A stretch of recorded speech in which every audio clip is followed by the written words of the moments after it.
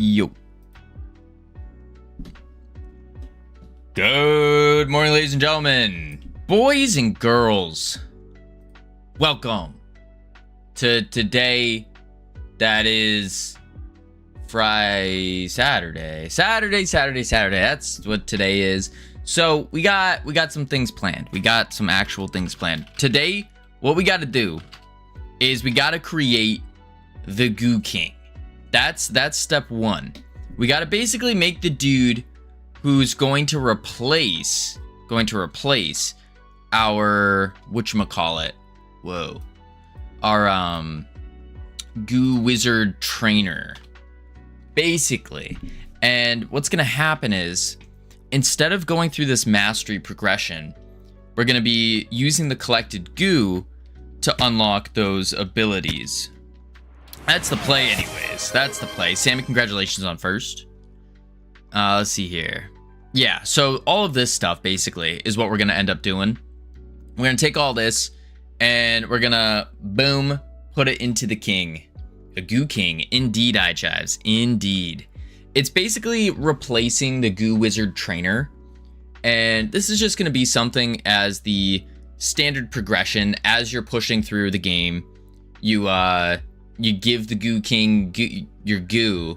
He gets bigger and bigger and rewards you with all these different mastery talent things. Yeah. That's going to be the idea. So we got to figure out how to basically replace this trainer with that, and then also collecting the actual goo itself. I think that's going to be the play. That is the plan. Let's see here. So where we left off was we were working on the goo container. The goo container.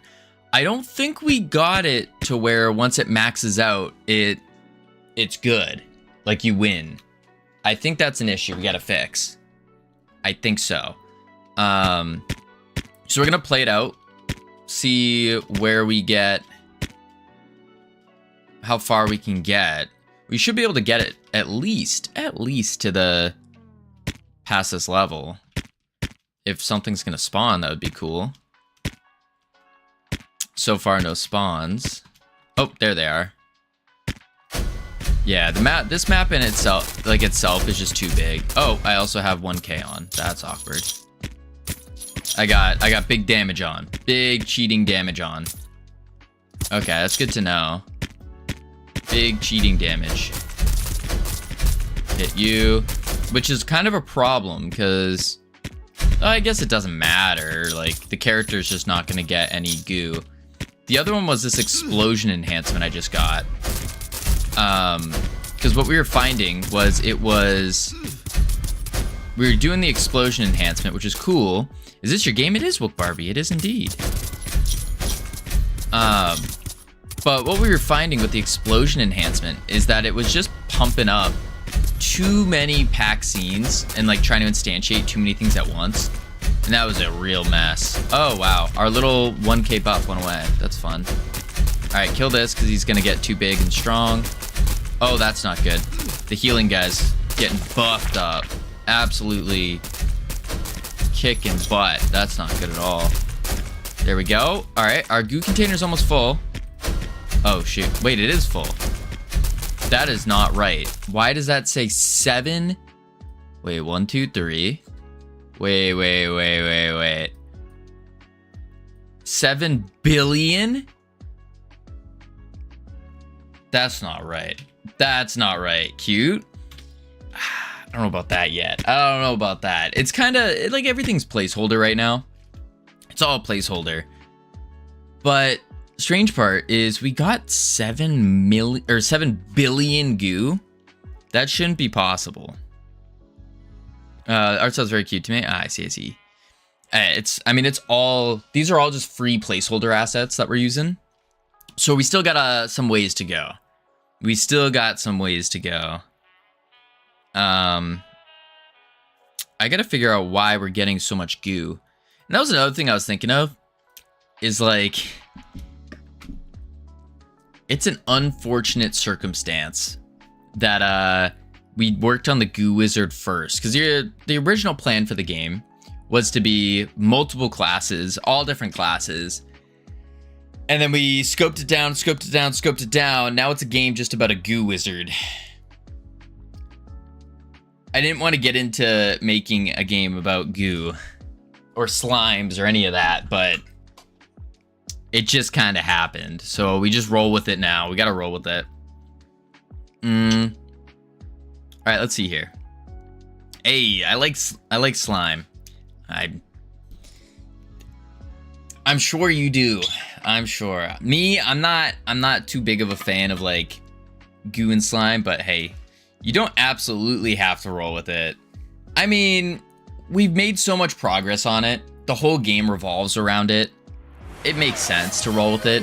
If we keep changing it too much, then it's gonna be crazy. Green Kitty, congratulations on second. Hi, Green Kitty. How you doing? We could reskin the goo. We definitely could reskin it. What would we reskin it to? Water? Doesn't help that you spent 2 months making goo abilities. Yeah. Yeah. Instead of focusing on like the game. I mean, that one could argue that the abilities are the game.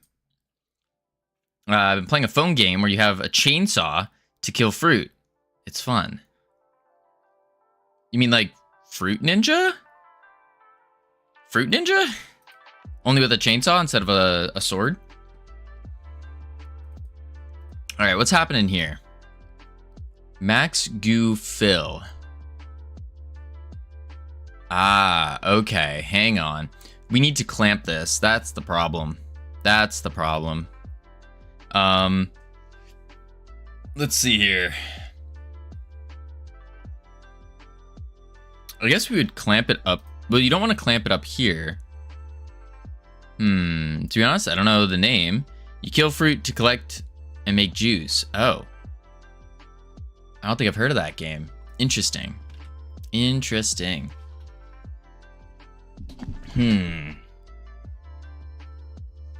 Roblox low-key sucks. I spent 3 hours of my life animating something, but realized it cost 2k Robux to upload it. I realized too late. Oof. I saw your animation, Santas. It was quite good. It was quite good. But it costs money to upload something to Roblox? That sounds crazy. 20 bucks? So it's 20 bucks to upload it to sell it, like on the marketplace? Or is it for a specific game experience? Yeah, they're greedy. That's wild. That's wild. I would think it would be free to upload it. Well, I guess they were getting a lot of like spam content, weren't they?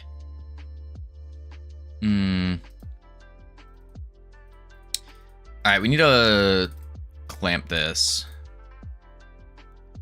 No, to upload it to the marketplace costs 20 bucks. Has that always been a thing? Clamp, float, collected goo, and then more kickbots. Whoa, it's a Covino. Whoa, it's Wolfric. What are you doing? How you doing? And then minimum would be, ooh, I guess we're gonna have to put -1. Ooh, numlock's not on. -1. And then the max would be our max goo fill. Like that. So now we're clamping it. At least make it 20 Robux. On how it is for shirts. Oh. I'm good. Just learning some Godot. Takes notes from the Godot master. No. Wolfric, I really hope you were not saying I was the Godot master here. No. You clamped it on 14. Oh, you clamp it on 14. Ooh. And I clamp the value instead of the collected goo. Because it has to equal the clamp. And then I just do value. Like that. It's also my first ever animation, no waste. I mean, hey, it's pretty cool. It's pretty cool. Yellow Vongo, how you doing? Congratulations on first on YouTube. Right? I think so. I think we clamp it here, I guess. But you would want to clamp it on the equals. That should be good. It's also I read that. It was a really good animation. It was a really good animation. Really good. Yeah, because clamp returns value. Yeah. All right, let's see if this will not overfill our collector. Basically, what we're trying to test for is, does it overfill our collector? And can we move on to the next area? Went to the store and forgot something. Do I go back now or later this week? I think it depends on what you forgot. If it's an important thing you forgot, then probably go get it. Multi-shot. Okay. I can send you a screenshot if you want to see what I did for 3 hours. It's not much because most of the time I was fixing bugs, which Roblox's official animator has. You already sent me the animation, Santas. That's how I saw it, and that's how I knew it looked good. Boom. Boom. There we go. It's weird. Something I noticed as well is if I collect something for the basic attack, like that poison enhancement here, it's gonna reduce... Oh no, it didn't work. Okay. Sometimes it removed my 1000 damage I was doing. Oh shoot, I'm about to die.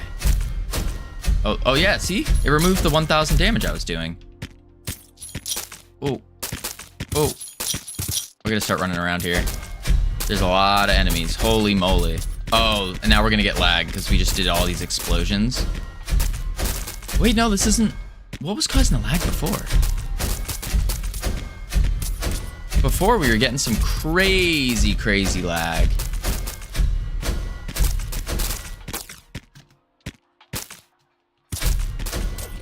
Okay. Okay. Let's do them.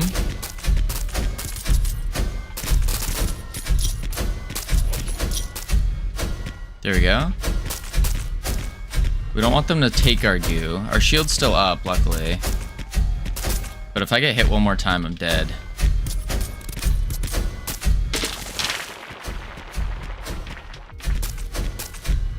Okay. We do got a power up over there. We're only at 420. Oh man. Oh man, I gotta reduce that.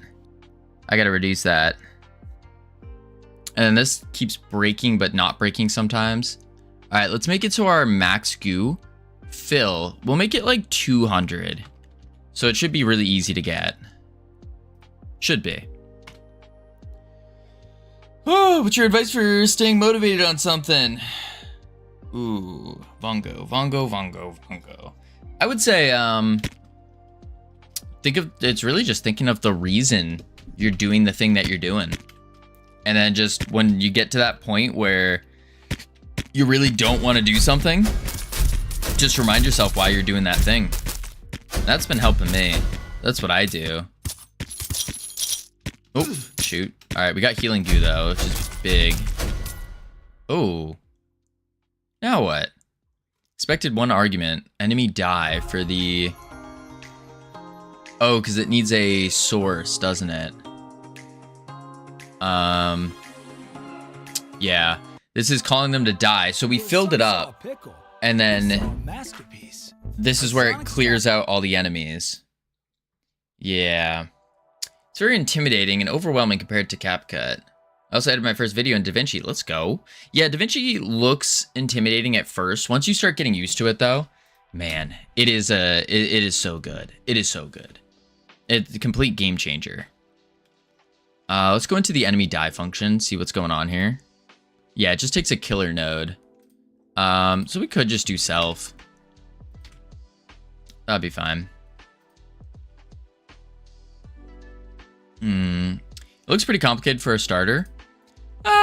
It's more intimidating than it actually is. Like, it looks scarier than it is. There's a lot of really, really good tutorials on it. What's your signal manager? Is it just generic class for all your signals, or it is a auto load global? It's basically the observer pattern, if you're familiar with the observer pattern. And basically the idea with it is you use it for all of your signals. That way you keep them all in a centralized location and it's easy. Global position on basic object vector 3. That's the spawn point here. Might do something similar. Yeah, this is the first time I've used a signal manager, and I gotta say it's quite good. It's been pretty helpful. I can jump into it real quick. Right here, it's literally just signals, and that's it. And then I just call them. So I'll do signal manager dot class changed dot player died, and then have those emit and connect in different various locations. Like it took me an hour and a half just to edit a really easy video that would take me 10 minutes at most in CapCut. Yeah, Vongo, for every the standard like step by or not step by step, the standard rule of thumb is for every 1 minute of edited content, it takes about an hour to edit. But DaVinci is going to give you a lot more customization options, a lot more bells and whistles, a lot of things that you can do in DaVinci that are going to be quite difficult in CapCut. Yeah, especially if you're comparing the two free versions. Yeah, I hate the Godot UI for coding. I don't know why. I don't mind it, but then again, it's all I've used, so I know how animating is in Godot and stuff. I don't know if it's the same in Roblox. Like the tutorials told me to mess with it. I'm not too sure. I mean, I don't know anything about Roblox animations, but you could do something like if you want to do all your animations in Godot, which I'd probably suggest do it in Blender, be a little bit easier. But really all you do is you make an animation player. Let's see. You take your animation player and then you can just stick in a little keyframe, which are these key buttons up here. And then you rotate it, you move the thing, you set the key, you move the thing, set the key, and back and forth. That's basically how you do it. But in Blender, you can record the keys, so as you're moving it. Yeah, I would assume it's pretty much the same across most softwares. Yeah, it's heavy. Yeah, DaVinci Resolve is heavy for sure, but it's worth it. It's worth it. Vongo, have you looked at any of our where is it? Any of our tutorials that we posted up for DaVinci? Not like our, but like the ones I posted up right here. Under the learning tab, there's resources, and then under resources, you go to video editing, DaVinci Resolve. This dude's great. Absolutely great. Like, watch all of his little editing tricks. He has a bunch of shorts. It's so good, Vongo. So good. You watch it's a short, and he'll do like one specific thing. And that's what I've been trying to do for learning DaVinci Resolve is I'll work on one specific like editing trick and then make a video doing that. So for example, the Jiggle Bone video I made, that one was using the magic mask and specifically for the paid version because I have studio version. So I was figuring that out. I forgot to lurk. Appreciate the lurk, Green Kitty. So it's stuff like that, which is really good. There's a lot of really good tutorials all over the place. I'm popping out of a video to a day. Ooh, that's a huge Vongo. That's awesome. That's really, really good. I need to get more on the video grind for sure. For sure. My video grind is a little slow. It's a little slow. It's more than I have in a long time. Hey, that's huge. That's huge. If you're getting 1 or 2 a day, that's massive. Those are going to be stream VODs. Like you're editing a full 6-hour video. Oh, I forgot where my bug was. Or are you like chopping up a VOD? Boom. Deja vu. What's the deja vu? Boing, boing. Boom. Two ball them. Why are they spawning up there? Okay. Grab that. You know how we all have that one Oh, so many ads. All our financial questions? Seriously, other animators don't even seem to try. Your BFF What do you mean? As in big financial friend. Alright, we need to... Experian is gonna be your go-to I app can't when it skip that comes to YouTube ad. keeping It's so control loud. of your finances. Experian can help you save. Lets you check your FICO score. And so much more. Ugh. Just download the Experian Okay, app good. today for free. That's what I wanted. You need this Now big skip this stupid YouTube ad. There we go. What do you mean other animators don't try? Mostly gonna be stream VODs, two 2.5 long streams edited down, just uploading the full VOD to. Interesting. 2.5. That might, like, what is the time frame you're going with these videos? Like, are you making full 1.5 hour long videos? Or are you making, like, cutting them down to 20 minutes? Also, short clips from games. Oh, that's huge. Cam, congratulations on 3rd. Alright, it can't get the spawn point. And I bet it's not getting the spawn point because it doesn't have...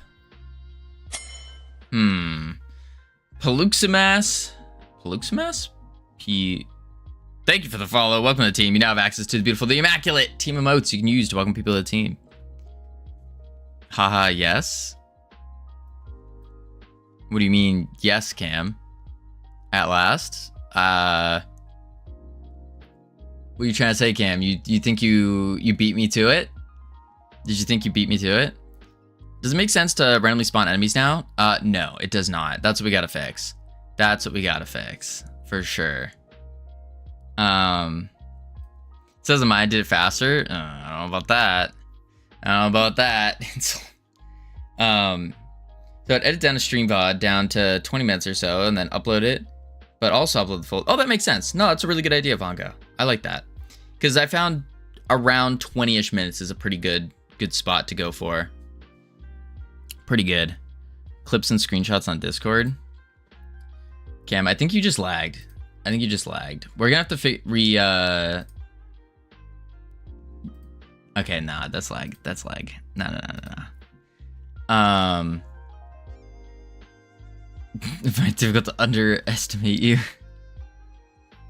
I don't think it makes sense to randomly spawn them this way anymore. We gotta figure out a different way to spawn them.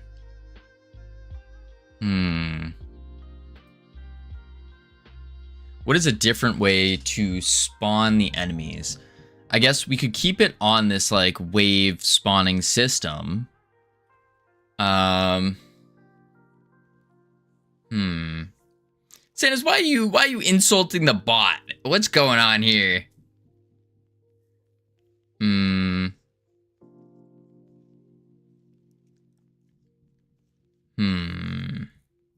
I mean random positions. Oh, you mean in random positions.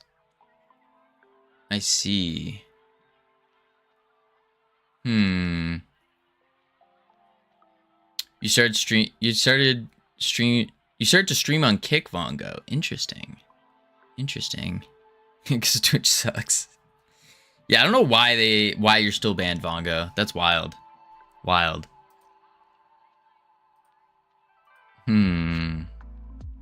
I come back to such rudeness. Yeah, Green Kitty, we need you here. We need you and your positivity to shine through. So now you're making a tower defense. I mean, I think that's a dangerous loop, Ironic. like saying we're making a tower defense now, I think that's dangerous. Because if we keep thinking in the way of, oh, we're making a tower defense, we're making a roguelite, we're making this, we're making that, I think that will pigeonhole us too much into doing the things that are conducive to those genres. And I don't know if that, I could be very, very wrong here, but I would just assume that leads to just another generic game. What's your genre? That's a great question. No idea. It's really nothing specific. It's a game with roguelite elements, with tower defense elements, I guess now. A genre classification for the game mechanics helps to keep the scope. That's true. It does. Yeah.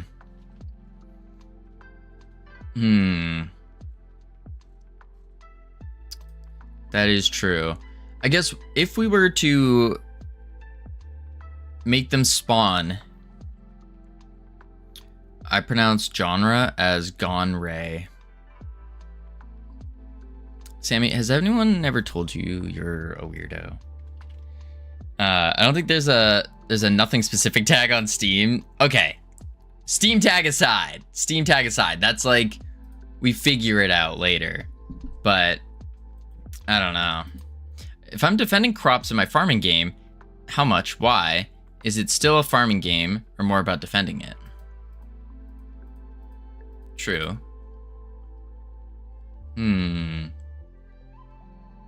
Let's see. So if we just spawn them randomly, I almost think, because I kind of like the randomness of the spawn, but I would like to specify the randomness, if you will. So let's go to like the, let's see here, rooms. The most important Yo, part why are is the these one you need ads now, so and the best loud? partner is the one. Holy. The music's so quiet, and then the ads just start screaming. Let's go to like this one, the cross one with the pit. So if we have our collector here, we obviously don't want enemies to spawn here, but we're fine with enemies spawning here. Maybe less fine with them here and here. But besides that, like, I think having standardized points could lead to a problem of not even, I don't know if I want to call it a problem, but it will lead to strategizing for players memorizing where the points go or where the points are. And even if you randomize based on these points and you have a whole bunch of them, it's still like you can kind of predict where they're going to spawn. Is that a problem? Is that a good thing? I'm not sure. I'm not sure if that's a good thing or a bad thing. I know when I notice things like that, like if I can catch on to the pattern of where things typically spawn from, that kind of ruins the game for me. Just a little bit when I'm playing. Just a little bit. Because it's like, oh, I know he's going to spawn. There's a higher probability for them to spawn over here, so I'll just start shooting here as they're spawning. And then I know these guys are going to spawn right after.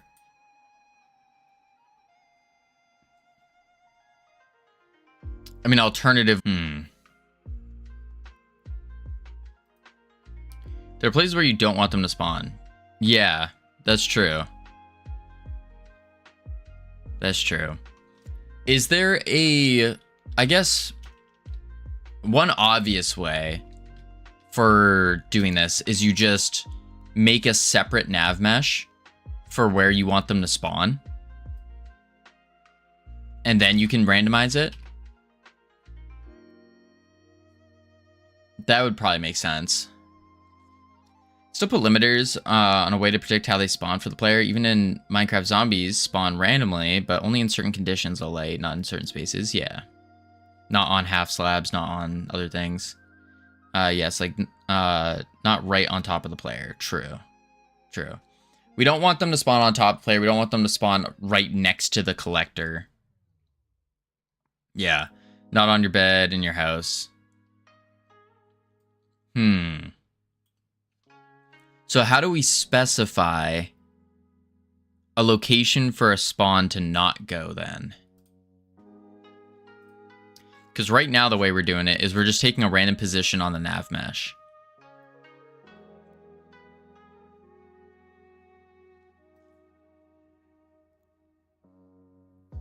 Can I show you a screenshot of one of my projects? Sure.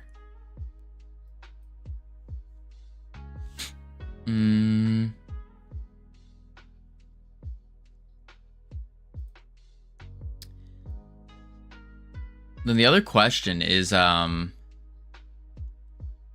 spawning a boss.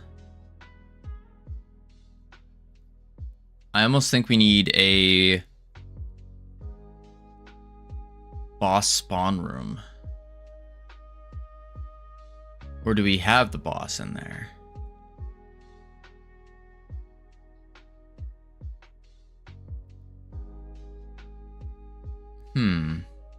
Let me open up Notion here. Holy, it's already so hot in my room. This is wild.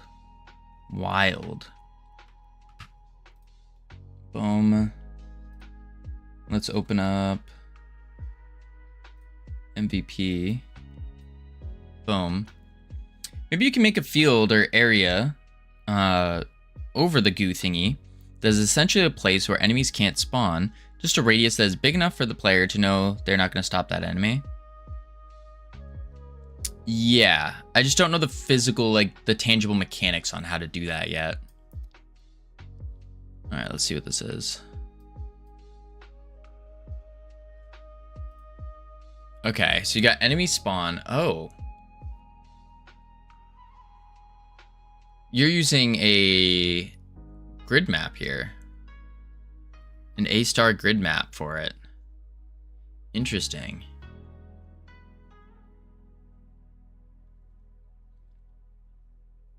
And then one shows where they can spawn, the other one shows where they can't spawn.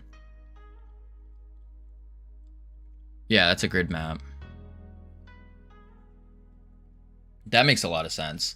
But what if we're not using a grid map?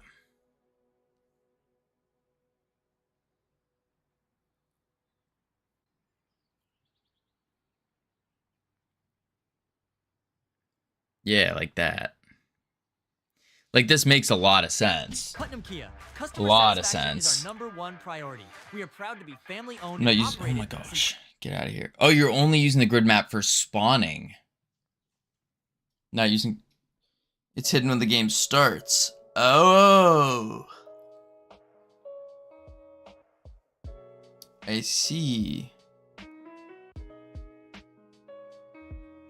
Wait, where's your world?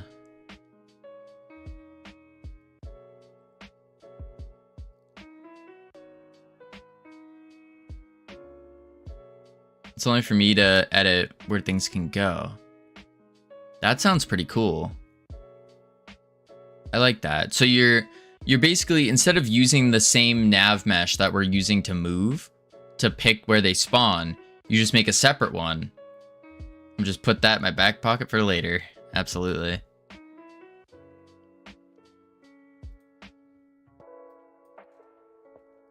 I see, and then this is the game.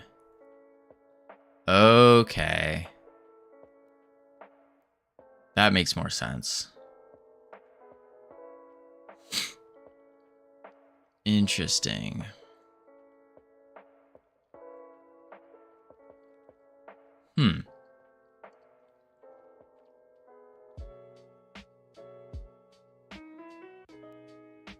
Okay. So pretty much you use the grid map solely for spawning and then you hide it. Sounds good. Appreciate the lurk, Vongo. Oh, I missed your message. I have no idea for that question. So you can put a grid map on your room, paint enemy spawn positions, yeah. And then you just hide the map when you do it. So let's mess up the vertical room first. And I guess what we do is you do a grid map like so. And then we'll call this spawn grid map. Like that. Howdy, Das Razor. How you doing?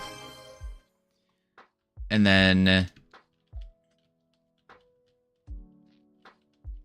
oh, God. Appreciate the lurk, Santas. Ooh, I always forget how to do this. I gotta save a Shamanic Arts. Howdy. How you doing? I always forget how to do this. Add a new mesh library. Right, but I need to have an actual set of meshes. Don't I? No? Oh. Oh, doing good. How's you? Doing pretty good. Doing pretty good. Click on the button on the top. Oh, add item. 0. Oh, I see. And then here I'd probably do like a box mesh and just call it can spawn. We'll do a... can I add a color? Standard. We'll do green just to symbolize like, hey, they can spawn here. And then we'll do another one. Add spawn. And then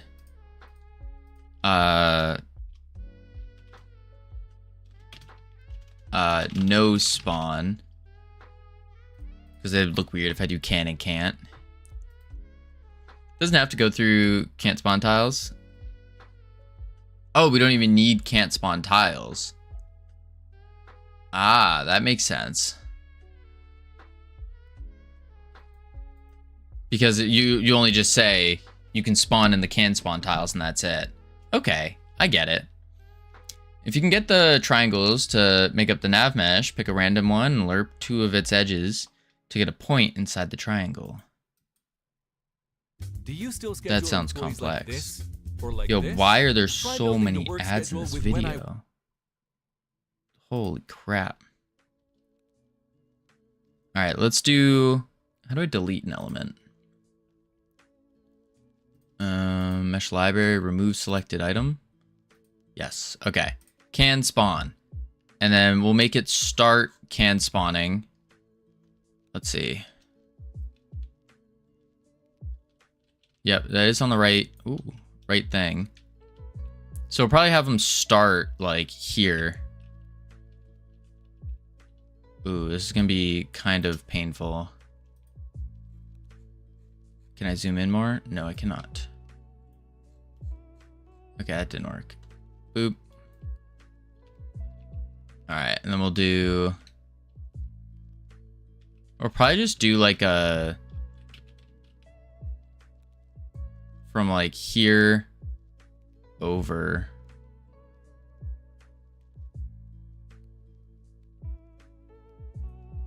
like that. I think.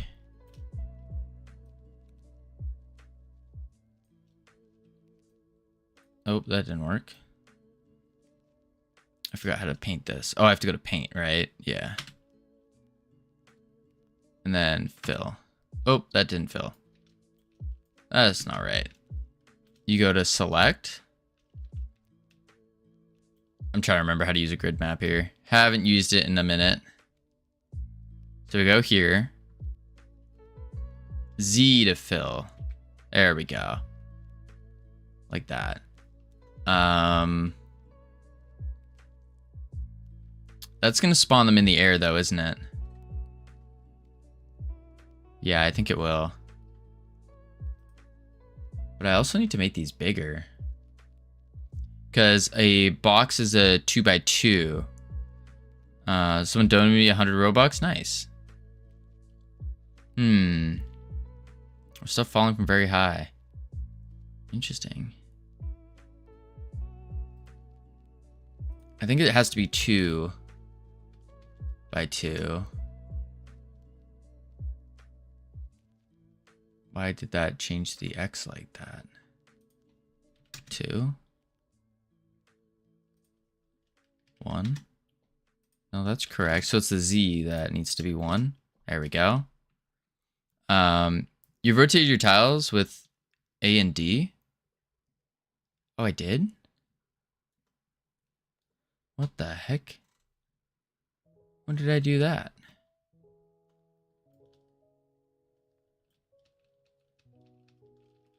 I don't even know.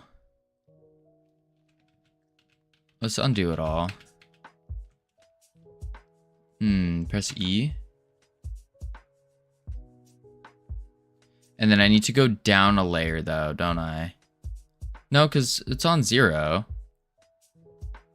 Oh, and they spawn within the box, don't they? 1 and 3. Ah, yes. Okay. Going up and down. Okay, so I first need to make this cube a 2x2 though. Because that's the size of the grid map. And I could probably even go like 3x3, but 2x2. There we go. Size of the cube doesn't matter. Oh. And then it's Z to fill. Z. Boom. Okay. Then Q.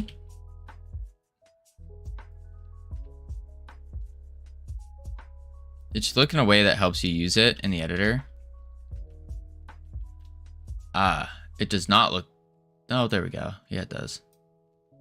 That's good. Oh, wait, what the heck? It rotated again. Oh, because I'm pressing A. How do you move while using the grid map? That's weird. Z.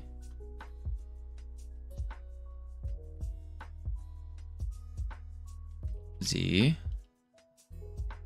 Like, am I just not supposed to be in the grid map when I move?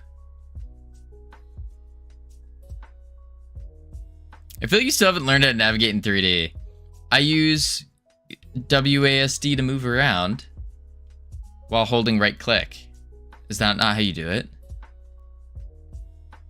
Hold middle mouse? Well, yeah, that pans it around. But that's around a central point. I want to move to like... I want to move this way. So if I hold right click, zoom in. Well, I know how to zoom. Liberty Mutual customizes your car insurance. God, That's the great, YouTube but ads, can man. you ask your friend to stop digging? Just skip that. There we go. Hold shift to pan. Oh, I see what you're saying. I've just been using WASD this whole time. Do you mostly just use shift?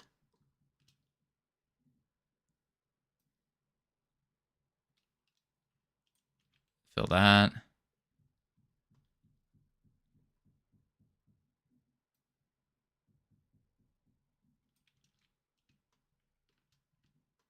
Yeah, but you rotate around a focus point? Yeah, that makes sense. Boom. Boom.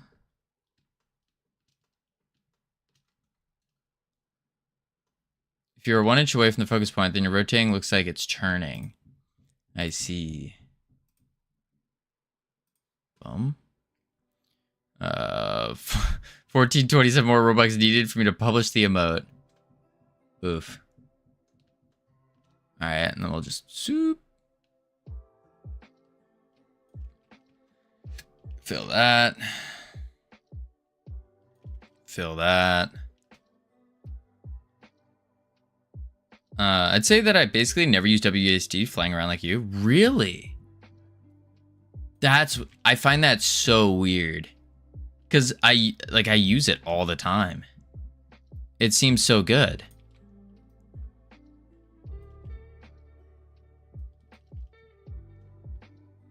Sure. Like, that blows my mind. The panning around just doesn't feel... I mean, it feels good, but... I don't know. I find that weird. Yeah, it's really irritating seeing you fly around trying to focus on things instead of pressing F. Well, no, I don't... Like, if I need to focus on something, I'll press F. But I don't know. I feel like I don't typically need to super focus on something in particular. That's the feeling I get. All right, let's see. This one. Boom, boom. Zoop. Boom. And then we'll do it down to here. Boom. And we can do up here too. Oops. Boom. Boom. I'm a server hop to find richer people. Santas, are you just begging on Roblox? Do bigger sizes here too, by the way? Are you saying like make the mesh itself bigger? I think I did under the stairs, yeah. And then I'll leave like a one gap. Just a matter of how subdivided you want the spawn points to be. I don't think I care that much. And then I need to erase these.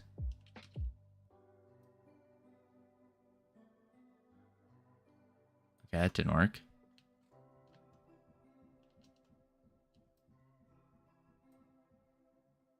If I fill with an erase, no.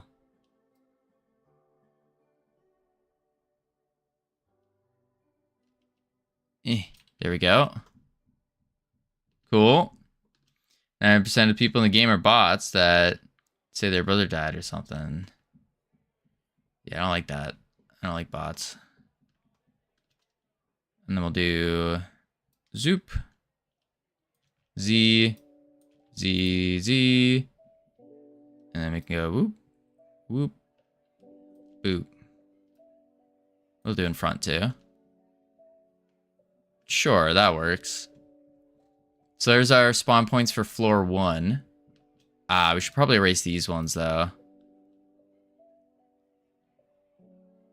Yeah, I think so. That's a little close. Oh my god. Probably erase like... So I have them selected, but if I go to the eraser, W, and I fill with eraser, it doesn't work. How do you bulk erase? Is that a thing? Boom, boom, boom. Need to erase it. There you go. Well, I know to erase it, but I'm saying like to bulk erase. Hover over all the icons. So we got the eraser, which I've been using. I mean, there's a cut for the move. Duplicate, delete, V. So if I do this, and I press V, okay. I get it. I get it. V. I see, I see. All right, I think that's pretty good. Might even need to back this up a little bit more, actually. Just to give some equal room. V. V. V. Okay, I think that's fine. Now we have to go up a couple floors. Is that right? I think that's right. Or do I have to go down one? Nah. I think I had it right. Because all these hover a little bit, yeah. All right, and then I just do the same thing. Zoop. Boom.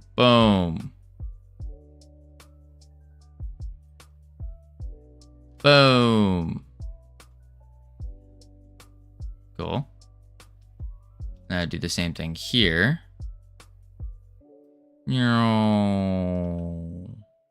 Boom. Oh, shoot. That's up a level.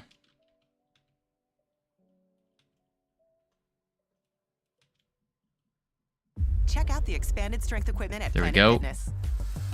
Yo, Join the club what today. Save when you join for just... So many ads. So many ads. Zoom. I still have to get that streamer beat thing. Been meaning to get it. Boom. Let me just go. Oop, don't go down. Boom. Let's actually erase these. And it was V. Unknown Shadow. Thank you for the follow. Welcome to the team. You now have access to the beautiful, immaculate team emotes you can use to welcome people to the team. Boom. Boom. Bang. There we go. And same thing over here. Ooh, I messed that up though. Let's re-get it. Boom. Boom. Yeah, we'll pull it back a little bit. There we go. Just wait and ad blockers get removed for being piracy software. I mean, I'm not a fan of ad blockers personally. Not a fan. You seem like a chill guy. I appreciate that. Ugh.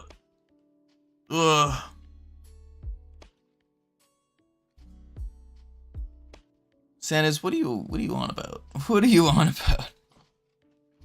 All right, that looks pretty good.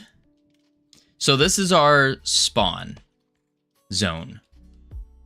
Basically all these guys. So now what we got to do is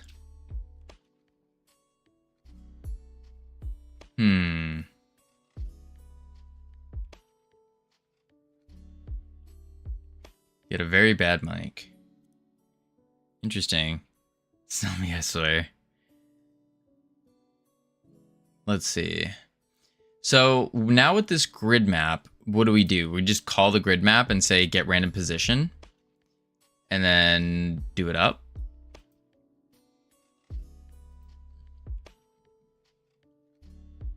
So instead of having a navigation region, do we need the nav region?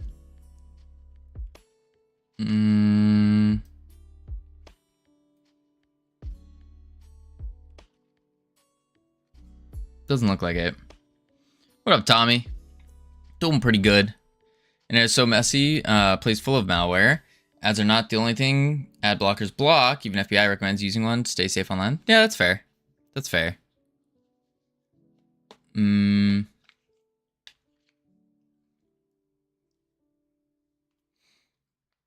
Let's see. I mean, I am very, you gotta remember, I'm very biased against ad blockers because it hurts Twitch. It hurts all the streaming platforms. So of course I'm quite biased against that. Because they're the ones that allow me to do what I do. What up, Gandhi? A person named the Eater of the Worlds, named Annihilator, joins. I'm gonna crash out. He had a very bad mic. He's British and racist. Thank you for sharing.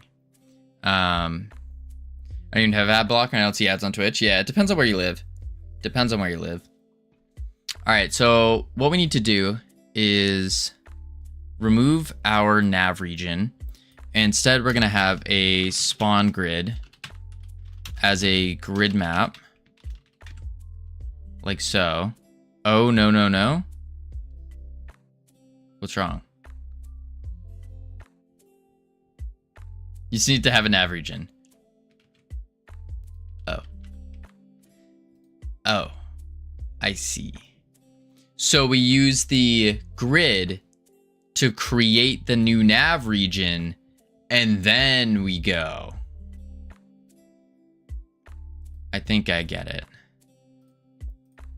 Boom. No. Dang it. I think ad blockers are necessary in places. I disable ad block for Twitch because I want to support those I watch. But reading an article and trying to read between the ads is cursed. Oh, I do agree with that. Like, listen, I don't like ads. I'm not a fan. Not a fan. They're still navigating with the nav region. Right. Right. But I was doing this in this was the spawner I was editing. I wasn't changing anything else. But the weird part is when I instantiate the enemy, something interesting is I don't give it a nav region.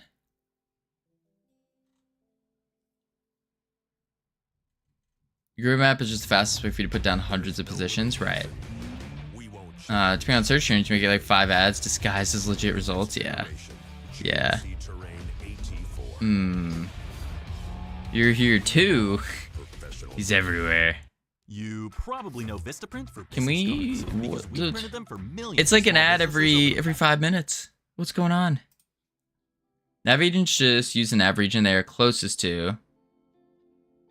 As far as I know. Oh, okay. You don't need to tell them which to use. Okay. So yeah, no, I was right.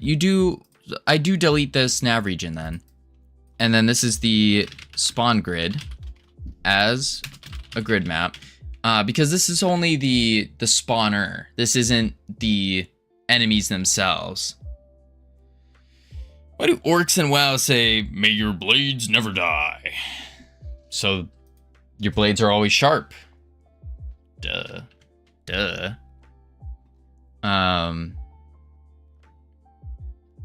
Let's see. Hey, homie, checked your video. Your Vivio. What's my Vivio? Oh man, what is a Vivio? All these kickbots, I swear. Sorry, what? Screen froze.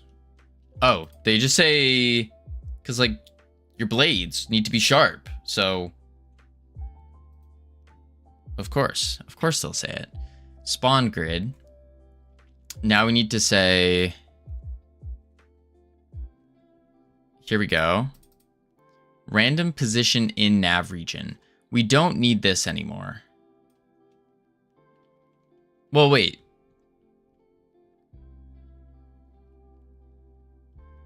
Do we?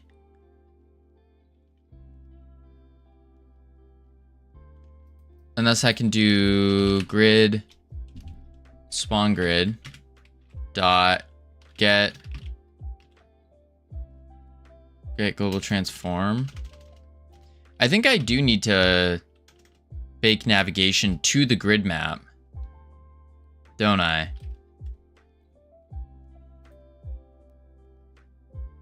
Do I?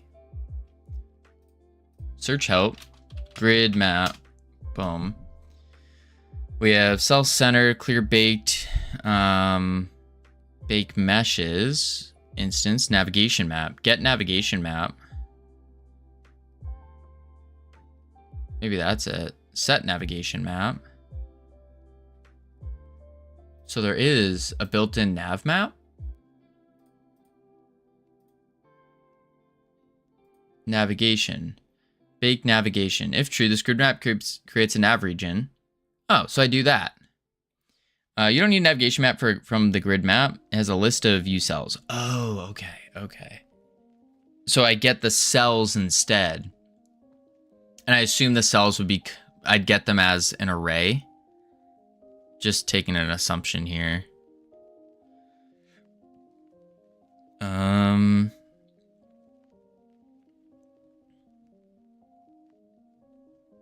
Let's get cell item. Get use cell by item. So I could do that and then say item 0. And that gives me a vector, an array of vectors, which would be useful.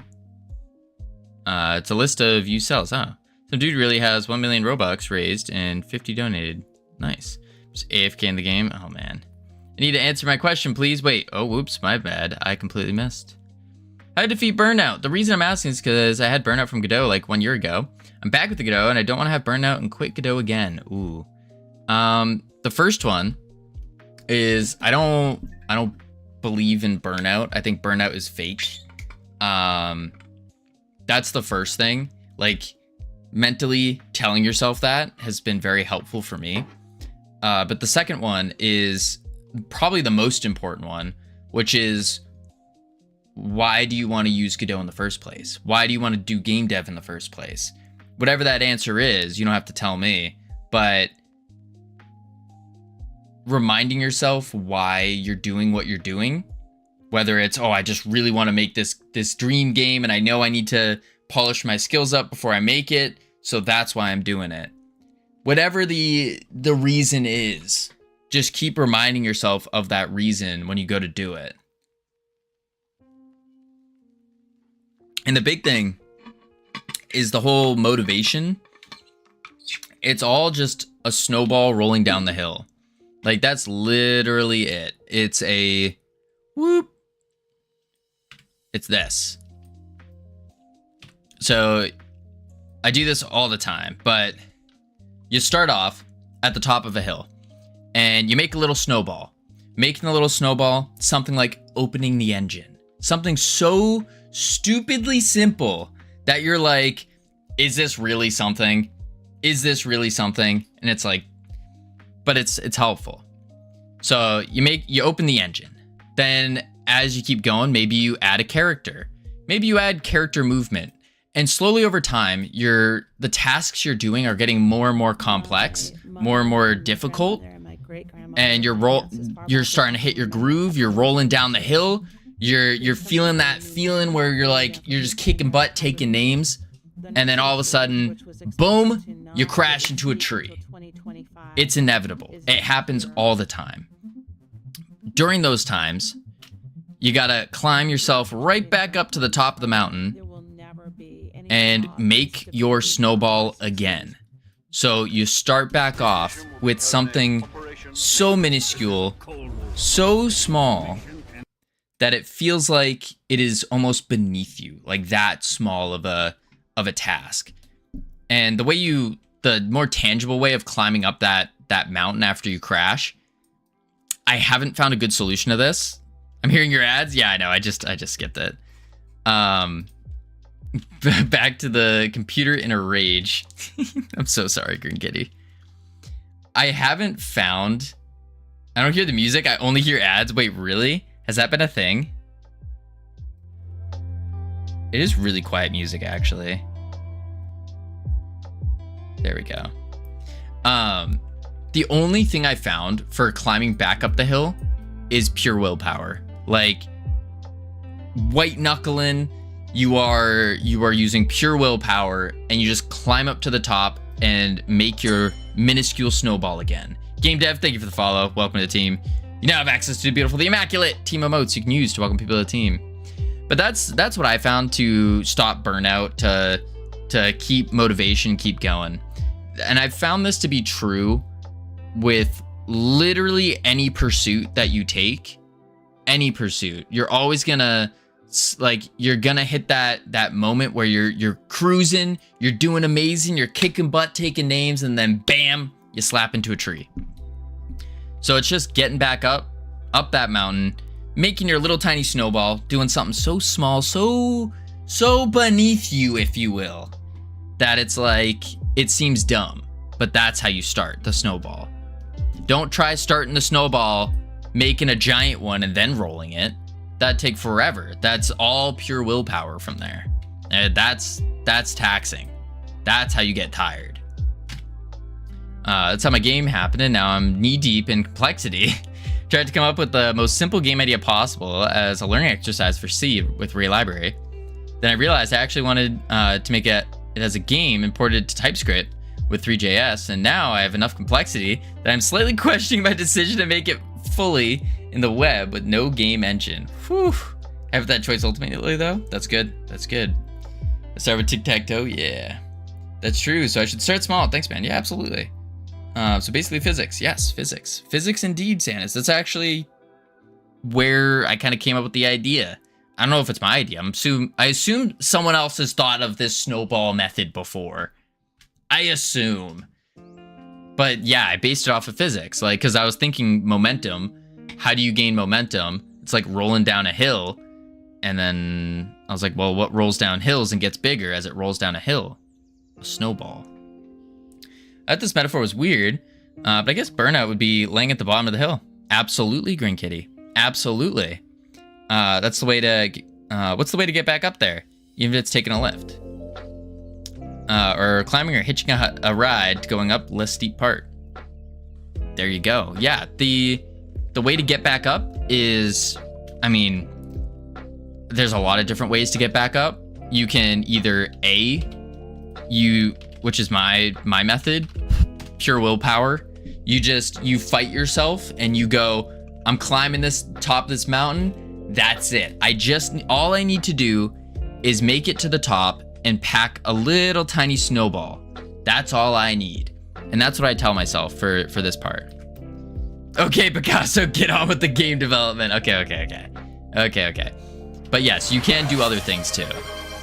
My game is literally put your cube on a grid arena, collecting balls, and I was like, oh, what if I had modes which modified the game in different ways and they activated randomly?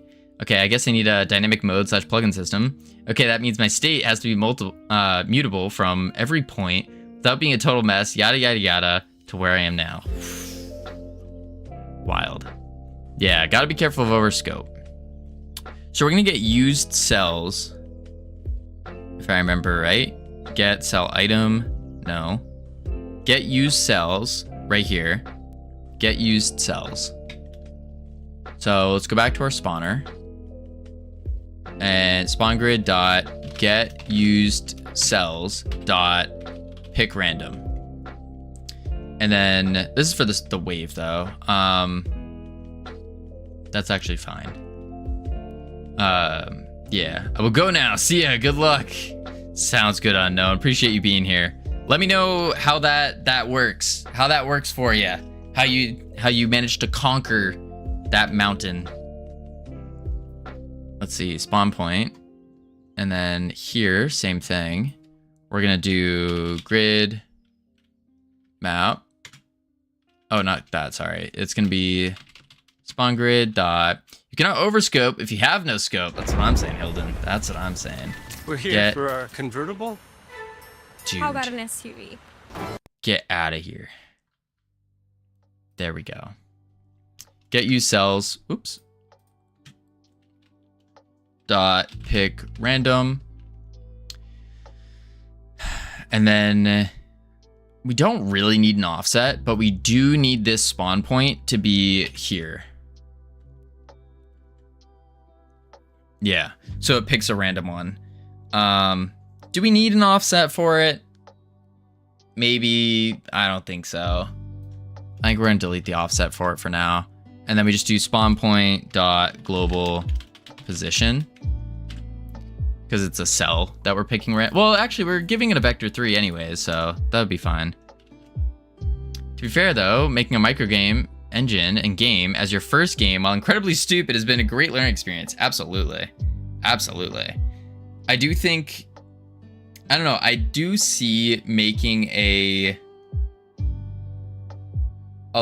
bigger game being very helpful.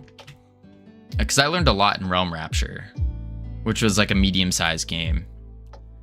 Antarctica is extremely cold and inhospitable. I think that's why my uncle Arctica left her. Oh, I get it. Antarctica, Uncle Arctica. Ha, ha, ha. Ha. Ha. All right, let's see. And honestly, up to a certain level of complexity, it actually has let me move faster. I always find game engine / editors to be very slow to iterate in. Interesting. A friend is trying to join me, but I'm in voice chat servers, and he doesn't have voice chat. Dude is stuck in 2015 with his jokes. Whose jokes? Start boss wave. And then get used spell. We don't need this. All right, let's see if this works. He plans to be a godfather of my children. Interesting, Sanus. Interesting. Already thinking about children. Man, oh man. I think that's... Yeah, let's give it a go. See how that works.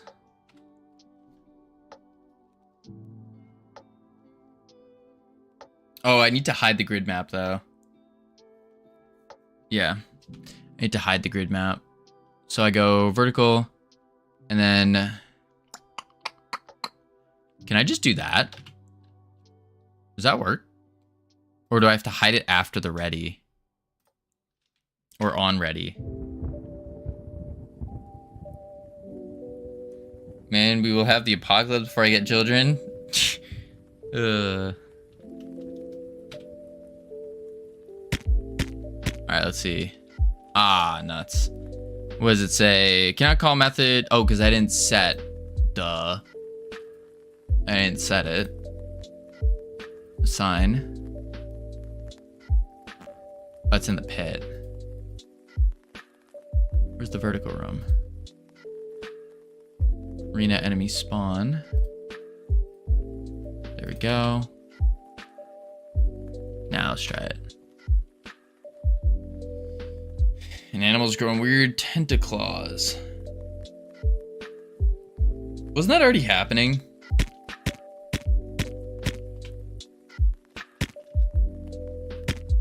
Yo, Adillusions, how you doing? Ooh. Okay, that worked. Cool. They are a little close, though. Let's see if we win. Right? Oh, that's not good. Why did you spawn up in the air?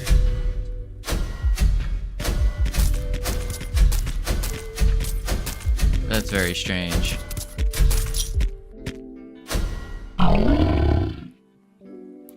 Dying base skeleton boss expected 0 arguments. Oh, because we filled up, so it was trying to kill the boss. We don't want to do that, though. We don't want to do that. Blend to Pro, how you doing? I'll be here instead. Ads popped up. No sweat. Wait, you already got Ad Illusions. You got ads on Twitch the moment you popped in? That we have pre-rolls off. How is that possible? Pre-rolls off for 38 minutes. We didn't pause ads. I don't like that. I don't like that. All right, let's see. So we're not gonna want, when we fill up our goo container, I don't think we're gonna want the boss to spawn. Yeah, I got a pre-roll. You got a pre-roll? We literally have pre-rolls off. I don't think we delayed the ads.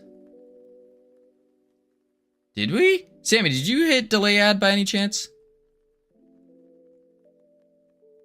No? That's weird. Then why are you getting pre-rolls? I'll have to double check that. Because we have pre-rolls completely nullified. That's terrible. What do bosses do to the goo container? Big damage. Big damage. I think actually, now that we have a goo container, we could rework the bosses to have different interactions with them. I almost wonder, like, because we do plan on having different bosses. So I think doing something like a boss that does damage, obvious. But another cool idea was a boss that, let's see, enemies. Let's do this. A boss that,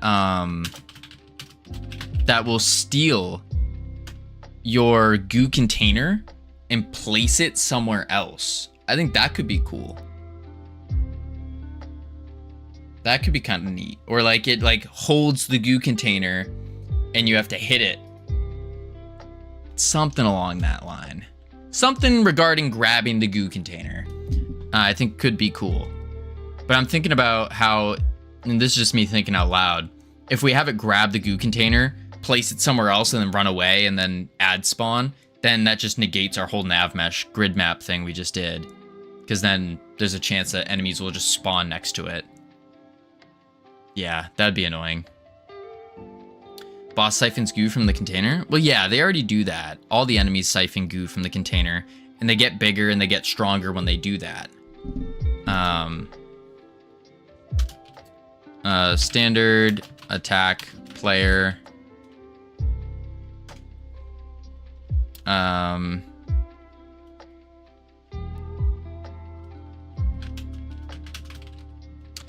We could have like steal goo container and bring it to another room. I don't know how I feel about that though.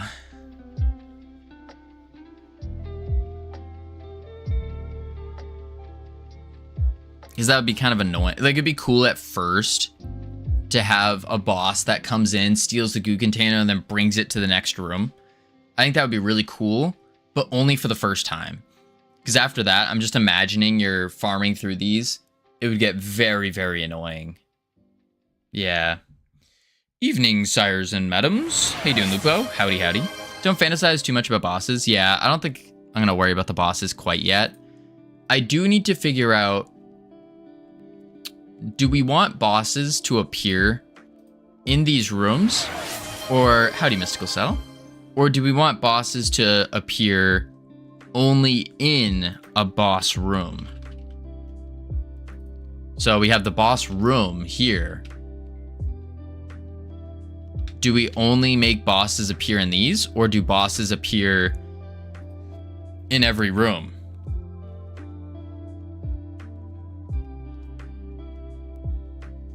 That's a question.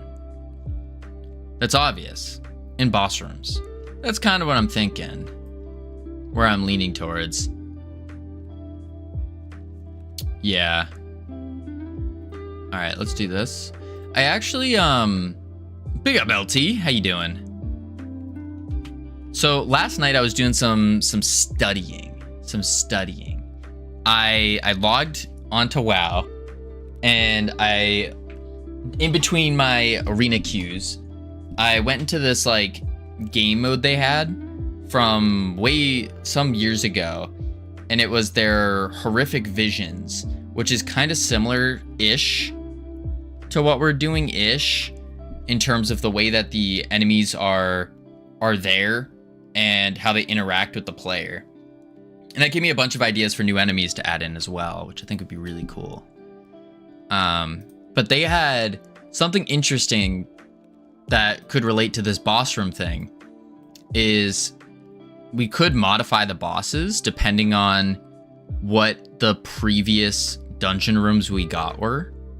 That could be interesting. So like, for example, in this vision, you have the very end boss, and you skip him. Not saying we do it for this, but if you go kill this boss, then when you come back to go complete the final boss will now have two pets that also fight for him. So it's little things like that, which I think could be a cool mechanic to add. That's probably a later thing. Now I'm thinking about it out loud. This time, wow. Here we go into a rabbit hole again. No, we're not going into a rabbit hole. That was it. There's just a quick little idea that popped up when we were talking about boss rooms. Okay, so let's go into the enemy spawner, and we're just gonna delete the whole spawn boss thing. Yeah. Molten Core. We're not gonna talk about Molten Core. We're not gonna talk about how I was the #1 Ruster Druid in Australia. Oceanic, technically. Why was I in Oceanic? Only God knows. I don't know what I was thinking. All right, start boss wave. We're gonna You know how we all comment have you that out. one friend we go to with all our financial questions? Well, meet There we go. All right, start boss wave, and then here.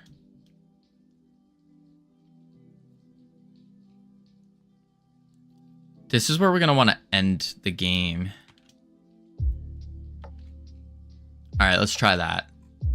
So there's no more boss wave that can occur. So when we fill up our goo container, it should unlock the doors. Should. Hopefully. We'll see. Boom. Boing. Howdy, Skibbity Toilet Fan. How you doing? Yeah, look at that. They're all spawning in the air. Why are they spawning in the air like that?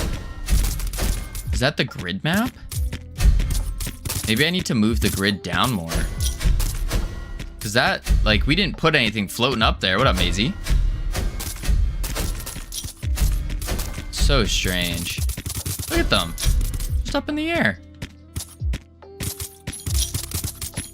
Speed enhancement. I can't even get that. Oh, man.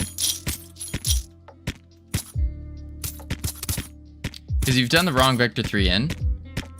Oh? I got used cells. Is it not get used? There we go. Which is the cell in the grid map Not to sell its position in the world. Oh. Okay, it's 200. We're maxed out on it, but it doesn't bring us to the next room because we can see the door here is locked, and then these guys are locked as well. So we're gonna have to get that going. Spawn points in the air, nah. I specialize in helping streamers achieve kick verification. Oh my god. These people are coming into Kick saying they specialize in getting verification. They're not verified themselves. How are you? I don't understand. How? All right, let's go spawner, and then get you cells. Pick random, not the cell's position in the world. You want Kick as well? I am. And I've been kind of regretting it. It's mostly just bots. Like, that's it. We got one real person before. One. And it's just all bots. Bots. Alright. Spawn point. You can find the functions you need in the docs. So it's not the get used cells then, is what you're saying.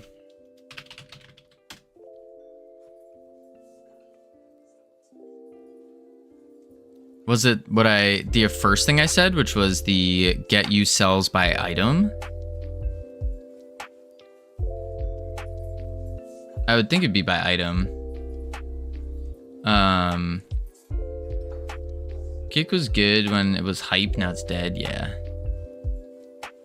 No, that's part of it. Oh, you're saying get you cells is part of it.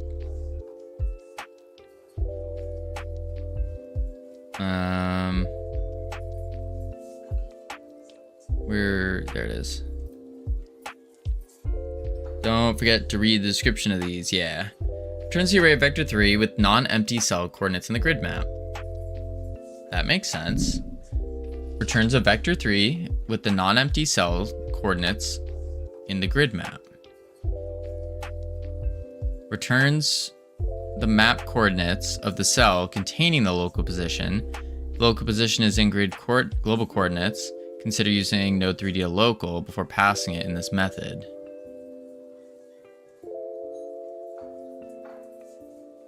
Returns the position of a grid cell in the grid map's local coordinate space. To convert the value into global coordinates, use node to global. So I do have the right thing. I just need to do a to local or to global on it, just from the sounds of it. So get use cells dot pick random dot map to, I guess I could just do dot to map to local.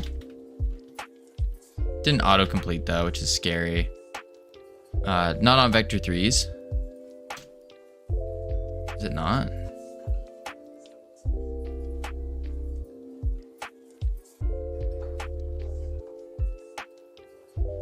Returns position of a grid cell in the grid maps.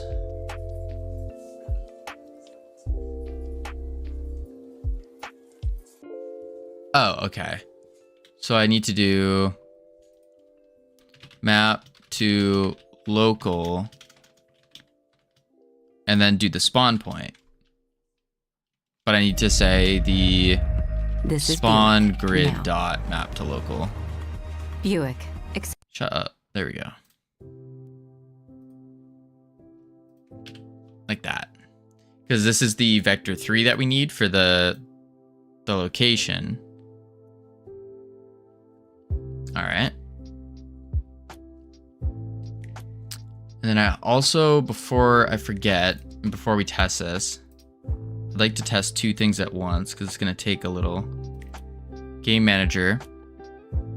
I don't have anything for the signal manager dot goo collector filled dot connect on collector. Echo Fury, thank you for the follow. Welcome to the team.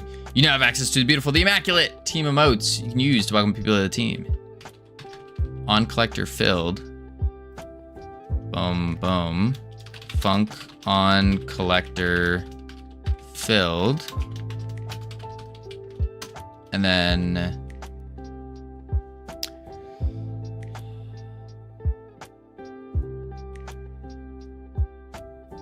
No, I don't think we want this in the game manager, actually. We're gonna want this on the dungeon. Yeah, we're gonna want it on the proc dungeon.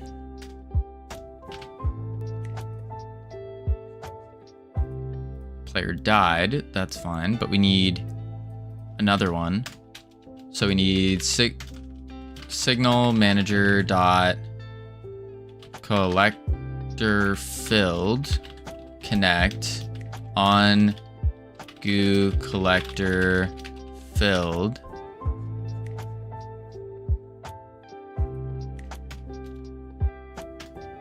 Funk on goo collector filled void. And then all we say here is to be probably set up next room.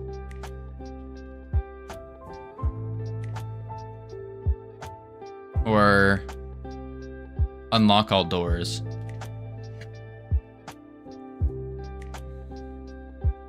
I think it's unlock all doors. Yeah, unlock all doors. Unlock all doors. Lobby. Play.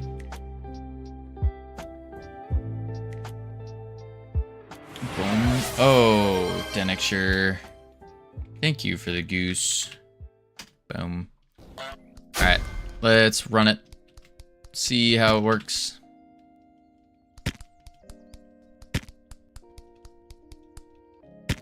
Boom. Alright, looks like they're spawning on the ground now. Oh, wait a sec. Am I smart? Nope, still can't hit him. Poison enhancement for ability 1, sure. Where are the other enemies? Where are they? Oh, here they come.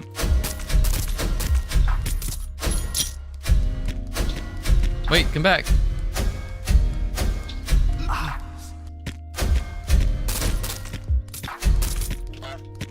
Boom.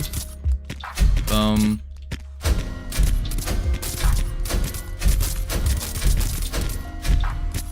Correct. We're at 200 by 200. So, oh, it did unlock the doors. Sweet. Okay, cool, cool, cool. So now we'll just go collect our gold, which we're probably gonna remove this. Kind of unnecessary. And then this should break. Well, I guess it's not gonna break, but yeah. Okay, cool. Cool.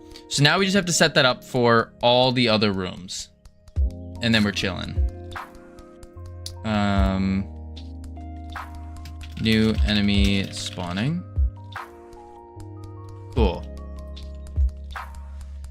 Now, what happens though? So the goo collector filling to max is what brings us to the next area.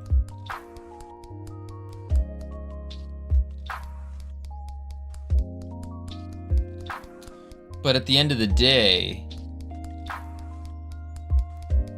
it really comes down to,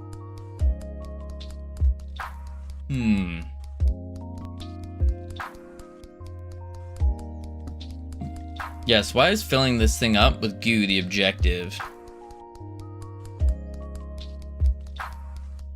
I mean, it's the objective because we need an objective. Why is it empty between rooms? What makes someone's work a work of art? Art takes countless ideas. That might be an idea, Obsession actually. over the finest details. That might be an idea. So, why does it empty between rooms? It doesn't. That's the trick. It doesn't. So, what we could do I don't know how this is going to work, but basically the idea is you can unlock more goo collectors. And that allows you to progress further and collect even more goo.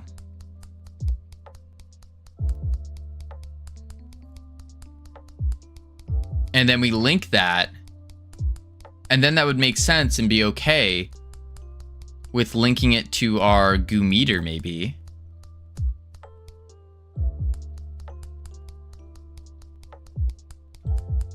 I think I don't know exactly yet, but I think I'm onto something. I think I'm onto something.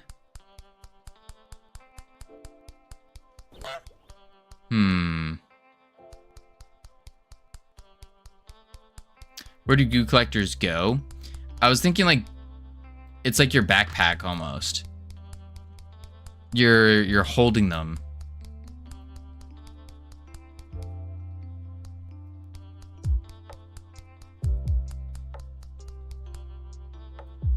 Something like that. Something like that. I gotta talk through and figure it out more. But first we got ads coming up in 5 seconds. So we're gonna check on the words real quick. Heading to level 1. Also I hear like screaming outside is so just annoying. Annoying. That's the word. But we'll check up the words, heading to level 1, then when we come back, we're gonna figure out this goo collector thing. I think there might be something here with the interaction of having a collector and getting more and more collectors. It's like an actual game mechanic or just a cosmetic? Actual game mechanic. Like this will allow you to store more goo, use more goo, that kind of thing. Yeah, I think it's something like an actual mechanic.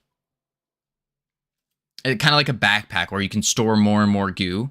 So when you run out, you don't have to keep running in and out, in and out, in and out. You can stay a little bit longer progressing through the dungeons and whatnot. That could be something. Yeah. All right, I'll be right back real quick. And then when I return, we're going to dive deeper into this goo collector thing. Yeah. Let me mute the music because I have a feeling it's going to throw up a weird ad.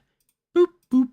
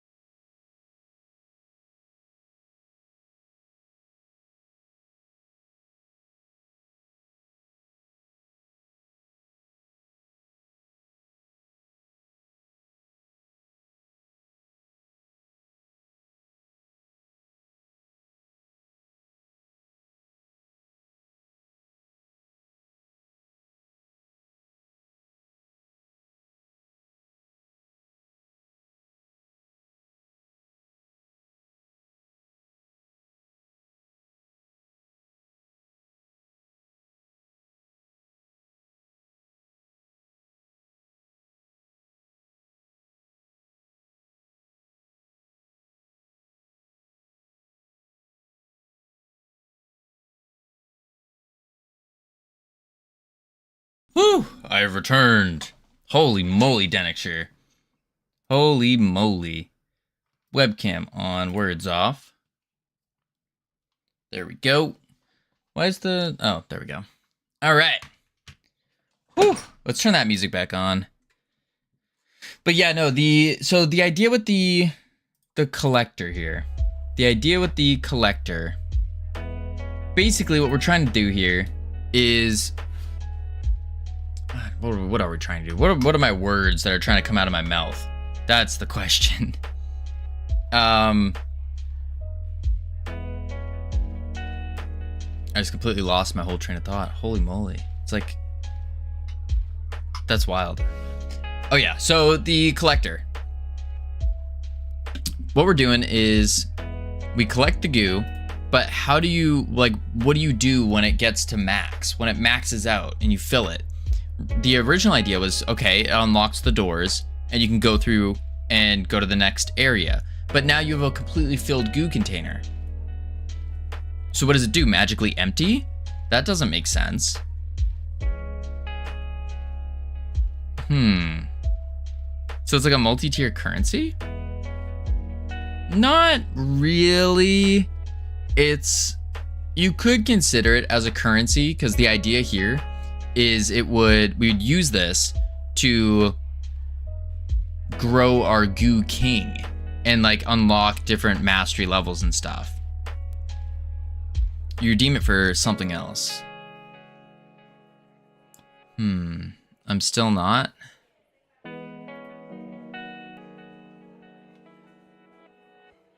It's just, what do we do when it maxes?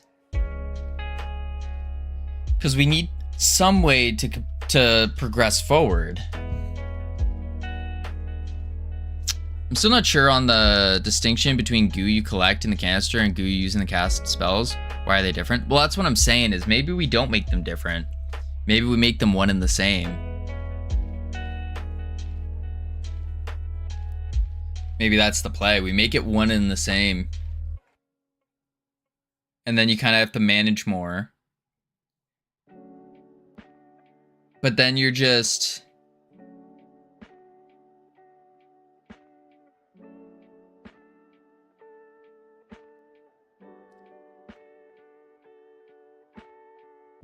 I guess by doing that, wait a sec. So we're doing that.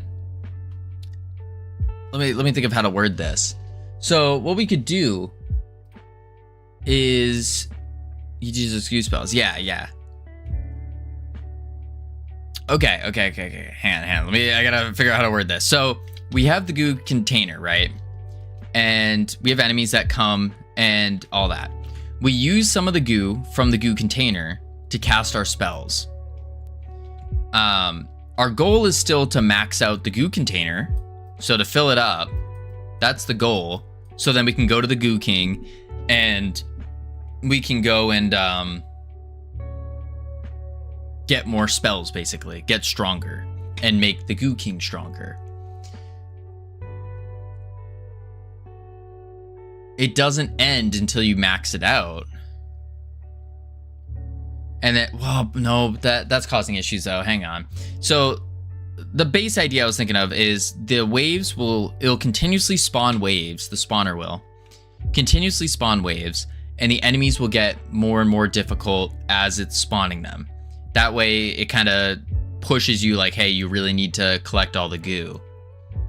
And then it also makes it so if you're not strong enough, you're obviously not going to fill up the container in a certain room.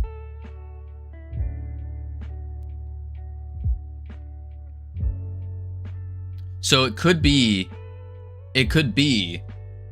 we have a bunch of containers that get zooped out, teleported to the goo wizard or whatever.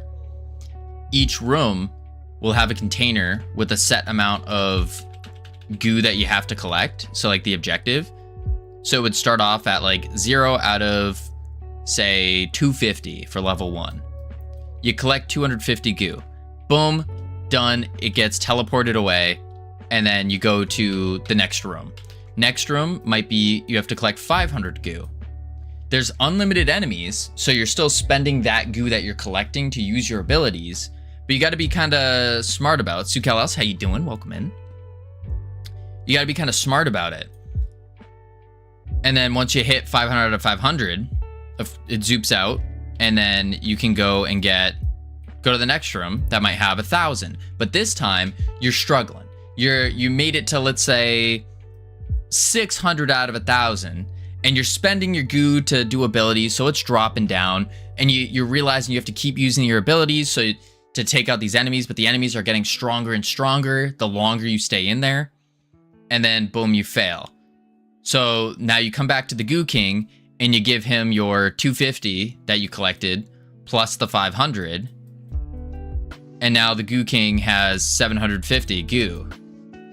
This is Realm Rapture. This is not Realm Rapture. I'm doing, how you doing? I'm doing pretty good. Doing pretty good. We're kind of thinking through the major objective mechanic of the game right now. Major objective. This is not Realm Rapture though. This is very different than Realm Rapture. Very different. Realm Rapture, you didn't collect goo. You didn't, you upgraded the area. We don't upgrade the area here. I think that could make sense. You collected resources. Yeah, but different resources depending on the location and depending on the difficulty of the enemies and all that. This one, I'm saying we are kind of similar to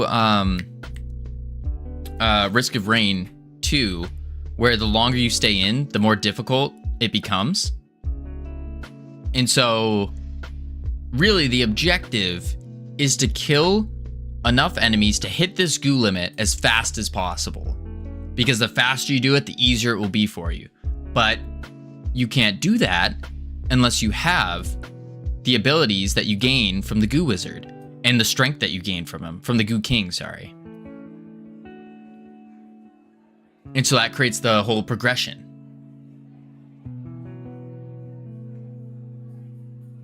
That's not bad. What do we think of that idea? Goo Wizard might be the better term. No, Goo King. So the Goo Wizard is our playable character. And then the King of Goo, the Goo King, is our big dude. The trainer, the guy who gives us the abilities. Focus on work. You're right, CSLR. You're right. That's what we're doing. Stop yapping, go to work. I'm not yapping. We're talking about the base mechanic here. Look at all this these mathematical equations that are on the screen. Crazy. Yapping. You're yapping. Are you a knight from the round table? Because I think your name is Yaps a lot. Got him. Everyone's yapping. I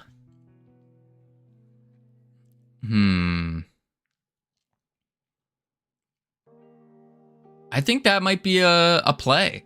And then what we do is, instead of the goo collector breaking when it hits 0 goo, we can just give it a health bar. Just give it a health bar. And we say health.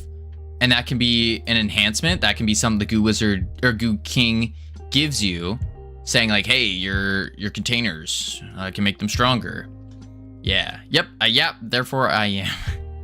The original plan might not be the long-term solution. To what? To what? Multiplayer. Oh? What's the officer problem? All right, let's do this. This is becoming, holy moly, so many bots, so many kick bots all the time. Man, this is getting into a mess. Plan to go with Steam peer-to-peer, but that starts to fall apart with player hosting. Oh? What's falling apart with it? Goo collector.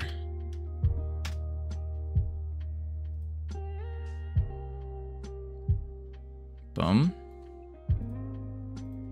Okay.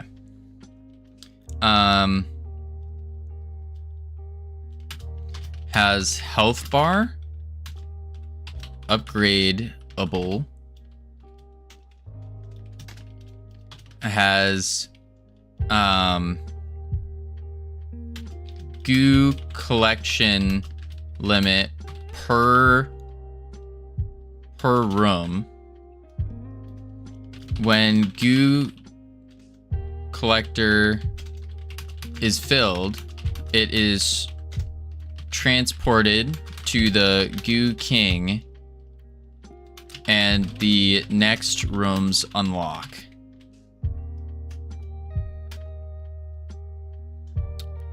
Plan to go would seem peer-to-peer. Other than in ping, the host will have higher power above everyone else.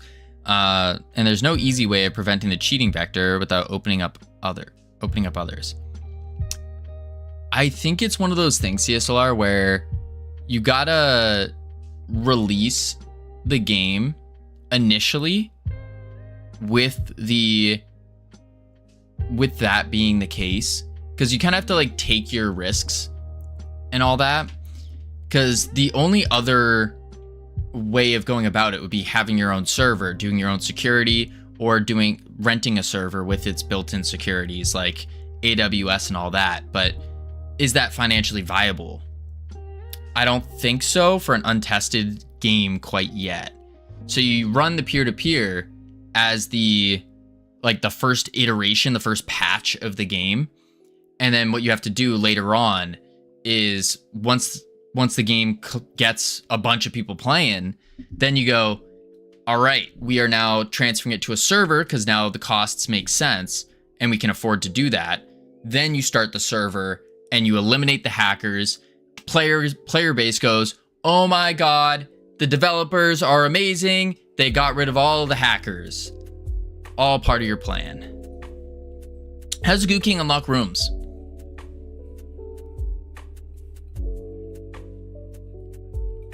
That's a good point. How do the rooms unlock? That's a good question. Gonna add DRM. It's not his dungeon, right? Right, it's not his dungeon.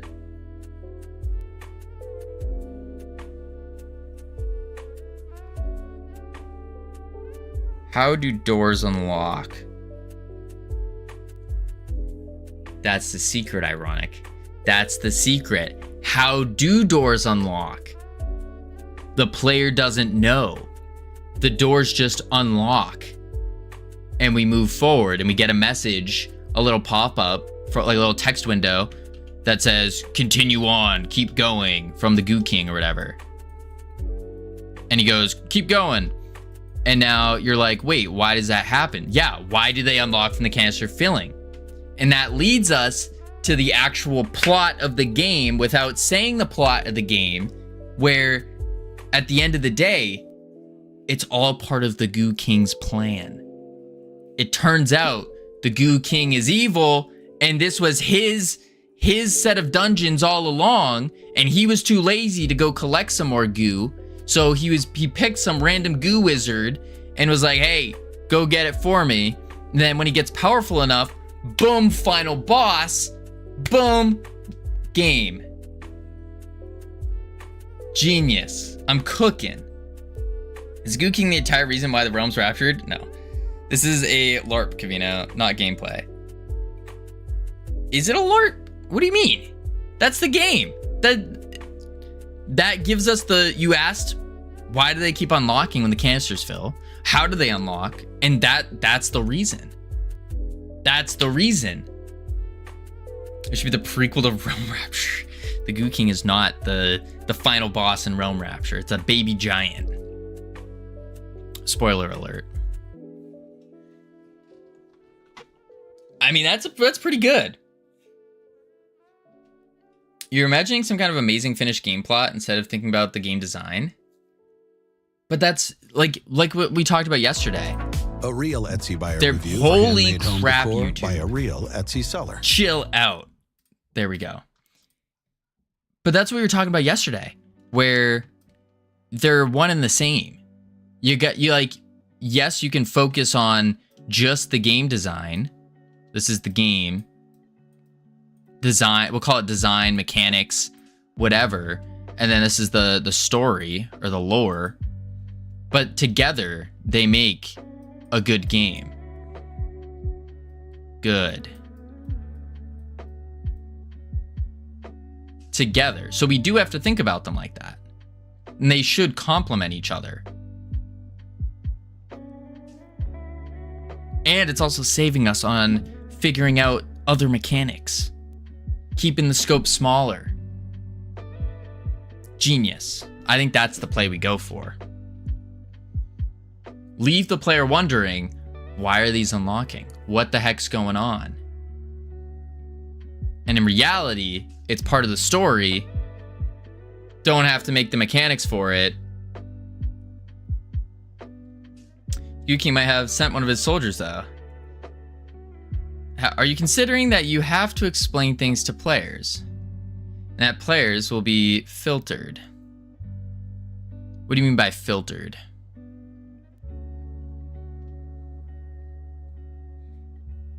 By things they don't understand because it's not making sense.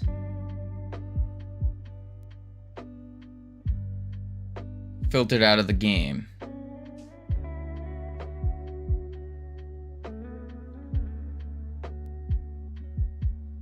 So you're saying you think players are going to stop playing the game because the doors are just randomly unlocking?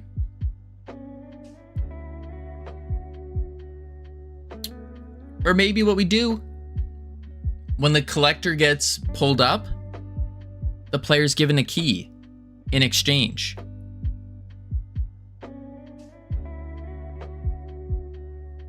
It isn't random, right?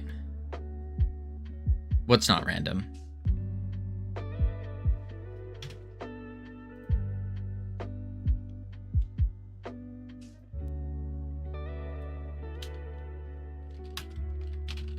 Right.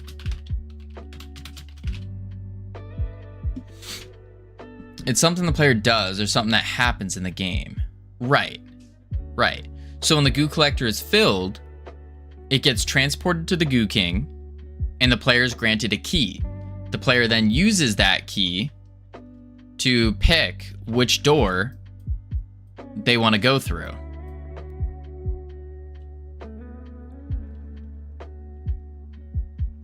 And then they can go through a door.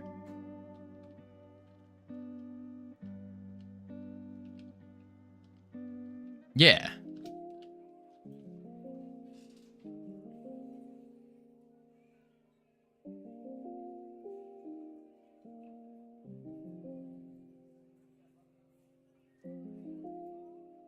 And then only players that actually care are gonna question, why are we given this key? And those are the players that would stick around. I'm assuming those are the kind of players that would stick around, the ones that are wondering, like, why are we getting a key? This lore doesn't make sense. And then they play it through and then they go, wait a sec.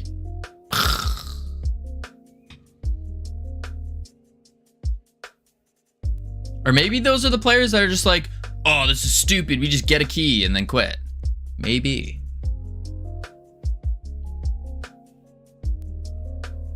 I think nobody would wonder why they're finding keys in dungeons. Pretty standard. Yeah, but I'm saying we're given the key, directly given the key on when the goo collector is filled. So when it gets transported to the Goo King, when it gets transported, the player's granted a key.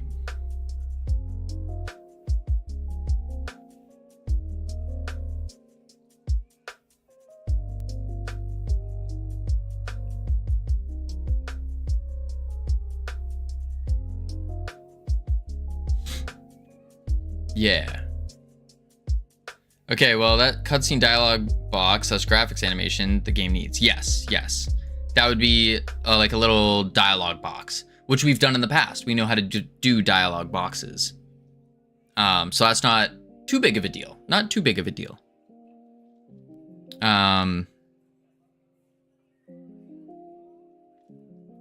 Yeah, that's not too bad.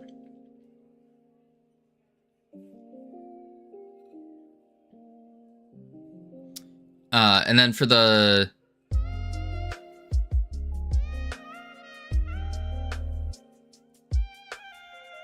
heck, we could even get some voice acting in there for the dialogue boxes, so you don't have to read it. Because we already got some voice actors We got a couple of them. I like a couple of my friends do voice acting, so I wouldn't be bad. Or I could just make the voices. I am the Goo King. Hello. Boom. I think that would work.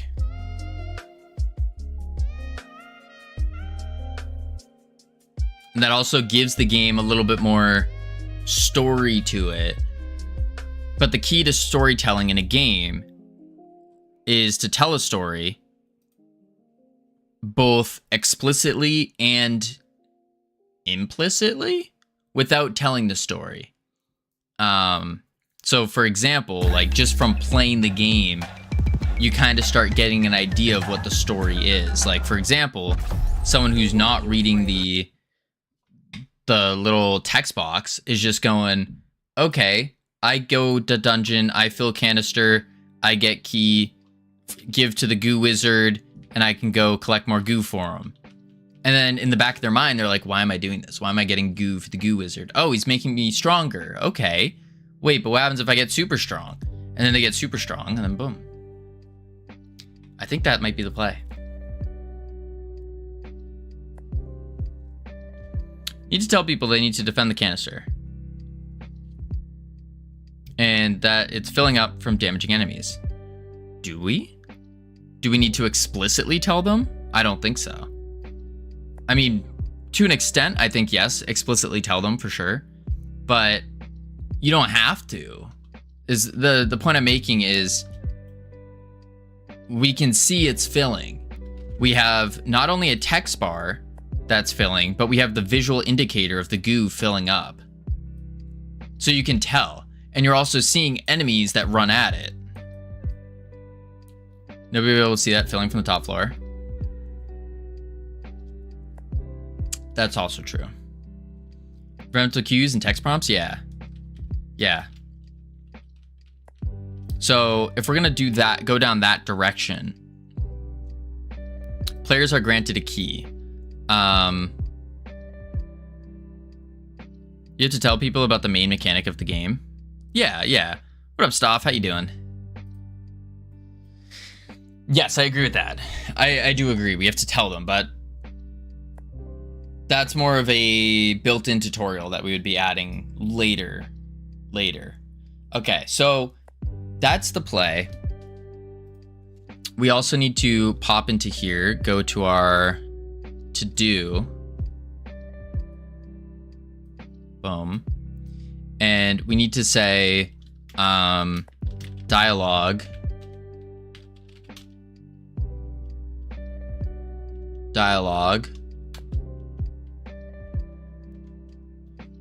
Yeah. Let's keep it as dialogue. Yeah. Not too bad. Finished a main character overworld spreadsheet. Nice, let's go. Do a little environmental storytelling, like the example of faded posters, such newspaper sign. I could see that. I agree, there's no point on working on tutorials. You could drop the canister defending mechanic next week. True. I don't plan on dropping it. That's the big one. I think we're onto something with this goo canister. I think we are. But I also think what I was saying earlier, where every goo canister we get has a different objective. So 500 might be 1,000 and so forth. So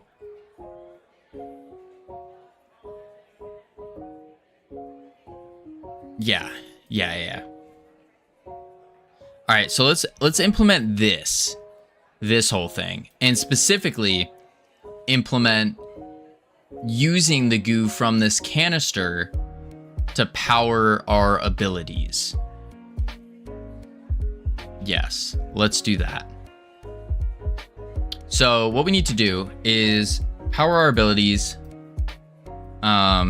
Use goo collector to power abilities. Boom. Okay. So let's go into the ability manager. Can't afford. Yeah. So right now we're storing it in the player resource. The player resource is what's storing it.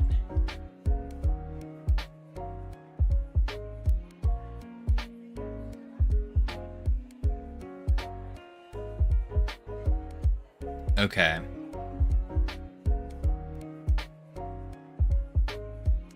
But instead, we're going to want to do it in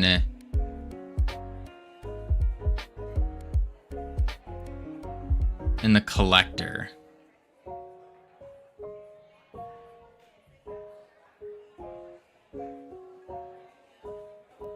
Yeah. What up, 12 feet up? We're doing pretty good. We're about to do a big change to how our resources work. So there's just one goo bar now. Correct. Yes. We're going to be removing this goo meter here.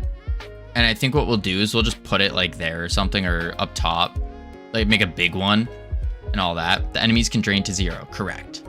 Yeah. I do worry about it a little bit though, because when enemies are draining the goo meter down, they're also getting stronger, which means you want to use your abilities. So I don't know if it makes sense to share the goo. Apparently everyone without a mile radius of my house is having a party. Just spent 30 minutes trying to park somewhere near my house. Oh, within. And you weren't invited? Oof. Oof. Always share the goo. That is a tough one though, because I'm already seeing problems with the I thought you were back to being nice to me. What do you mean, Cam? What do you mean? I was nice to you. I am nice to you. What do you mean?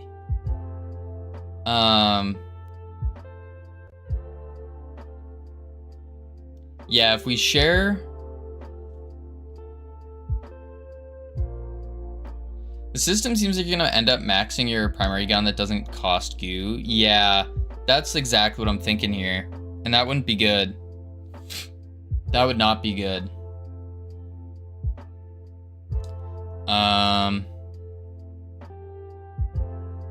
Shoot.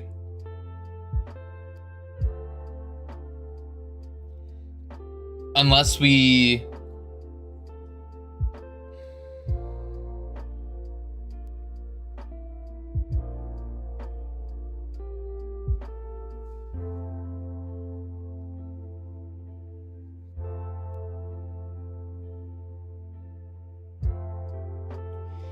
One idea, I'm just thinking out loud here. We keep the goo meter, and you have the enemy. When you hit the enemy and you're taking the goo from them, we're actually taking the goo from them. So enemy might have 50 goo to them. When you kill the enemy, that 50 goo goes into the collector. But if you sap goo from them using your basic attack, you're literally taking from that 50. So it drops down to 40. And now you, the player, have 10. And you can use that 10 to cast your new goo ability. Or if you don't want to, you could always just go up to the canister and deposit your goo into the canister. But that might do the same, that might be the same issue. The idea of defending your resource is good, but maybe not in third-person shooter. Yeah. On my way to show my prototype to a few dozen devs IRL. Ooh, good luck, 12 feet. That sounds awesome. Sounds fun. Yeah, that might be...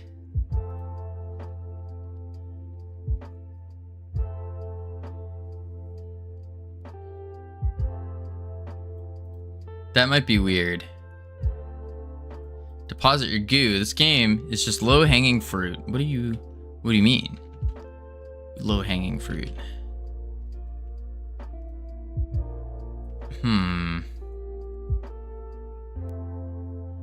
Yeah, maybe we don't want that. That would get...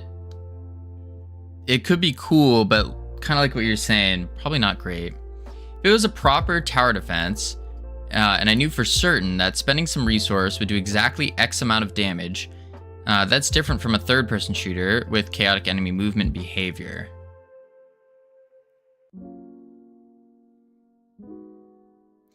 I mean, we have the more chaotic enemy movement behavior, but we also know for certain that spending a resource will do X amount of damage. Well, I guess, unless you miss. Unless you miss. If it hits, yes. But that's just a skill issue. That adds to the skill of the game.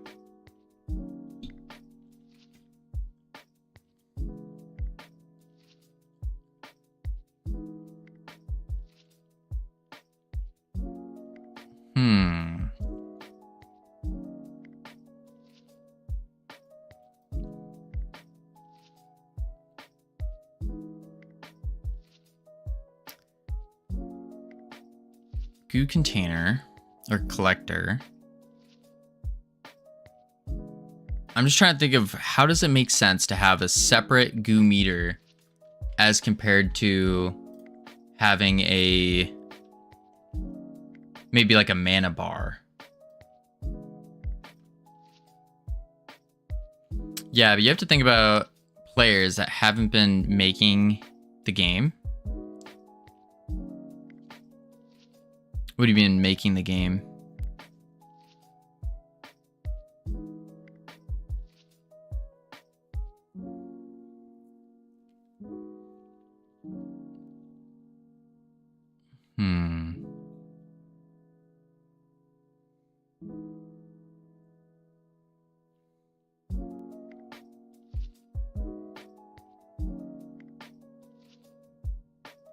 We could do... Yeah, I don't know if the sharing is going to make sense. I think it's a cool idea.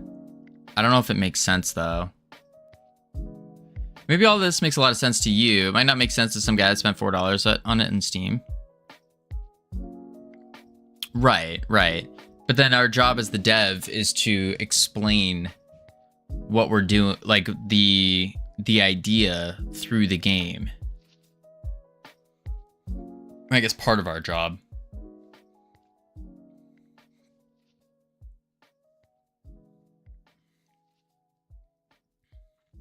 To defend his goo canister from skeletons, you can shoot goo at skeletons to steal goo from them. Yeah, that does get confusing. That does get very confusing.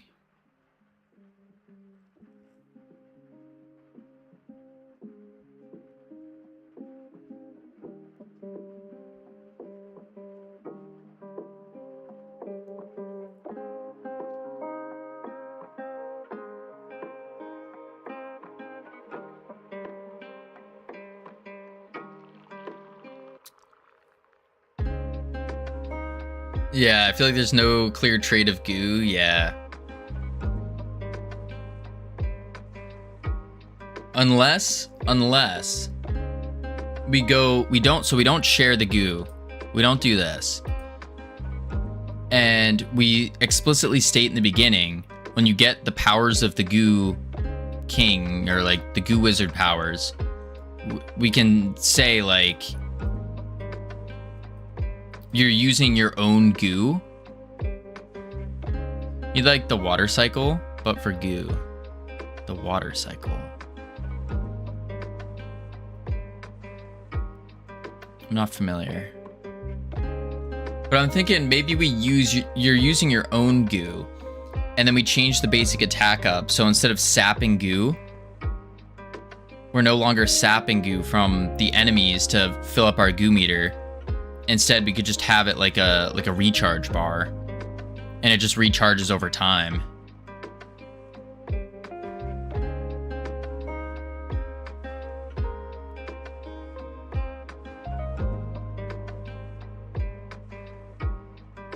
Or it does actually sap the goo from the enemy, so we don't share, and it does actually sap goo from enemies. So if enemy here has 50 goo, we hit him with our goo bolt. Boom, we hit him. It takes away 10, gives us 10. And then when we go to put it in the collector, he deposits his 40 goo. I have so much trouble not making dirty jokes while watching your stream these days. Oh boy. Yeah, one of the issues of accidentally making a game all about a goo wizard. So you hurt enemies to take goo that they have taken from the canister, so you can put it in the canister instead of using it to cast spells.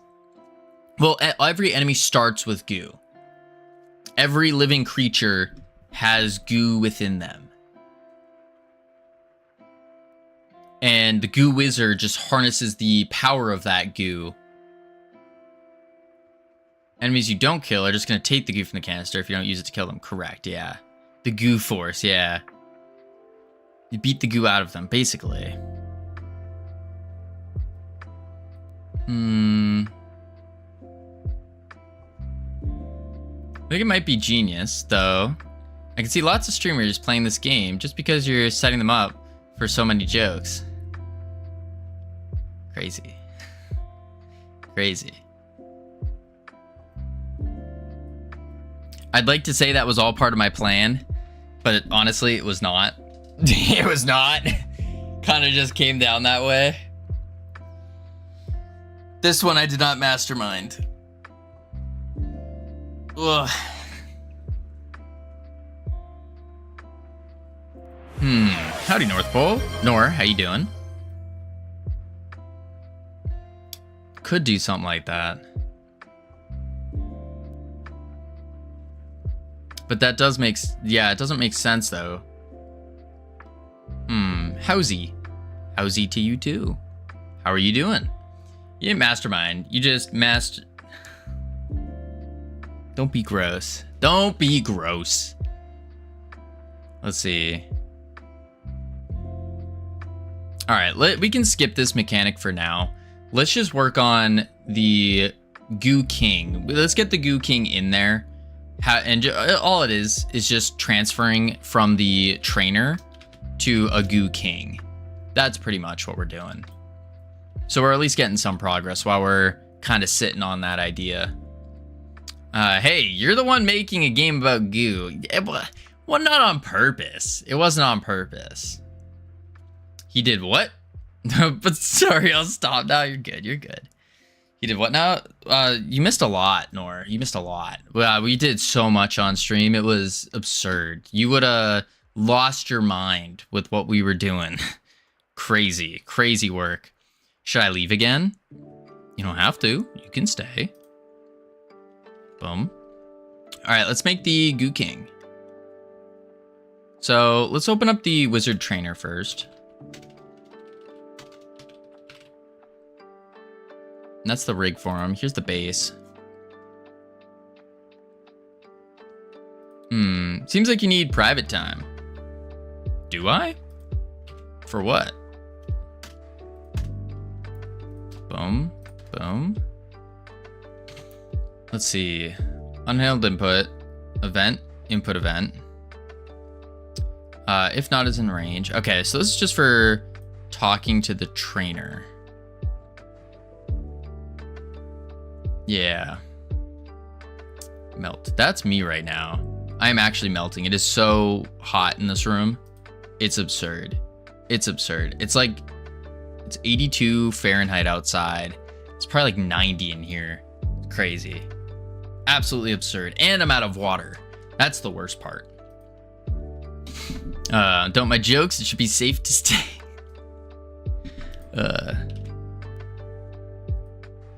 Let's see. Safe to stay. I think Nora is a little... No, continue. Yeah, she's not as innocent, I think.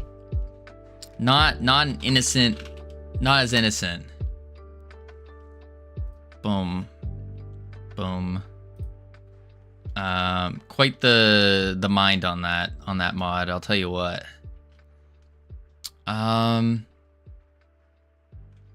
Yeah. Goo King.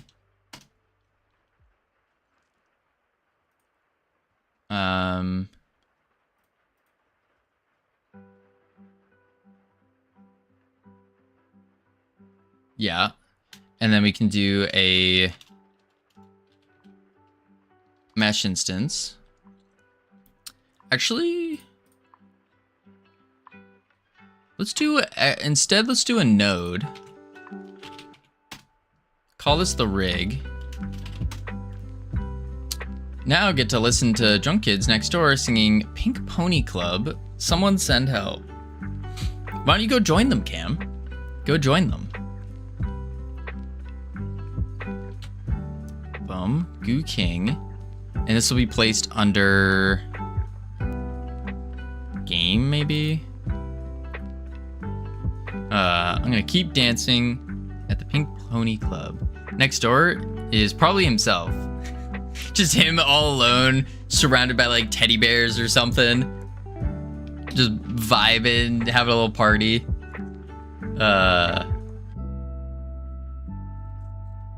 I can teach you the words so you can sing along. Let's see. All right, and then we have a rig. Let's do... How'd the pirate clicker thingy go, Anthony? We trashed that. That game got trashed. We threw it in the garbage. We crumbled it up and threw it away. Yeah, many moons ago. Yeah, not a good game. Not a good game. It was quite bad. Hey, Covino. Hey, Cam. How you doing?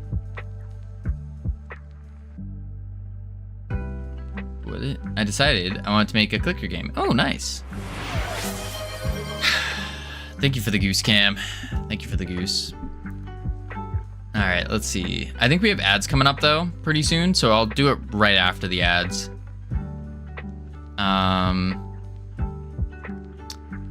Arena. I thought I saw the notification for it. Could be wrong. Oh, nope, there it goes. There it goes. All right, we got ads going. Focus on work. You're right, 12 feet up. But first, let me get some water because I am dying. Absolutely dying. Like, I don't know if you can tell. My face is already red. It's already red. Can you please not spam cam? I'll have to time you out. Yes. Lay down the law, Nor, please. Put him in his place. All right, we're going to check up the words real quick. Please don't die. That's the goal. I'm trying not to. Drops bones and gold. Turns into goo. Oh, it turns into goo spells. Oh, that's not a bad idea.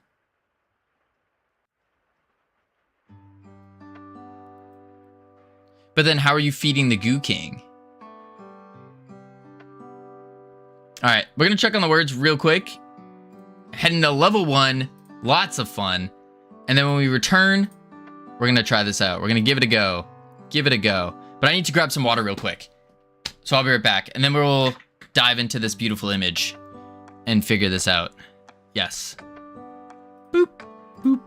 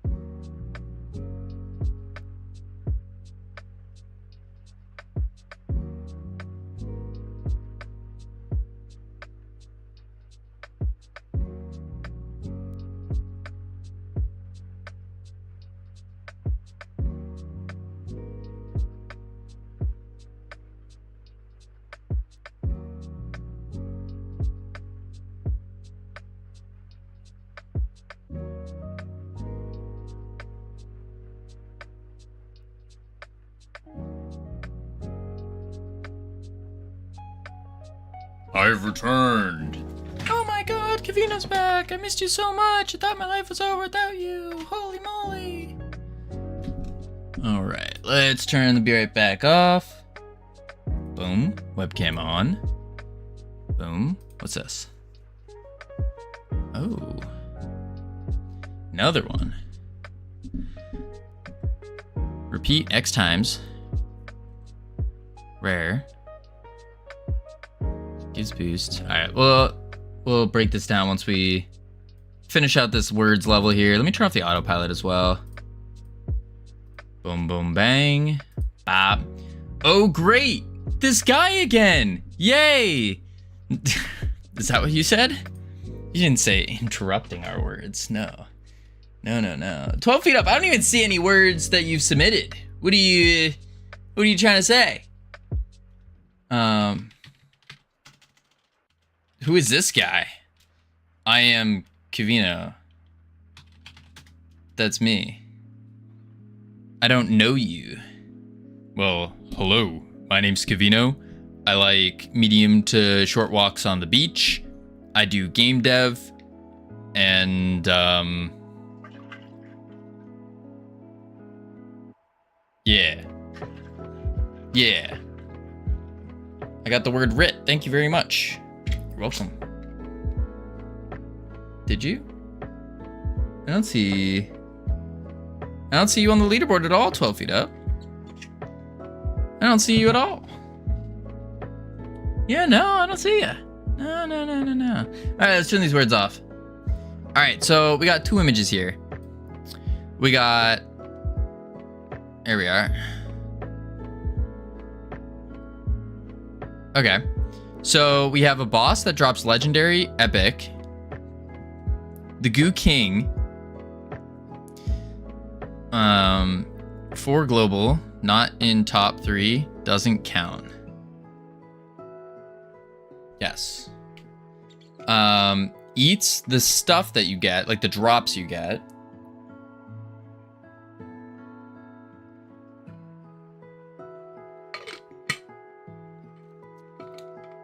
Oh, you're saying and then he turns it into goo. So you're feeding the junk from dungeons to the Goo King, who then spits out the goo and gives you goo powers. And then if we go to the other one, you turn loot into goo. Bones and gold. Wait, let's do this.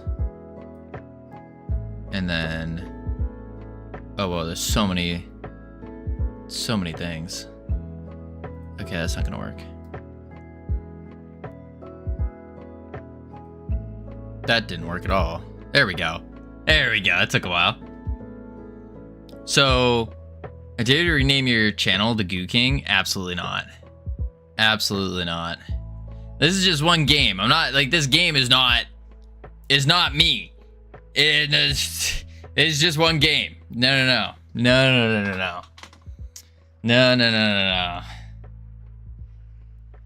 Okay, so what's going on here is we have the Goo King that will rename this channel to the #1 best multiplayer movement mech FPS game made in Godot in 2025. CSLR. I'm still waiting for mechanics to be made on that game. I'm still waiting. We're getting lots of lore on the game. Lots of lore. Thou dost protest too much. Do I?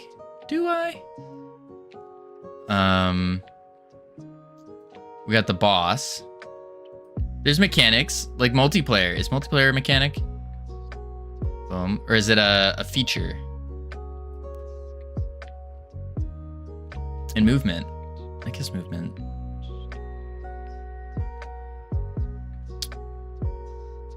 Okay. But then how are we using these abilities?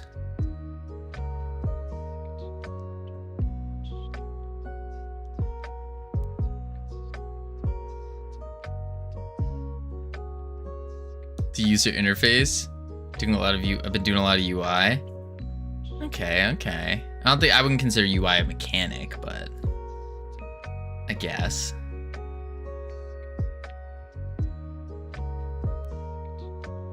It's important. I agree it's important. No, I'm not disagreeing. Boss? Legendary. So you get the stuff, he eats it, and then gives you abilities.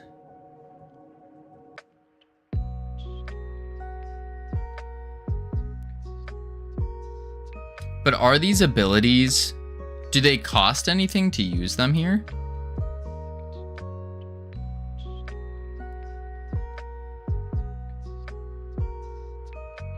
Or does it go here? So you're using the dungeon loot to do both. I like the idea of common, rare, epic, and legendary stuff. I think that's really good. I like that idea.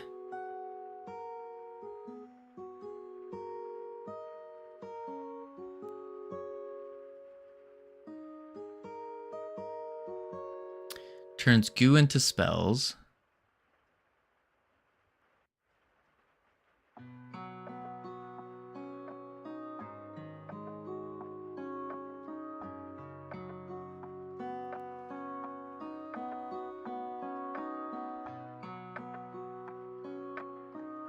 Eats the stuff that enemies drop.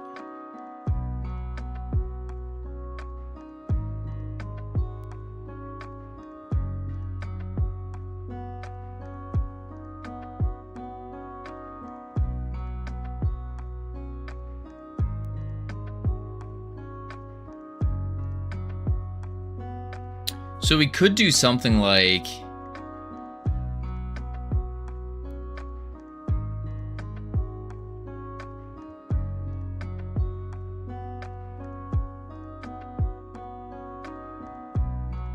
cool drawings. Yeah, this is from Ironic. We could do something like we do basically purely 2. You're still sapping goo from enemies to fill up your goo bar. But instead what you're doing is you're taking the dropped items with art like this, make it 2D. Don't be gross, Ass Razor. No 2D here. We're all about the 3Ds here. We like 3. We don't like 2. No. It's all 3.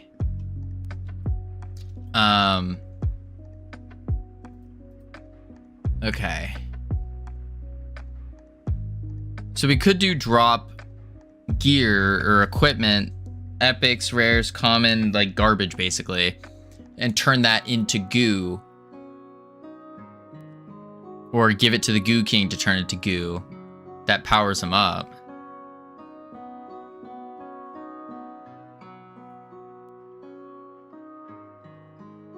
I kind of like that. Let's go into...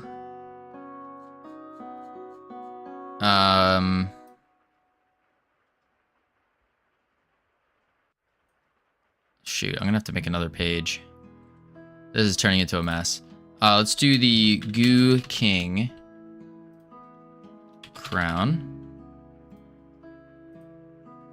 So collect various, game designs are a LARP. Design documents.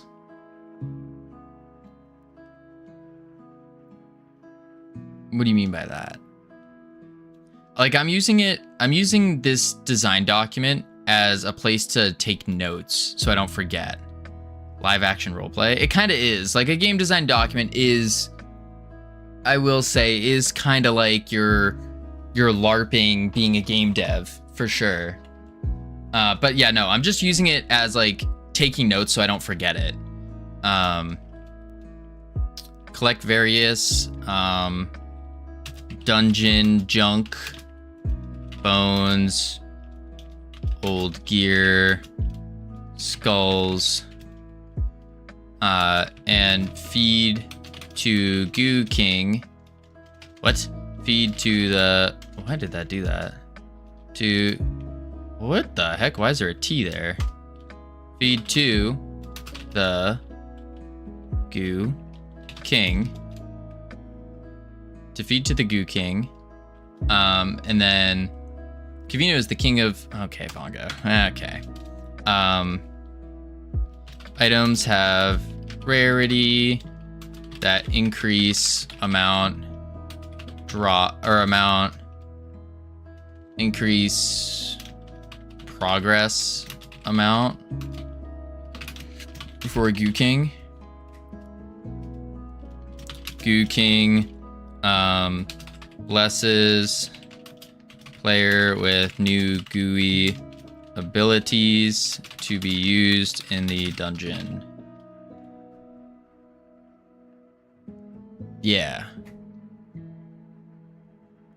When I was reading a book, I was AFK in the server. Someone donated me 5 Robux. According to my calculations about taxes, I get 3. Yeah, it makes sense. I should revisit my crappy markdown files. I made them after I had bones in my game, but I haven't looked back at it. Yeah, I usually, like, I'm trying to use this as a quick jotting down notes, but it's turned into a mess here. It is turning into quite the mess. The important one's this one, the to-do list. I smile every time I pay taxes. Do you? All right, let's make the Goo King. Yeah. So I'll have a collision shape. And we'll just do like a capsule. Yeah. Boom, boom. There we go.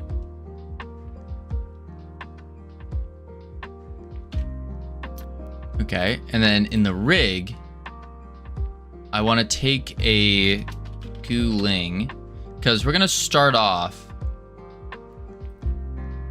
with just a Gooling, and then we'll put a little crown on him. Maybe do I just hop into Blender for that real quick? I think so. Yeah, I'll just pop into Blender real quick for him. Real quick.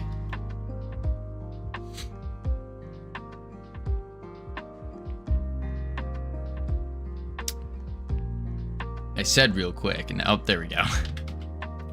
Okay. Negative Y. We're going to not hit spacebar. Stop this. Stop, stop, stop. Holy moly. There we go. Add mesh. Cube. Grab on the Z. Actually, we don't have to. Modifier. Sub. Wow, that is lagging. Make it rounded. Yup. And then we will do a cut right down the center. Yup. And then we can X-ray. Faces, grab that, delete, faces, cool, vertices, actually faces, something like that, sure.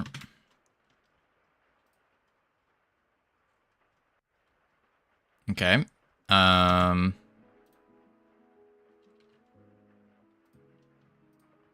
3, 4. Okay. Gammy Moob, how's the game dev? It's going. It's going. Slow and steady.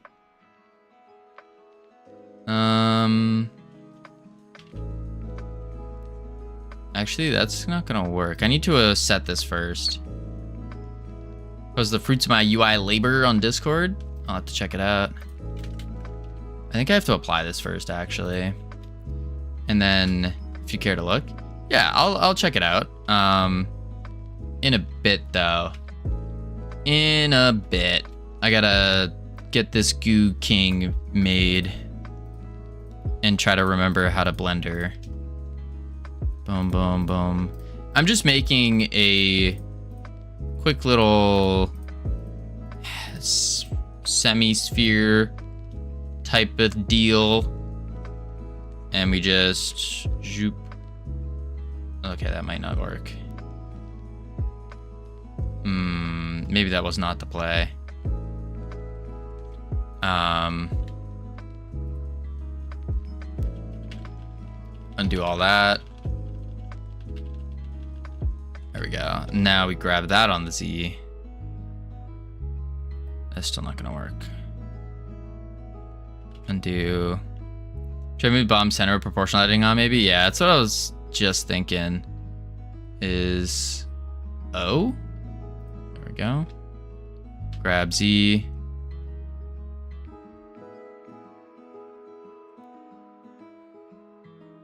Something like that. Yeah, that's okay.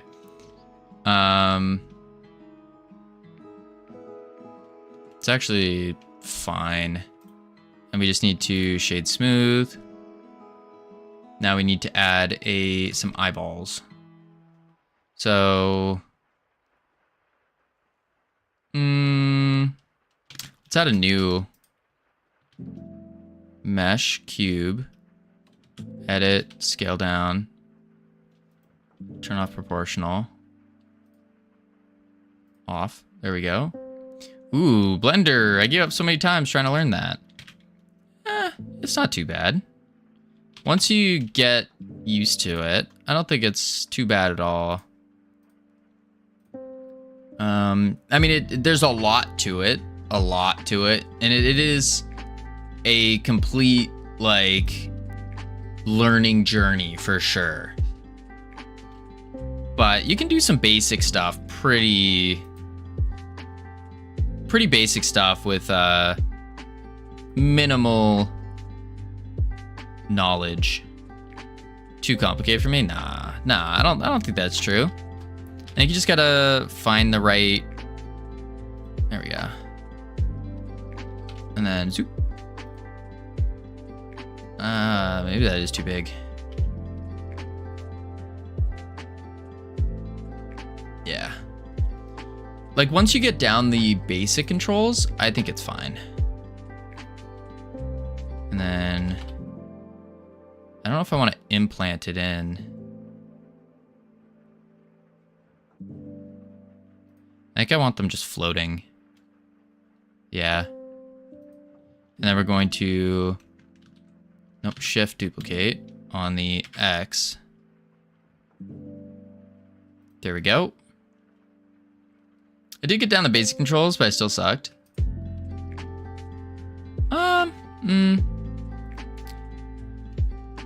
Yeah, it definitely takes some practice.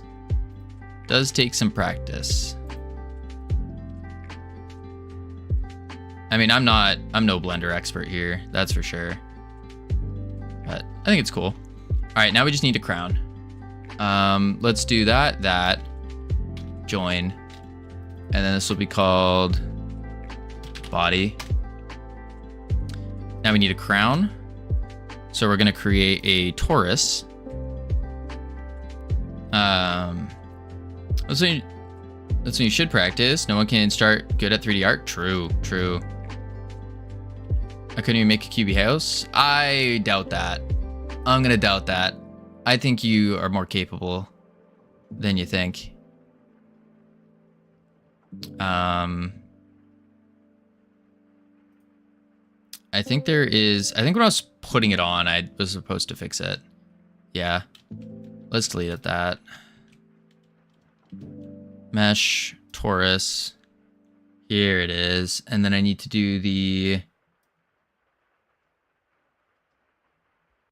No, that's fine. That just makes it more rounded. 48 minor radius. Yeah, that's what I want. Something like that.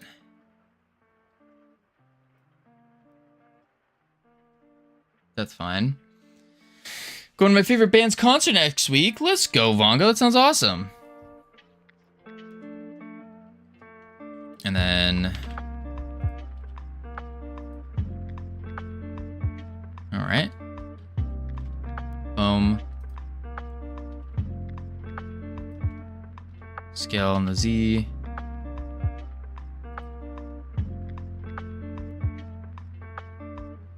Sure.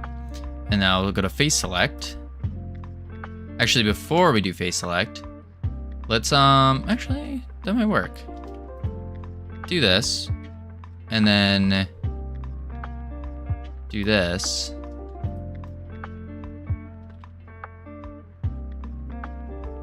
Yeah.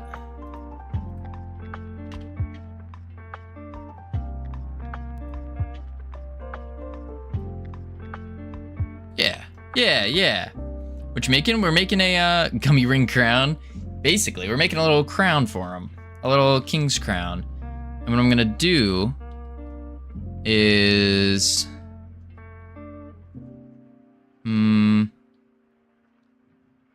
I'll probably put like a little ball or something in there. I think that would be fine. But I want to take this and this, and then grab, scale, shift Z. Yup. Pop it out just a bit. I'm gonna add a ring. And then I'm going to face select. And I'm just gonna take every 3. Right? Yeah, I'll do 1, 2, 3, boom, every 4 technically.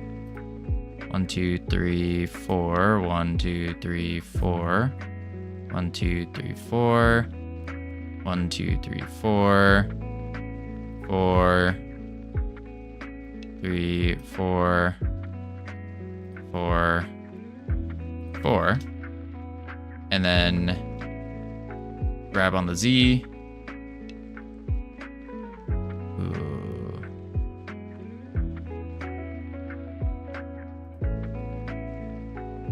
Okay. And I want to scale those down just a bit.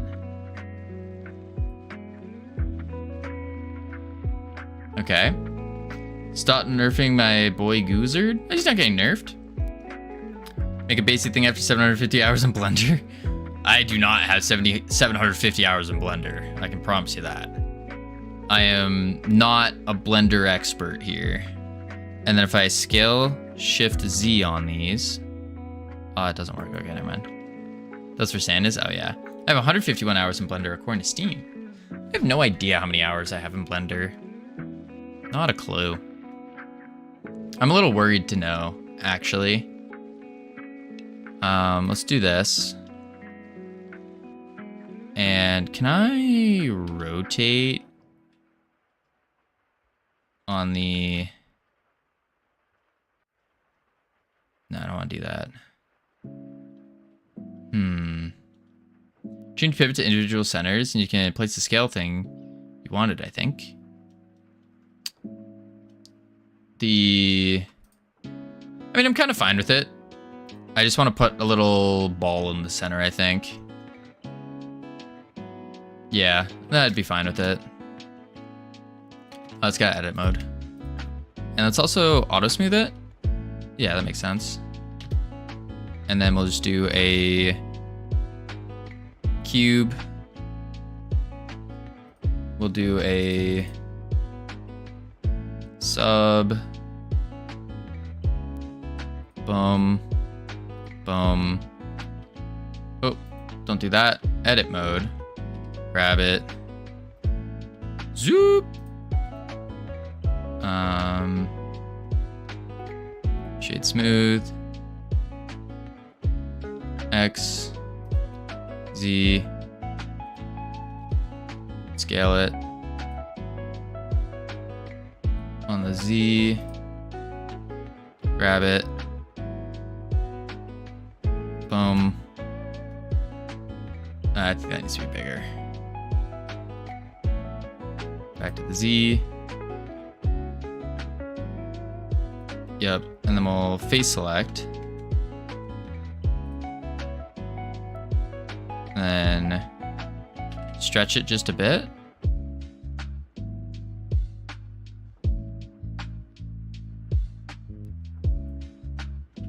What if I do... Nah, that would square it too much. What if I do this?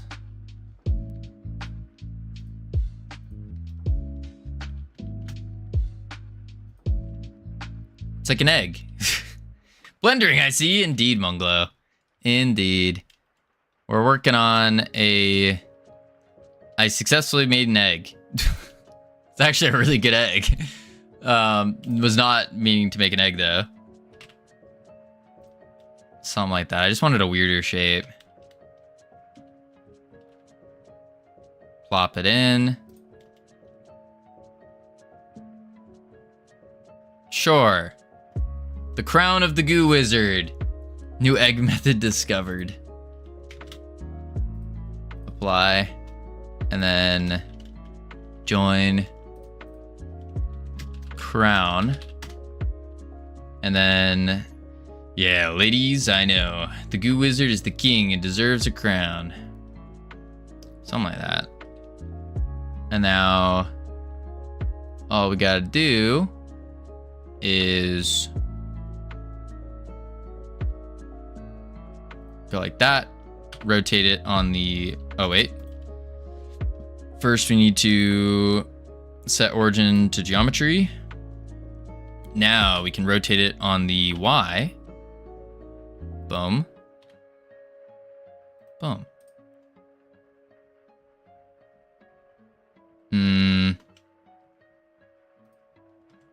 I don't like that. This needs to go in more.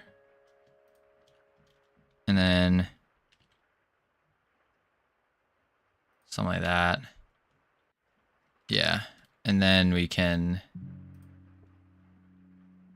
rotate Y. Grab it.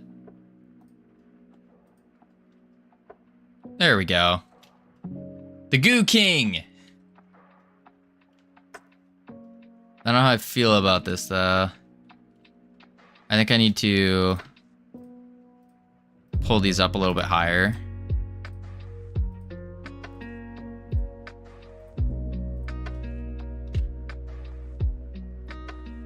Oops, I need to do local.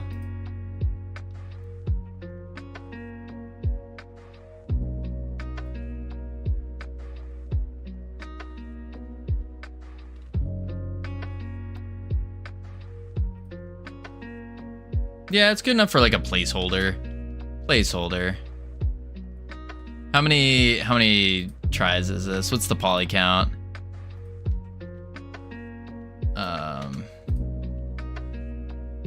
Okay, 2,500. This is beyond placeholder already? Nah, this is a placeholder. Just a placeholder. What we're gonna do though is I think I'm just gonna combine the crown in there. Covino's not a rookie. I most certainly am. What you mean? And we're gonna join this. Yeah.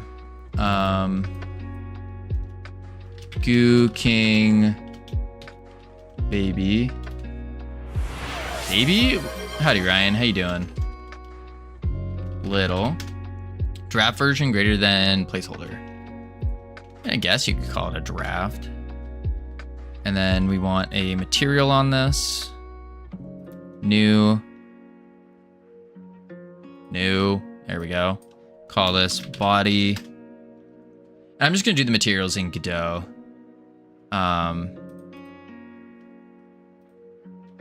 Loop. And now new eyes. Assign. Cool. Covino and rookie, you should never go in the same sentence. What do you mean? What? Most certainly. I'm a noob. All right, this is the crown main. Crown main. Assign. And now, oop. New. And then crown top. Assign. There we go. That should be good enough. Doesn't have to be crazy. All right, now we save it under, I think this is it actually. Yeah, Blender files. And then little goo king. Save. I did not set anything there. Goo guy with his silly goo crown. Indeed, Koa, indeed. It's the goo king. Set his origin real quick. And then also set his transforms. Save. Now we go back to the game and we give him some color. Add some color. Do I message my friend, Moat, and said, oh wow, we can be rich. What? Who's we? What do you mean we? All right, let's see. Now, the moment of truth. Did this come out good? The survey says. Wait for it. That's the goop monster. Little goo king. I can't tell yet because I didn't add any colors. And the turnaround.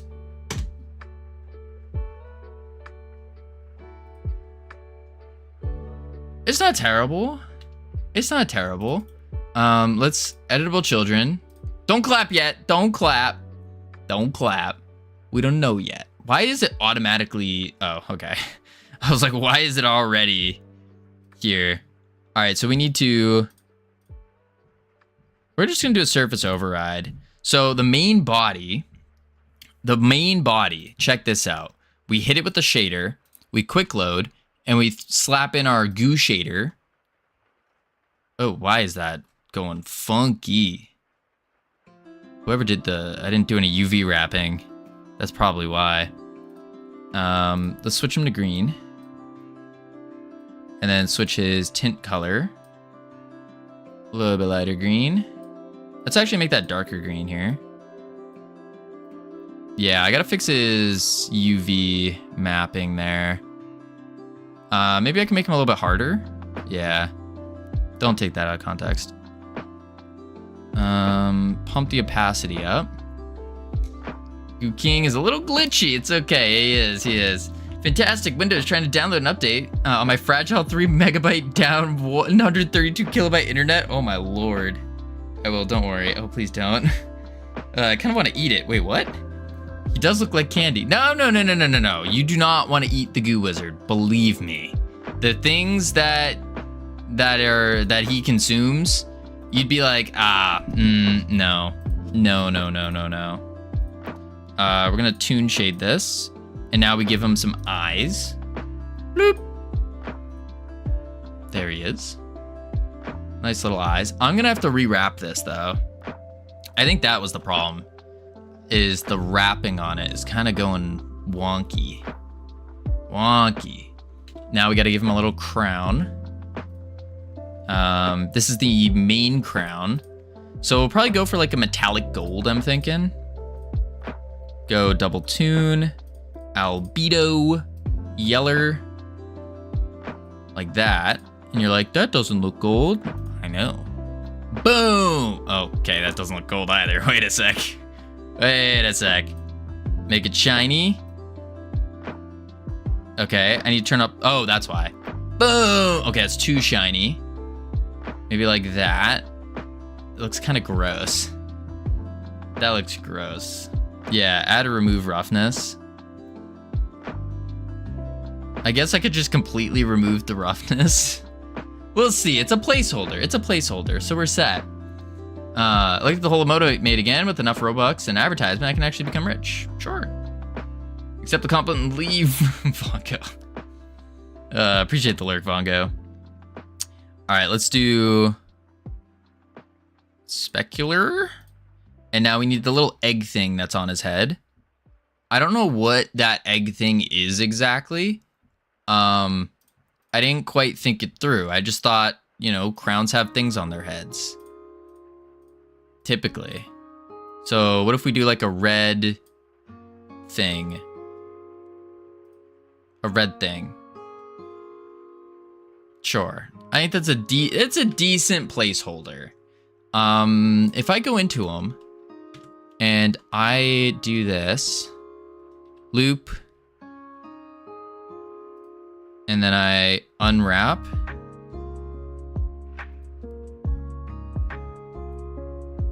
Okay, save. Did that make him better or worse? Placeholders are funny. I'm nervous about. It's kind of made him worse. It made him way worse, actually. What the heck? It's fine. It's fine. Placeholders are funny. I'm nervous about showing my prototype today because it's a weird mix of placeholders and first draft visuals. Ah, I see. I see. Let's give the Goo King a little oomph to him. A little oomph, if you will. Class name Goo King. Placeholder means it doesn't matter what it looks like. It's just holding the places on later. It's a cube. It's also a perfectly good placeholder. Good draft concept, though. Oh, yeah. I mean, I know a lot of people will make placeholders as cubes. I don't like that at all. I think it needs to be some kind of like, at least something that you can look at it and be like, oh, that's what this is. There's nothing above the King Goo Wizard.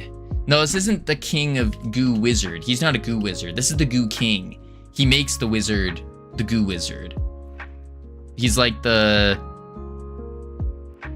I don't even know what to call him. I don't even know what to call him. All right, let's do... Actually, I bet we could just do an animation player. Yeah. Close to the desired shape, yeah. Guardian of the Goo. Something like that. He makes the wizards goo? Yeah. Like, he makes them into goo wizards. Animation player. I'm gonna run an animation player on this instead. I was gonna do tweens and tween them, but I think the animation player is gonna give us a little better results. Freaky. What's freaky about it? New animation. This is gonna be the squish. Squish. Oh my gosh, typing. Squish. Okay, you didn't get it? I don't know what you're talking about. No idea. Are you being gross, CSLR? Is that what you're doing? You're being gross in a game that has nothing gross about it. Transform. We're gonna unhook this. And now if I do the scale, create maybe, don't be gross. There's nothing gross about this game, nothing weird about it. It just so happens that we made it about a wizard that does goo things. Let's do 0.6. That's his little squash. Oh, wait, we should also, if we're making an animation, we may as well follow the principles of good animationing.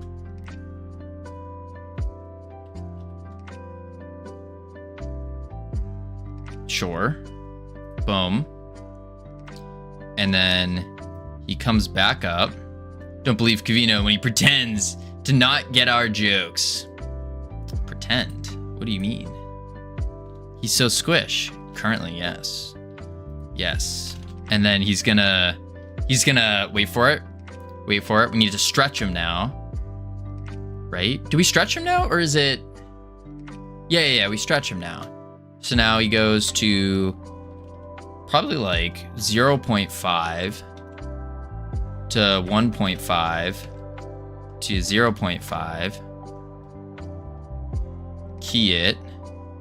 And then 0.75. He just goes back to normal. So we just do this and we can duplicate the key. Oh, that didn't work.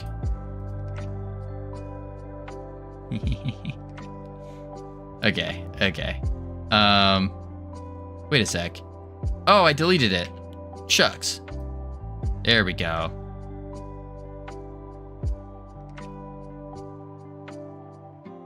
Wait, if I make this last 0.5 seconds, and then I just, oh, let's save it before it does anything, and then I just play it.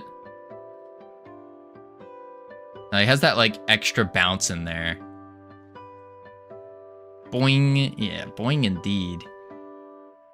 He's got a little extra pep in his step. Where is this extra bounce coming from now? Is that from his reset here? Goo Denexter, goo. Don't be gross.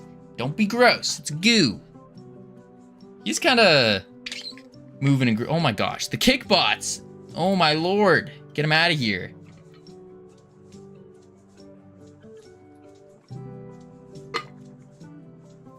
Huh. All right, we just need to remove the.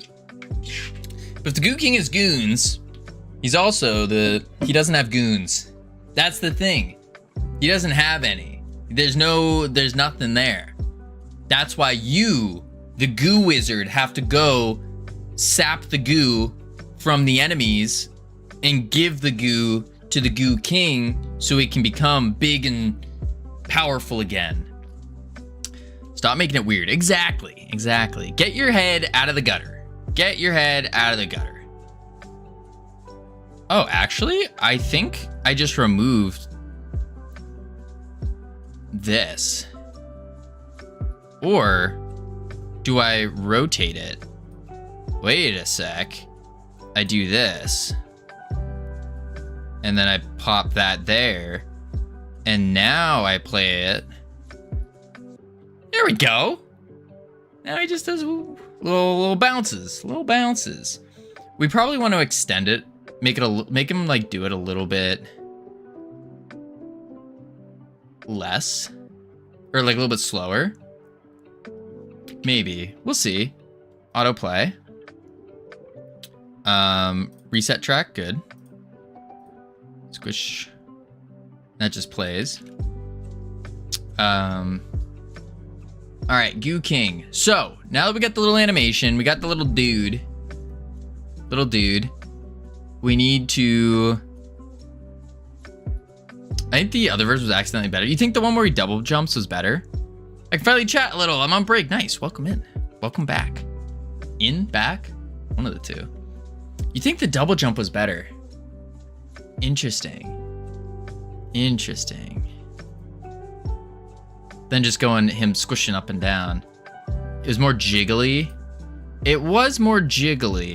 But was it jiggly in a good way or jiggly in a bad way?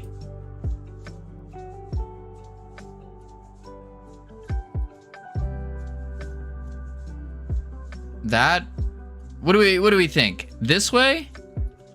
Where he's doing the double bounce, or this way where he's doing the single bounce?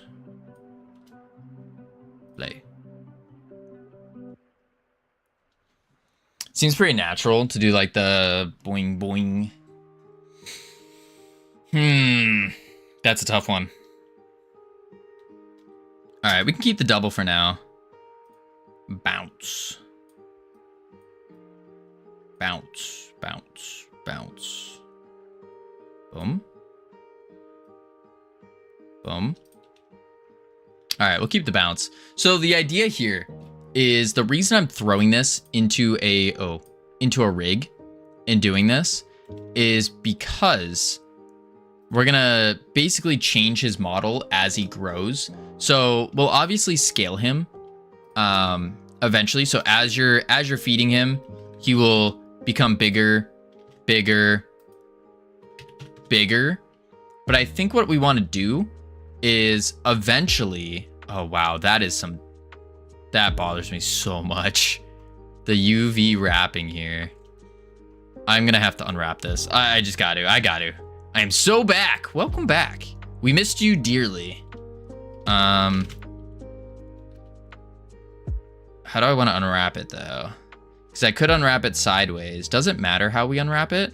Thank you, Mr. Covino. You're welcome.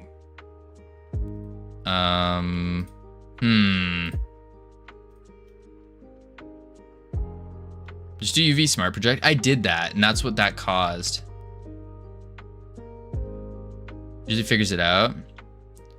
Should Q shader use UVs? That's a great question. Does it? Does it? Let's try it again.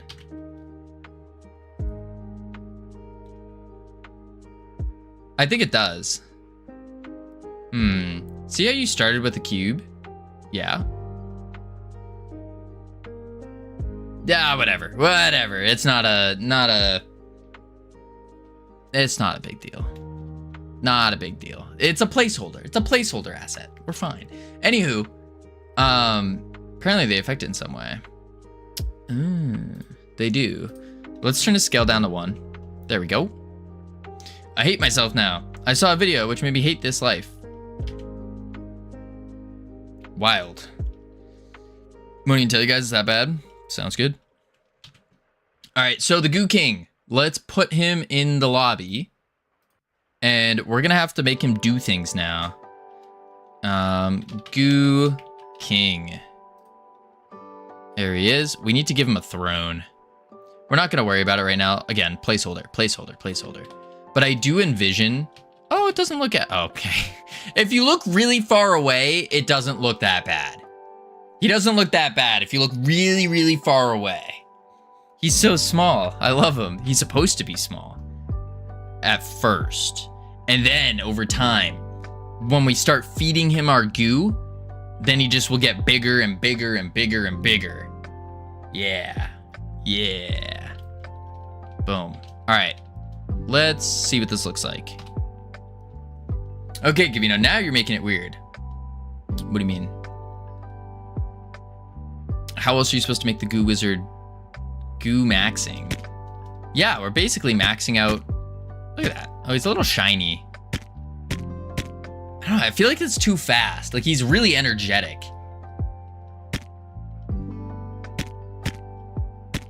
I think he's a little too energetic. Is he too energetic? Maybe. Maybe. Anywho, we need to... So, what I'm envisioning... You could slow it down, but also placeholder. Yeah, placeholder. What I'm envisioning for this map is this is going to be like the... We're going to make the Goo King's throne room. So basically, we'll have like... It'll be a very gooey dungeon room, I'm thinking. Or like a... I guess throne room would be the better term. He'll have a big, huge, gooey chair to sit on. That's a chair. That's a chair. And then we'll have like goo seeping out the like all over the place and all that. Goo throne. Yes, exactly. A throne of goo. And then he'll just be chilling on it. But I want it to be like a very large chair. Very, very large chair. And then just this little tiny guy sitting on it. Yeah. I think that'd be good. Okay. Now we need to talk to we need to talk to him. We need to talk to him. So what we'll do is, I guess we make an area, and we can do an area 3D, call it the interaction area. Boom. And add a collision. Go to our cylinder. Go here, pull it up. There we go. If you brought back your pirate game, you could have Goo versus Seamen.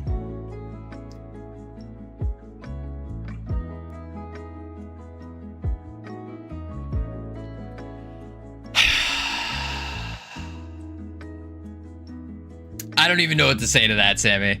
See, Sammy gets it. No, Sammy's got a dirty mind. Dirty mind. No. Mind out of the gutter. Guys, we're not being gross here. We're not being gross. We're game deving. We're game deving. There's nothing gross about doing game dev, okay? Nothing gross. Make Sammy your PM. What's my PM? What does PM stand for? Privacy manager? Public manager? Project manager? Absolutely not. What? Dirty? I was talking about dock, sword fight, and occasional jousts.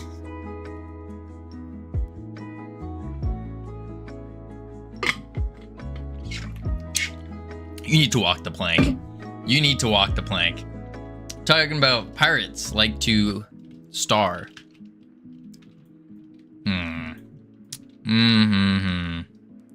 Let's go to the Y. Boom. Boom. Had to take a sip of water after that one. Yeah, there's nothing gross about showing your goo on the internet. I mean, people think it's pretty cute.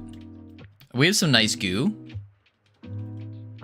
We've gotten a lot of compliments on our what do you call it? Our giant goo ball that you shoot out that bounces around. That's pretty good. All right, interaction area. And then what we can do is on body entered, boom. And we say, if body is not player, return. And then otherwise we can just do, let's just print. Ooh, no. We need to do that thing. We need to do the thing. This one is in range. Bool. Yeah. Uh-oh, seems like I have to start up Ryder now too. Ah, oh, shucks bacon. Doesn't that blow? Just having to start up working? Man, oh man. Man, oh man. What a shame. Working. Boom. And then we'll do boom, boom, boom, boom, bam. Is in range. Goo is like a Rorschach test. It's only as degenerate as you imagine it. Exactly, Cammy. It's really the secret. The secret here is this is how I can test and see just how degenerate people are. Keep them in my degenerate notebook, you know? So we got people like Sammy in there. Sammy's in there. We got a bunch of hooligans. So I can keep my eye out on them. That's what we're doing here. False. Yeah. Print, I am no hooligan. Sure about that, bud? Are you sure about that? Print, I am the Goo King. Bow before me. Sure, we believe you. Yeah, we believe you. Yeah, we believe you. I am up to no shenanigans. Sure. Detta, how you doing? Welcome in. Let's see.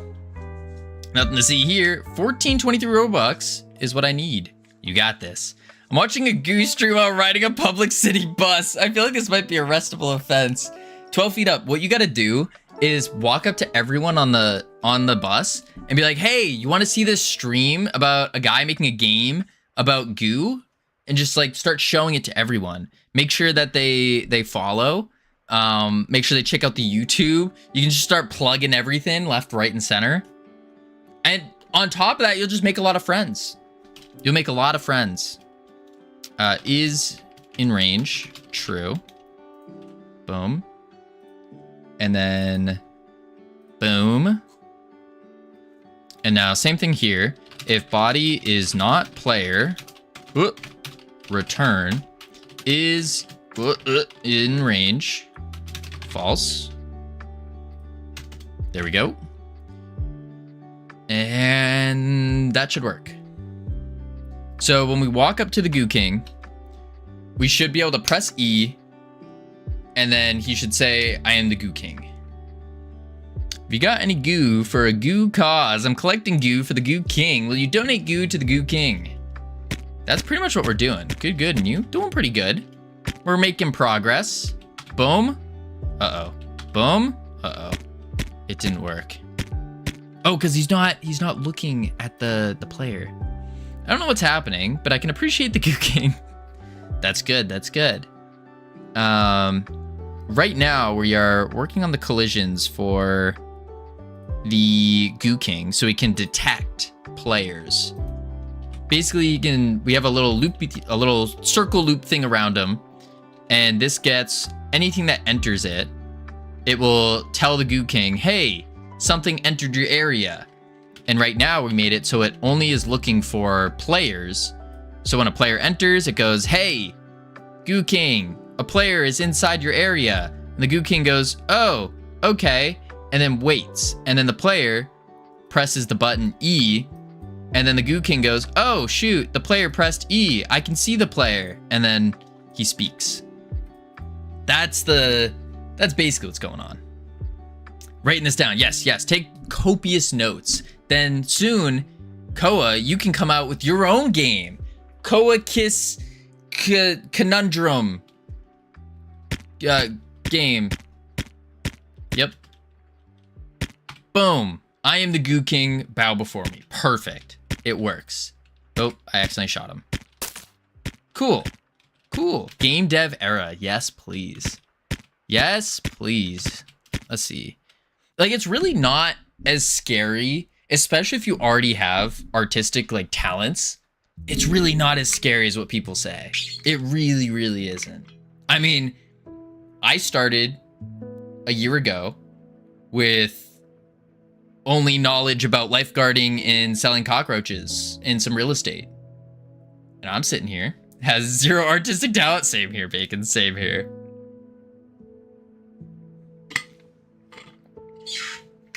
I am the Goo King. I am the walrus. Wait, what? Can't even draw a circle. Give it a template. You sold real estate to cockroaches? No, CSLR. No. I never sold real estate. Selling cockroaches sounds hard, to be fair. It's not that difficult to do. It's not. You just find someone, you're like, hey, do you like your pet? Do you want your pet to be healthy? Boom, cockroaches. This count has to count side to distinguish a square from a triangle. When you're into game dev and you haven't made GTA 8 yet, shake my head. Yeah. See, I'm a slow learner. That's why. Insect Realtor simulation game would go hard. It actually kind of would. Like, you're going through little tiny, like, burrows and, like, milk cans or something. A mansion might be like one of those big milk cartons. That would be like a mansion. And it has, like, mold on it for them to eat or something. Do bugs eat mold? I'm sure there's some. I'm sure. All right, so now we do that. What even is hex colors? Those are colors. That's about all I know. They're colors. Grounded, but it's also house flipping simulator. Grounded is isn't that the game? Or am I thinking of something else? There's a game where it's like a survival game, but you're like little tiny thing. I don't think they do, Covino. Oh.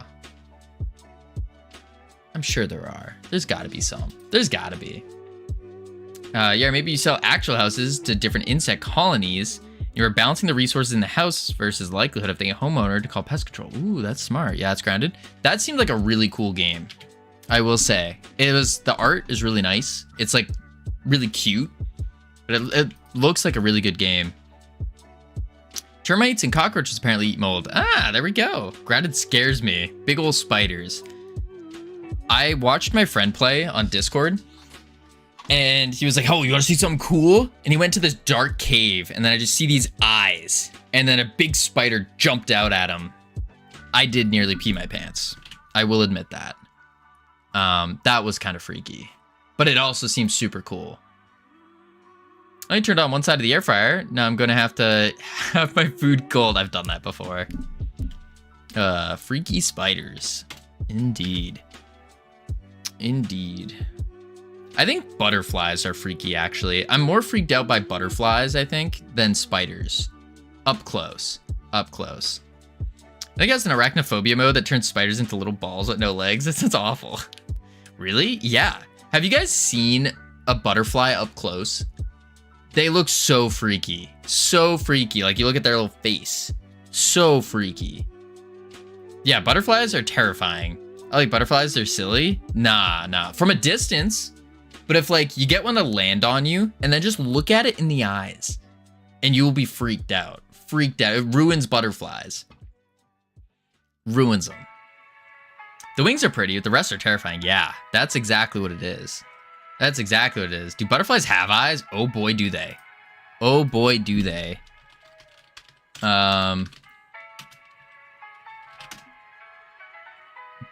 I don't even know. I just went to Google it. I don't even know if I would show it on stream. Nah, I'm not even gonna show that on stream. There's some freaky looking, freaky. No. We're not doing that. No. No, roar. Ah! Hi, Meg. How you doing? Freak! Yes, you are. 2 SFW for stream. That's what I'm saying. We don't want to look at butterflies here. Think of a mosquito with bigger eyes. Yeah, that's a good one. Proboscis is low-key kind of scary. Yeah. Like, imagine butterfly proboscis sucking someone's brains out through their ear hole. Why would you think of this? That's just terrifying. That's a good horror game idea, though. Got you tabbed?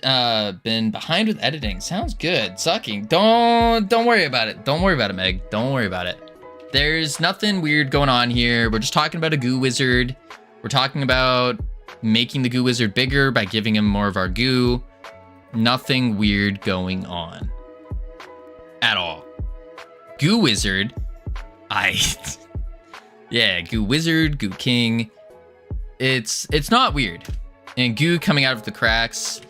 Well, that's for the map. Like, the goo's gonna come out of the cracks of the map. Yeah. I'm a lurk. Sounds good. Let's see. So we're trying to pull up a dialogue. We have talk to trainer here. Dialogue margin show. Ooh, shoot. Appreciate the lurk, Sanus. This is a big rework. Because originally we were making the game multiplayer. And then on top of making it multiplayer, we were making it so you could do different classes. Because, surprise, Goo Wizard was not the plan. And now we're going to have to delete all of it and rework it. You should have a couple goo collectors in the room too. That would make sense, yeah. In like the little lobby area. Just have like filled up goo collectors. Maybe even a pool of goo. I don't know, we gotta make it like... We'll figure out the art eventually. But I do imagine the throne room, the Goo King's room, I do imagine it to be very bougie. Like some kind of goo pool, maybe a little bridge, and then the goo pool continues on. Maybe like a goo seeping out of the walls. Goo waterfall? I don't know how that would work though. Kind of like Jello waterfall. Would that work? I don't know if it would. You should have a couple of full goo collectors in the room too. Yeah. Maybe even some like giga goo collectors, like giant collectors that are like full and bubbling or something. Yeah. Well, that's like finalized art. We don't need to worry about that. Yeah, we don't need to worry about that. Let's see. Yo, what up, Valeria? Valeria, how are you? I'm doing pretty good. How are you doing? Goo King. And now we go... Okay. I almost think the Goo King should have his own UI that pops up. But then again, where are you from? We already talked about this, Valeria. I'm from the US of A. United States of America. Yeehaw.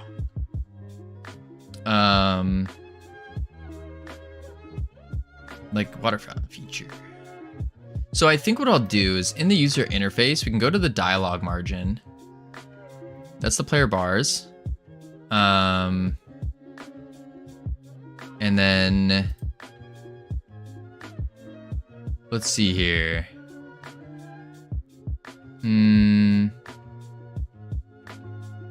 Valeria, I do stream every single day except for Wednesdays and Thursdays. Every single day. Dialogue margin. And we're just gonna do a new function, I think. Class trainer panel. Maybe we leave the class trainer panel in and we just make a new one. Although this class trainer panel has a lot of functionality to it. But I think we need to make it better. So we have to do some UI design here, unfortunately. A little bit of UI design. Okay. We definitely want the abilities. We want to see, I think we do want to see what we're going to unlock next. We want to see his we wouldn't call it mastery though. I mean, it's basically this.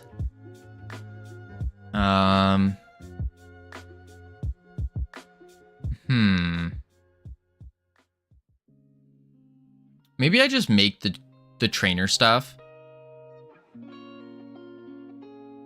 Yeah, I think I'm gonna do that. I'm just gonna give it the same trainer stuff as before. Copy. Where's trainer type as player enum classes?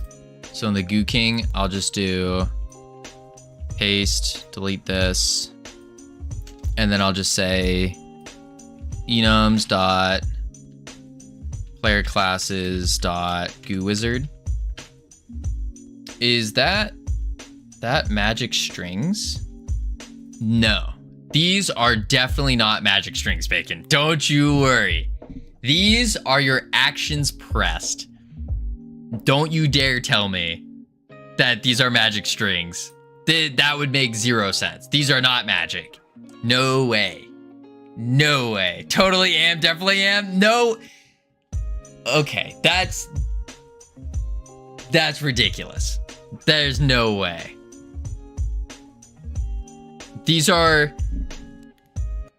There's no way. Are you streaming for fun or for your profession? Valir, are you a bot? That's my question to you. Are you a bot? Yes, I am. Yups. What would you do instead of interact? Like we would just make a variable their labels. Yeah. There's no way this is a magic string. There's just no way. This is like legitimately an action right here. It's like this. Interact. It's a label. Definitely not a magic string. Definitely not. Definitely not. No way. No. I refuse to believe it. Have a constant class, which would be action.interact. So it would have to be if event is constant. Bro, I'm not a bot? Oh. Valyria, because you asked the exact same things yesterday. Like word for word. Seems very bot-like. Like, look at this. Yo, how are you? Where are you from? Cool. You seem new to Kick. Do you stream daily? Nice. Stream for fun? Can I ask you one thing? And then you tried to sell me something. And then you said the exact same thing. Bot-like behavior. It seems bot. It seems bot-like. I'm just saying. Just saying. Weird coincidence. I think it is a clicker. Oh, God. Bots love magic strings. That was not a magic string. This is a magic string. I'll give you that. This one is, but we're not even worried about this right now. Okay. Let's talk to the Goo King, and he should open up our panel now. He should. He should.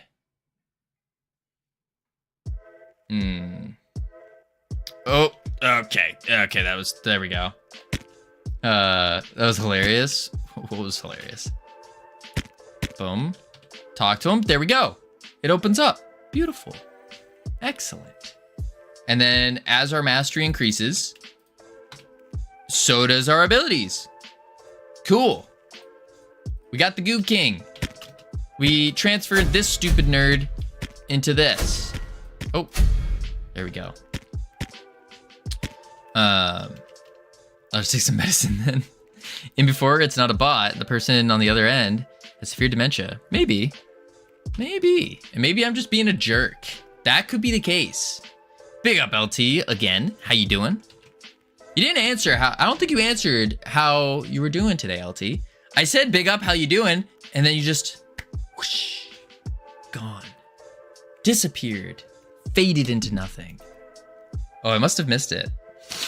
Man, oh man, just left me hanging. Left me hanging. I've been crying ever since, really. Can't believe it. No, it's too late to say sorry. Magic string totally distracted LT. Proof? Oh, yeah, actually my tear ducts just dried up because I was crying so much. Yeah. Game over. Indeed, Cam. Let's see. World event. Tear ducts dried up. Yeah. Yeah, I just ran out of liquids to tear up with. Target dummies. Where is the trainer? Am I going crazy? Portal, pit, omni lights, player, target dummy, target dummy, target dummy, candles. Oh, duh. Delete. Boom. There we are. Bum. Got any great... Oh, shoot. You're right, Cam. I forgot to turn on your goose. There you go. What you're working on? We just made the Goo King, which is this guy. And now we got to work on our goo collection system. Like, it actually looks fun. That's the hope. That's the hope, LT. That's the hope. Let's see. Oh my gosh. I gotta stop this. Stop. We gotta turn that off. Boom. Wait, no. Keep that on. Go there. Boom. Bro, what was that? That looks insane. That was our mastery. So that is the progression that you do, like your meta progression, I guess you'd call it. I don't know what to call it. And then these things here, these are just debug tools. You ignore those, just dev tools. But that's what this is, just a mastery. Boom. What? So if someone clips your game, comes with Covino or FFS as a splash screen instead of Godot. Oh yeah. We have a FFS splash screen already, like boot screen thing, boot load flash screen thing. Yeah, we got one. It doesn't go directly to Twitch, but in the credits we'll have like the link to Twitch, just like in Realm Rapture. We'll have a link to all of our followers. We'll have a link to the Twitch, the YouTube. I might destroy the kick. Not sure about that yet. And our website. Which I gotta update too. Nah, stream everywhere. Yeah, it seems like kick tends to be more of a hassle though than anything so far.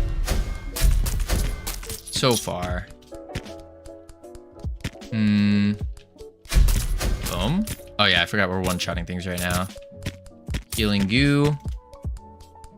Boing. So the next thing we gotta do is this goo canister. Maybe not everywhere, actually. I mean, we could. We definitely could.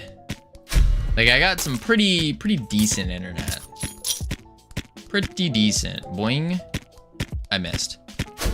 Boom. Wreck, nerd. Boom. Jump off the edge. Uh-oh. Boom.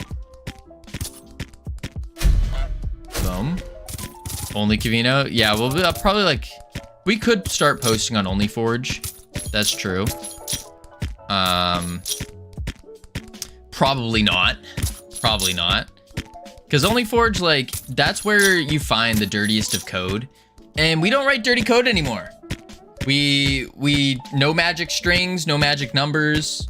We only write clean code here. Is that enemy footsteps? No, it's player footsteps. Oh, you're also hearing the goose's footsteps. Yeah, you can hear the goose's footsteps. This a little stupid pop-up thing that keeps coming up. Yes, clean is nice, indeed. What counts as a magic string? CSLR, I'm finding that everything does. Everything is a magic string. Wow, next level coder, something like that. Okay, so now we got 200 out of 200.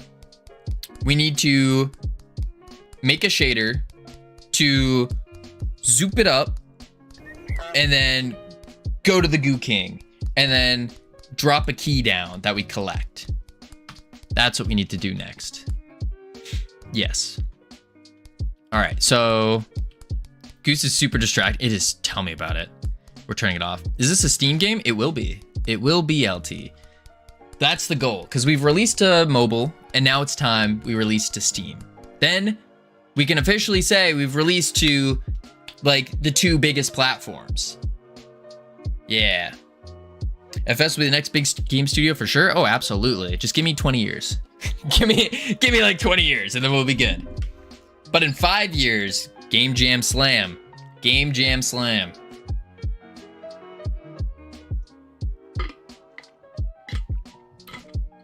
I'll be like, wow, I knew that guy. Or you could just pop back into stream and be like, hey, Covino. And I go, hey, LT. You get 3 months, just do it. Mungo, if I had 3 months to make FFS a big studio, we would have to lose all of our, like, everything we stand for. It's doable. Don't get me wrong. I think it would be doable. But I would have to be taking on big time investors. And I don't think that's worth it. Be streaming from your £1 million office? No. From the FFS headquarters. It's just gonna be a giant building. It's gonna be a giant anvil of a building. That's not how you draw. Boom, boom. This is what our building's gonna look like. That's gonna be it. This is gonna be the elevator shaft. Yeah, it'll be something like that.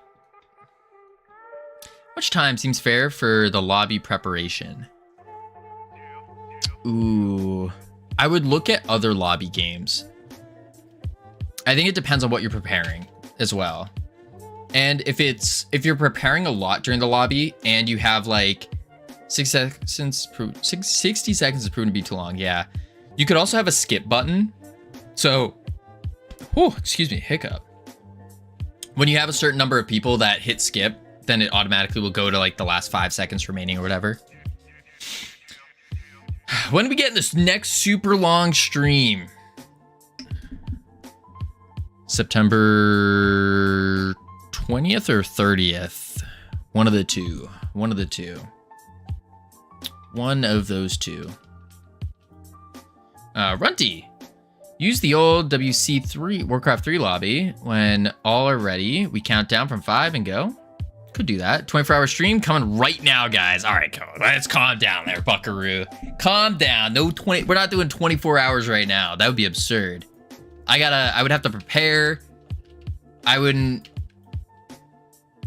Okay, to be truthful, I am pretty prepared right now, but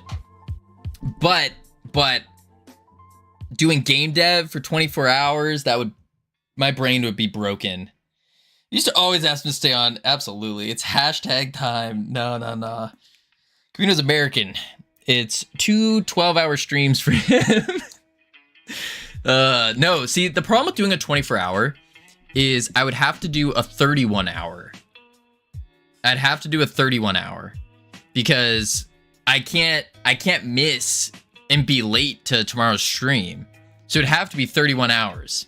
Tonight is your night. Dude, what am I doing tonight? There's no way I'm game deving for 31 hours straight. Do it on a Tuesday. I could do it on a Tuesday. Because then I don't stream on Wednesday. We'll donate Red Bulls. Actually, for a short, I do need Red Bulls and Monsters. That is fair. I do need that. I'm working on a very big short, and I need a lot of energy drinks, a lot of them, for one shot. That's literally it. Taste test all the popular gamer drinks. Dude, CSR, I don't have the money for that. A very big short. That's a lot of guys call their what? What? We need to get the goo container to zoop up. Do you only do donations through Twitch? No. We have a bunch of different ways to get money, donations. We have, if you scroll down, there's like Tangia for bits. There's which bits, TTS, memes, that kind of stuff. There's what's it called? SE Pay through Stream Elements through that link. Yeah. Need a big donation button? It's called Speed Up the Dream. That's what it is. That's what I noticed. I see. We also accept lasagna delivered to the door. I don't like lasagna, Runty. I'll be real. I don't like lasagna. I didn't think that was a donation. Maybe I'm dumb. Oh, maybe I should change it to like big bold letters donation. Yeah. How dare you? I'm sorry. Cammy Boop, thank you for the tier 1. Holy moly, appreciate it. Donate or else? That is good. Yeah, I'm not doing that. Don't like lasagna. What? Why you lied? Nah, Runty. I don't like tomatoes. I don't like anything with like a tomato sauce to it. Therefore, I don't like lasagna. And I'm not a big cheese guy either. Not a big cheese guy. So I don't like it. No. I don't trust tomato deniers. What is being a tomato denier? I mean, like, I like pizza. So you hate pizza? No. I don't hate pizza. I like pizza. I like pizza. It's like, I don't like too much tomato sauce, if you will. Not a big cheese guy. Yeah, not a big cheese guy. I'll have like on pizza, on pasta, but I don't like tomato sauce. I don't like it. My pizzas, I like pizza with like minimal sauce. Minimal. All right, goo collector. And then we need to do a super do. You're the kind of guy who has barbecue sauce pizza. Hey, don't knock it till you try it, all right? But no, I usually have regular pizza, you know, like big meat lovers guy. You throw all the meat on the pizza and then it's good. Pepperoni, can't go wrong with pepperoni bacon. Can't go wrong with that. Hawaiian's really good. Anyone who says pineapple on pizza doesn't taste good, straight up wrong. You've just never had pineapple on pizza before. I don't mind like cheese crust, like the ones where it's like stuffed crust. I don't mind it. I don't prefer it. Smoked biscuit biscuit. Smoked brisket does sound good though. Pineapple pizza is good. It's just a different category of pizza. Yeah, I think so. I agree with that. I do agree with that. We're gonna do a function here for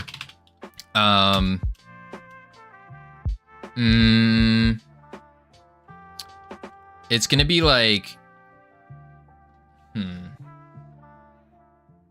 what do we call it? Basically, I'm gonna take the goo collector, I'm gonna raise it up in the air, and then delete it. So I think it's gonna be like teleport goo collector, something like that. And then we're gonna pass for now. Now, how does this goo collector actually get teleported? What is the thing that is zooping it up? Maybe it doesn't. Maybe it just collapses into a puddle of goo. A magic stream. Aliens. So there's two different ways. Okay, so just so we're all on the same page here. This is what I'm envisioning. We're at the, let's go to vertical room. We fill up our goo collector. It's completely overfilled with goo. Do we have like a little goo fairy appear and then like pull it up and then take it? So it goes, whoop. Oh, that's the world. Don't grab that. Goo collector. So it goes like this and goes whoop and then goes and disappears. Or do we have it collapse and splash down into a puddle of goo?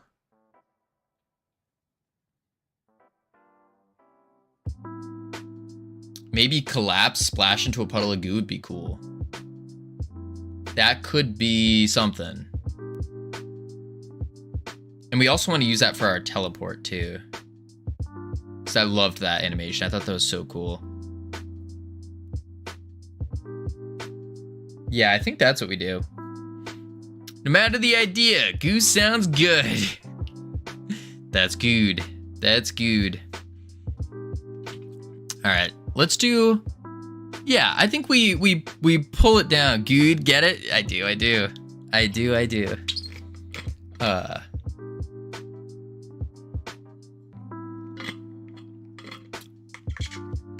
Let's try the teleport thing. So it splashes down basically.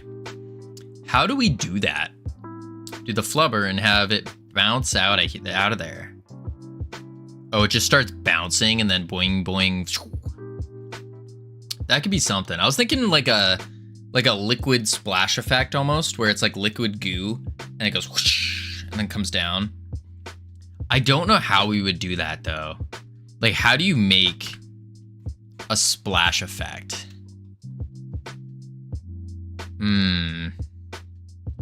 It would have to be a shader. How do you okay. How do we do this? Godot 4.4.1. How to liquefy a mesh? I wonder if that's a thing. Liquefy tool. It would be a vertex shader. So we do a vertex, that would make sense. Define act like a liquid. This would be good. Act like a liquid.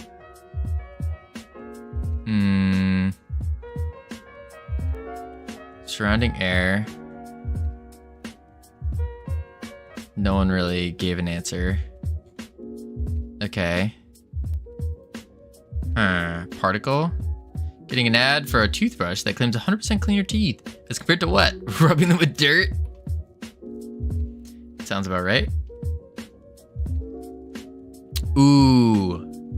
I wonder if our savior, Leilu, would have a thing. I wonder. Let's pop open YouTube. Leilu. That's not the right one. How do you spell Leilu? Godot shader tutorial. We're looking for the master. The master. GD quest, it's bows and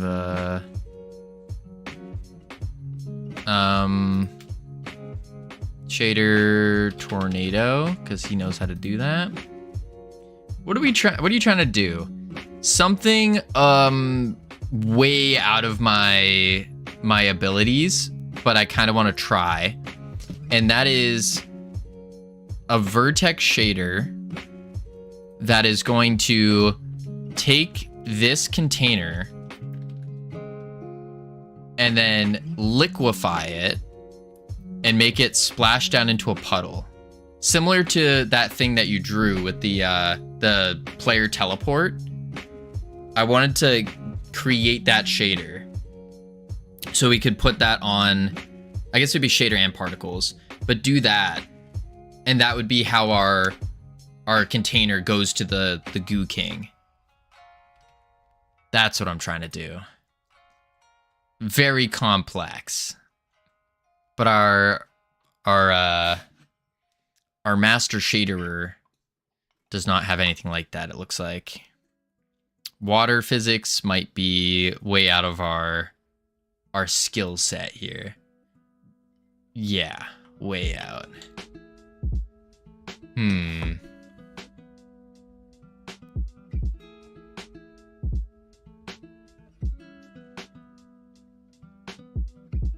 Smoke, fire.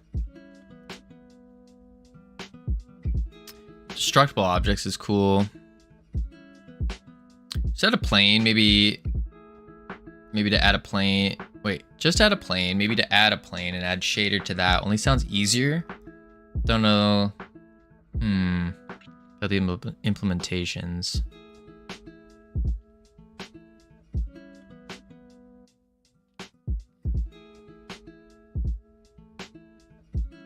The canister turns into goo. That's kind of what I'm thinking. I don't know, like, we're trying to figure out how does the canister get to the Goo King? Like, when you fill up the canister and you get a key, does it, like, how does it teleport to the to the Goo King, does it liquefy, turn into goo, and like get teleported? Does a little goo fairy appear and then lift it up and bring it to the king and drop you a key? What happens? That's what I'm trying to figure out.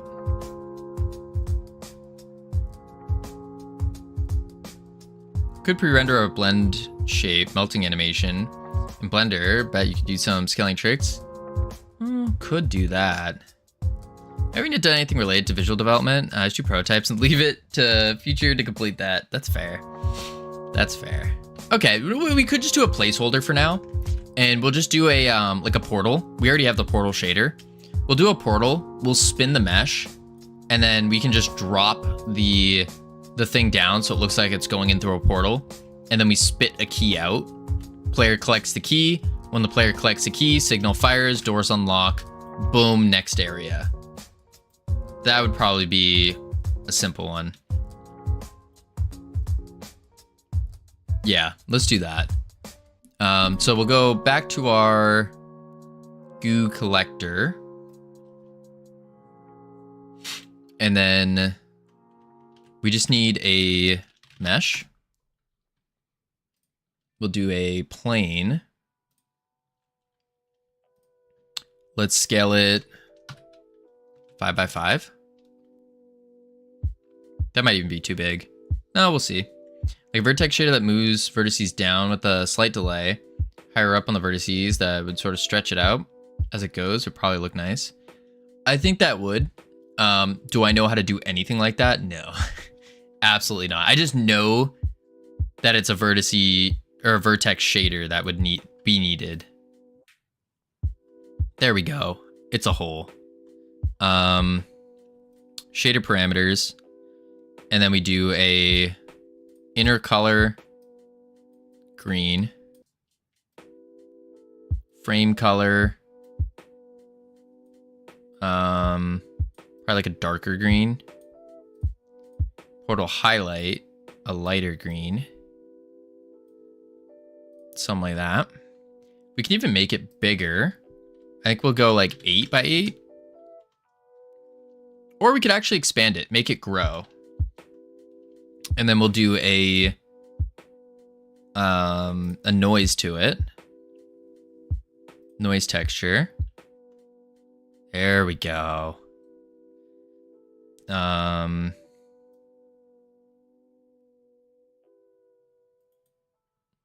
it like that. Size. Okay, we can just go woo. I think that would work. Let's do a different noise. Yeah. We want this more gooey, so we'll probably go like purlin with a ping pong. Raise the octaves. Let's grab a random seed. Turn the frequency up. Down.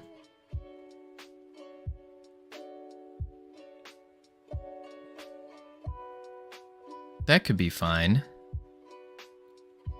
Clarity. Yeah. Yeah. Pump that gain. Nah, bring the gain down, I think. Oh, yeah. Oh, yeah. Look at that. Bring the gain down. Even more? Nah, that was too much. It needs to be like negative there. That's looking pretty good. Pong strength up. Bring the weight up probably to get the thicker lines going. That's looking pretty gooey. That's pretty good. That's pretty good. Boom, boom. And now let's take, ooh. Let's take the, I think that's a good noise texture. If I do seamless on it, that's fine. But we want to do, yeah, look at that. Inner size, shrink that just a little. No, actually, we do want it to be on the edge. Yeah, we need it on the edge like that, and then we just bring the full size down. That's pretty cool. That's pretty cool. We can add some GPU particles just to pop little goo pops coming up. Yeah, and then what we'll do is it'll go like this. It'll go whoop, you. Yeah. Yeah, that's the play. Goo portal. And then we can add a, ooh, actually, I think we already have, oh, where is it? What was in it? We had one where it's in the puddle. Goo puddle. Yeah. We have the little pop-ups. So I'll take the bubbles and the globs and we'll copy those. We'll go back to the, where are you? Goo collector. Paste that. Yeah.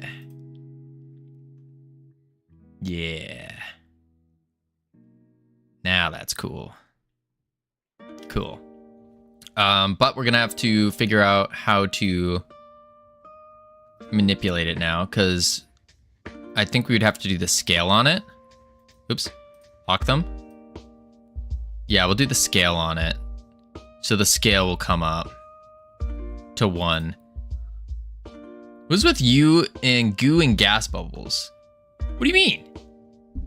Are you telling me this doesn't look cool?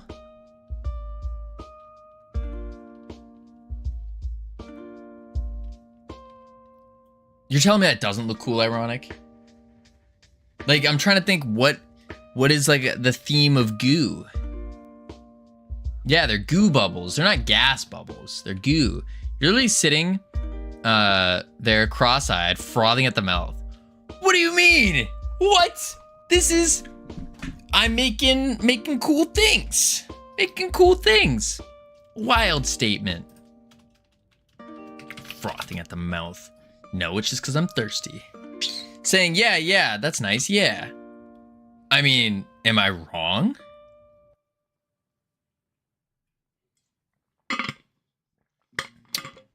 Does it not look nice?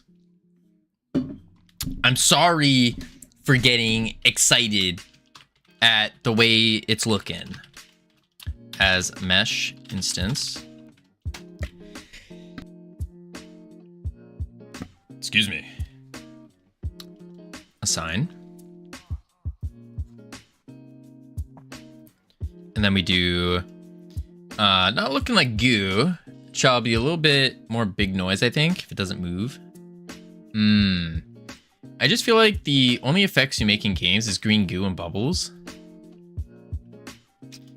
I mean, right now, yeah. Right now, yeah. Because that's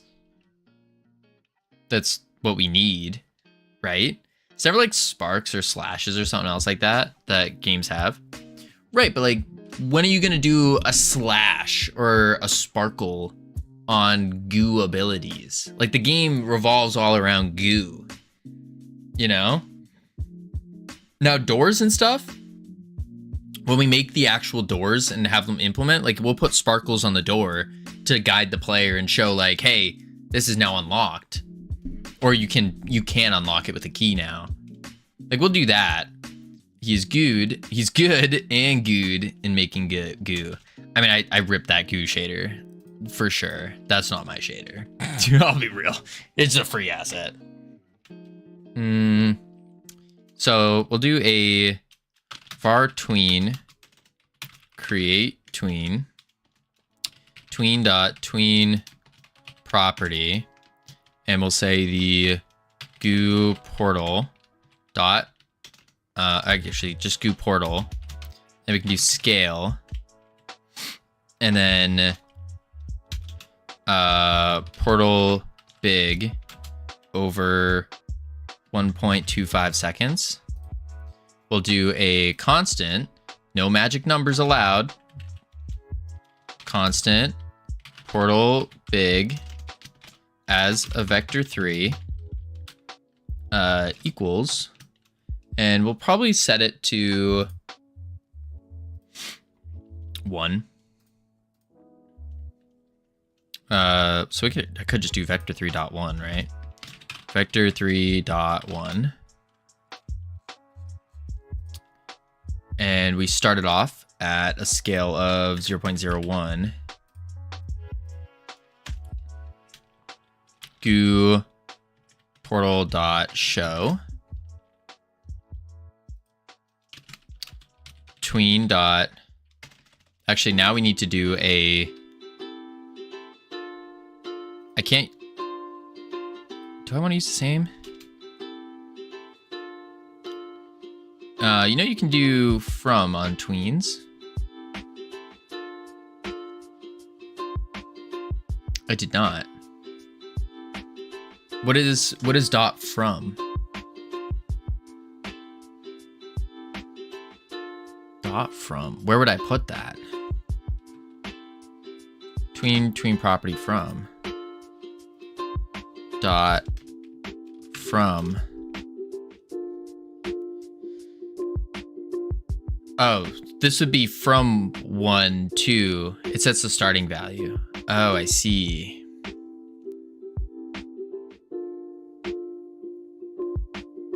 So we do from portal small and then tween to big. And then we do const portal small vector3 0.01 0.01. Use it on the tween after you set it up first.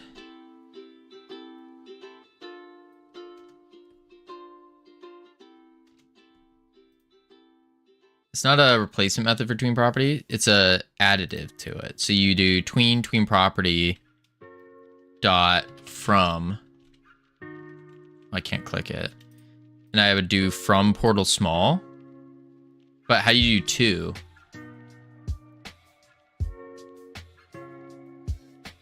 I don't know how this works.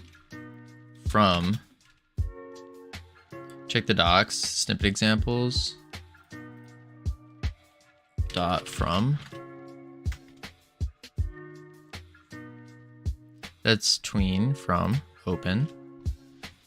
Tween properties self position vector. From. Oh, you do from at the end. Okay. Okay. Tween property and then from. Okay.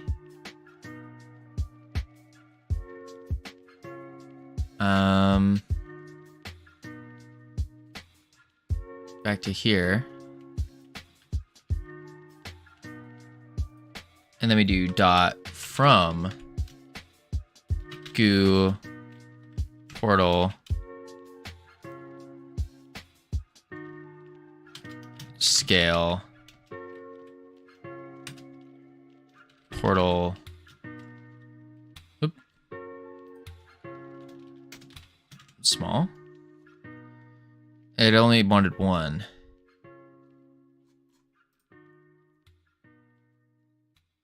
Oh, from. Oh, you just do the vector. Okay. Like that. Okay. And then I wouldn't have to do anything with this. I could just leave it at 1. But if I do show, wouldn't it still flash on like this?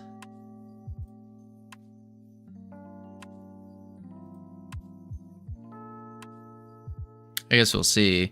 And then I want to do another tween collection chamber.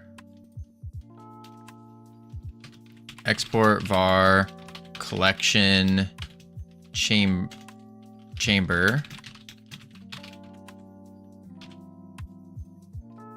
Sign. Because this is the thing we're going to be pulling down. And then we do await tween dot finished tween property collection chamber position. Actually, it'd be global. Global position dot y or y.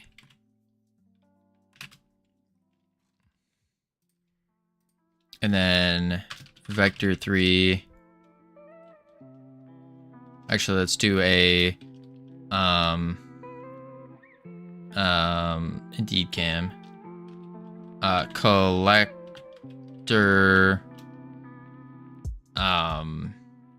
lower. If you await finish, then you have to make the tween again. Oh shoot. So I want to do await tween.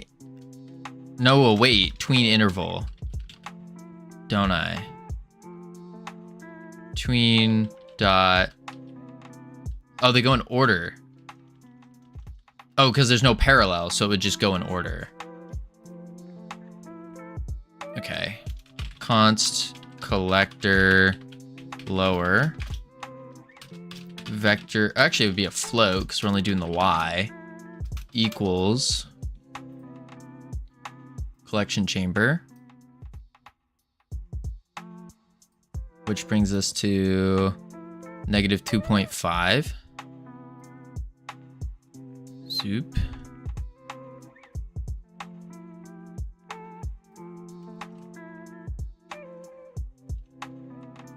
Negative 2.5.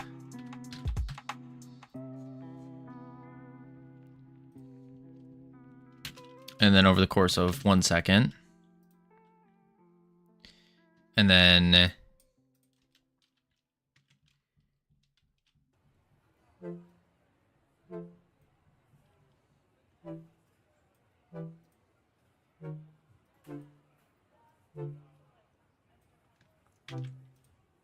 but not from small. Instead, we'll swap it. Portal, oh, portal big, small, and we'll do it a little bit faster. 7.5. It's so cringe I'm not sub. Tell me about it. Whew. Tweens go in order. Okay. And then I want to set tran. Why is that not auto-completing? Yeah. Set trans. And we want it elastic on this one. And then this one, we want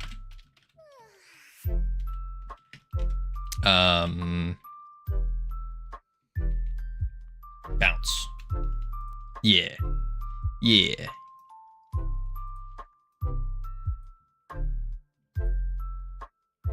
And then we do await tween dot finished. And we just say queue free. Boom. I can't be cring anymore. Teleport goo collector. So now when we do LT with the tier 1, no more being cringe, darn tootin'. Appreciate the tier 1 sub. Thank you so much. Boom. We are one step closer to getting to Godot Fest. One step closer. Goo collector filled emit. We actually don't even need to, I guess we could still emit it. And then we just say teleport goo collector. Boom. All right, let's try that out. See if this works. Yeah. Lobby. Play. This should look really cool. If we did it right. Or it's gonna look really bad. One of the two. Boom.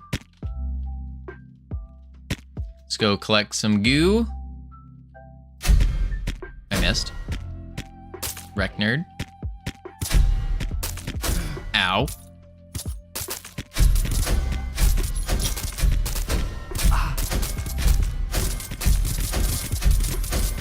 Boom.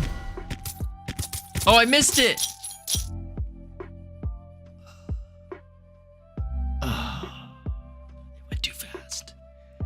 went too fast. Let's slow it down. We'll do 2 seconds, 1 second, and 2. No, we'll make this like 3.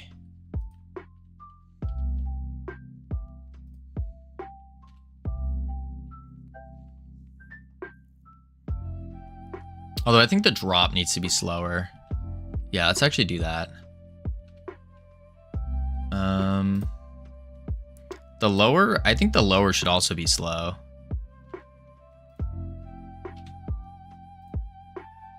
Boom. Now we give it a go. Give it a go.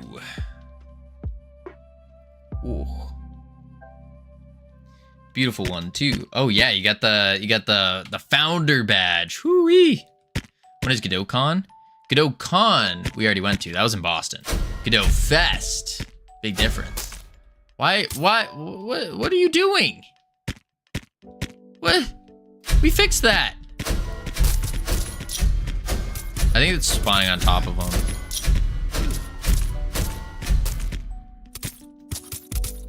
Oh. The portal's showing right now. Need to hide it.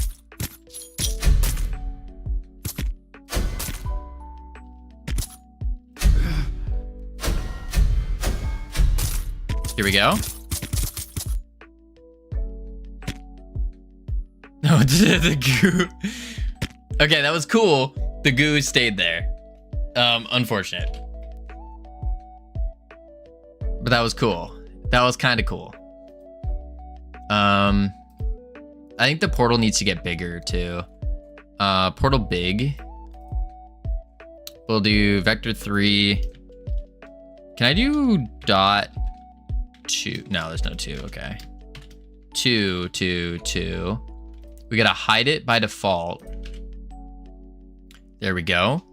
But yes, it's in November. November. The exact dates I forgot, but it's in November. 3D. Goo origin. I think I can just put this in the collection chamber, actually. I don't see why not. Like that. Yeah. I don't see why not. Now let's try it. Yes, November in Munich. Munich, Germany. Boom. All right. Bloop. Boing. There it is. Looking good. All right, we filled up some goo. We might need to make the collection chamber bigger in general. 120.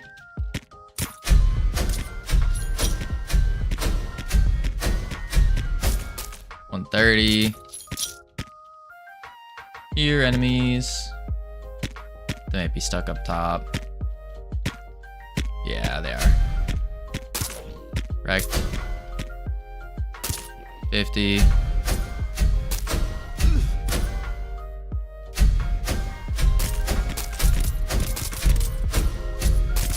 Here we go.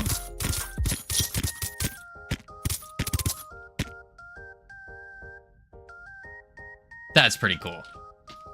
That's pretty cool. It's a little slow, but it's pretty cool. That's pretty cool. Okay. Sick. All right, now we got the goo collection chamber. And it should... Yep, and it unlocked all the doors. Perfect. What we're going to do, though, is we're now going to make a key that's going to pop out of there.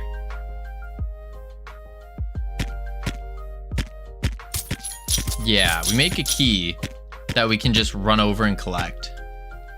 And I think what we'll do is we'll make it similar to the gold here, where it just kind of is a physics body that comes at you. Although the gold is a little wonky because we're doing an impulse on it to make it fly at us, but it can miss, which does not feel good. So we need a better way to magnetize that. Yeah. Okay. Let's do...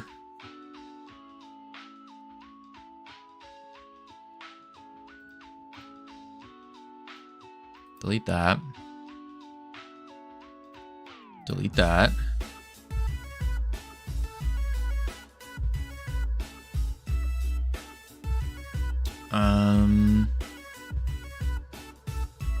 Okay, the idea here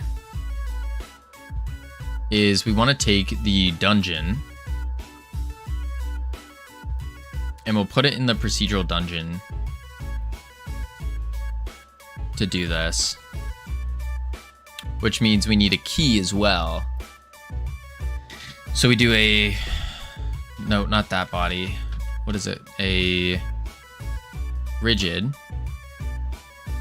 This will be called the dungeon key.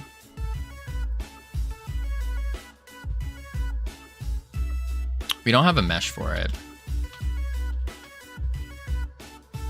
How do you even make a key? You do what? A circle, a line, and 2 boxes. A torus, a box, and more boxes. Key.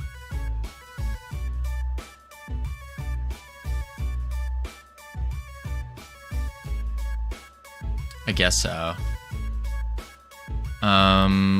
Let's try making it in Godot.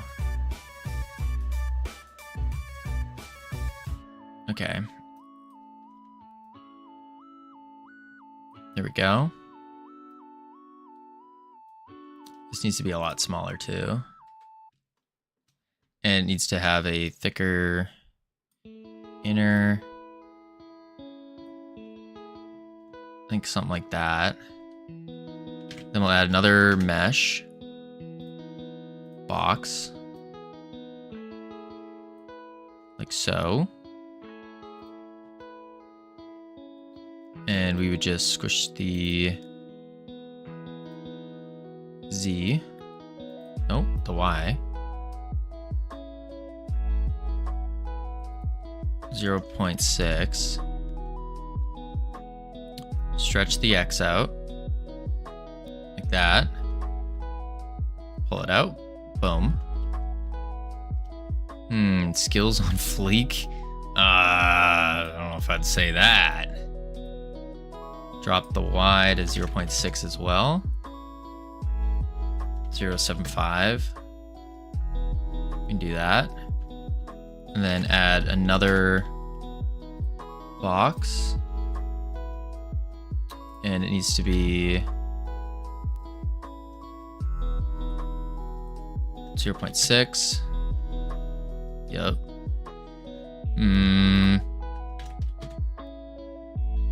That'll work. Boom.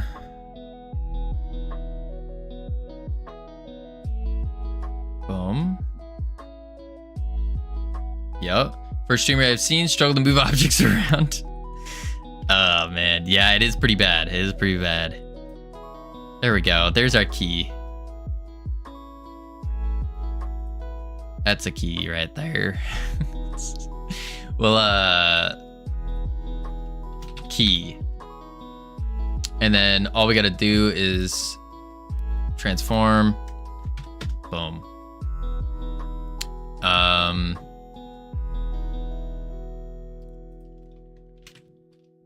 Node. We'll use a marker instead. Marker. Key origin. Slap the key in it. Fix it.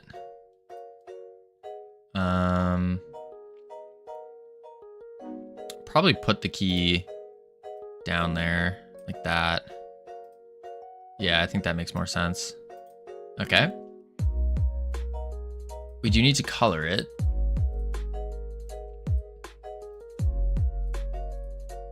we'll just make a quick like gold key, I guess. Use a little yeller. When we make it metallic, that's gonna be too much metallic. Roughness down.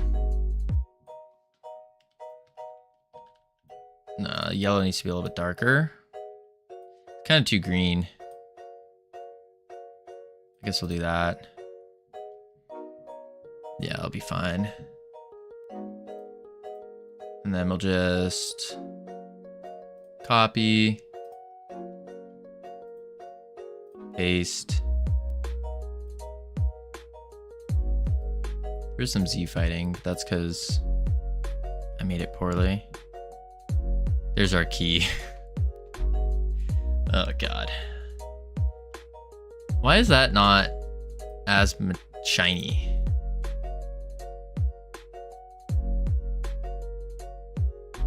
Weird. Guess we'll do it like that. Looks a little weird. And then we'll do this. We'll do a GPU particle. Ironic's gonna like this part. We're gonna make a I think we'll use a plane for this. Yeah. Particle process material. We'll do display. How are we gonna scale this? So we're gonna make little sparkles. Little sparkles. To make sparkles, we need to do they need to kind of float around. So go to gravity and we'll switch it to like 0.01 or 1. What if I do on the X and on the Y? Nothing. 0, 0. We need a display. Not yet. We need to go into different directions. A point is fine though.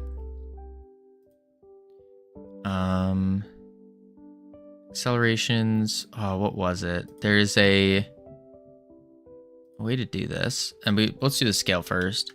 0.125 to 0.25. Okay. Maybe is it animated velocity? I think it might be. And then it would go into radial. Yeah, it's radial. Let's do 1. 0. Okay. -1.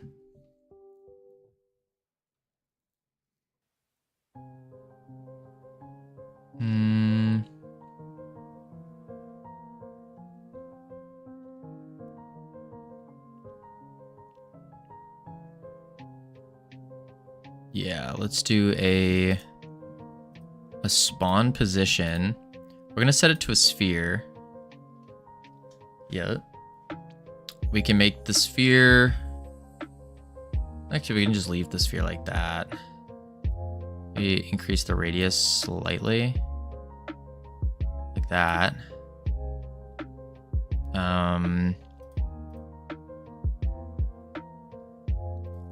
Display, we have the scales. And then we need to do a new curve on the scale. And it will just go whoop. So it starts big, goes small.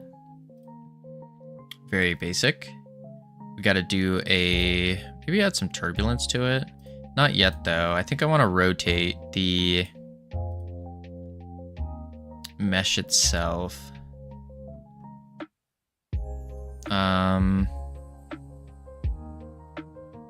I think we need to do a color curve as well. But I want the mesh to be rotated.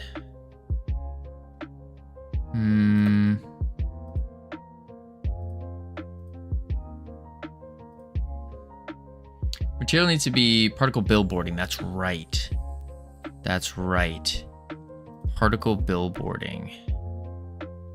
That was the big one. Material on the mesh. Yes.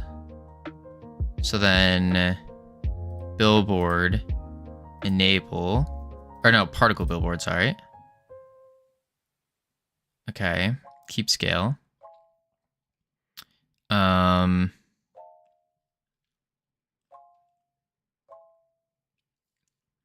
But then there is it needs to face the other way. It needs to like rotate.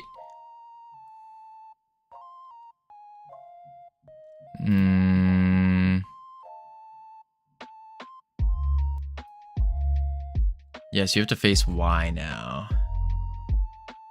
I think it was sphere, position, angle. No, there was an actual face. No, go down to the mesh. Turn this to tune before I forget.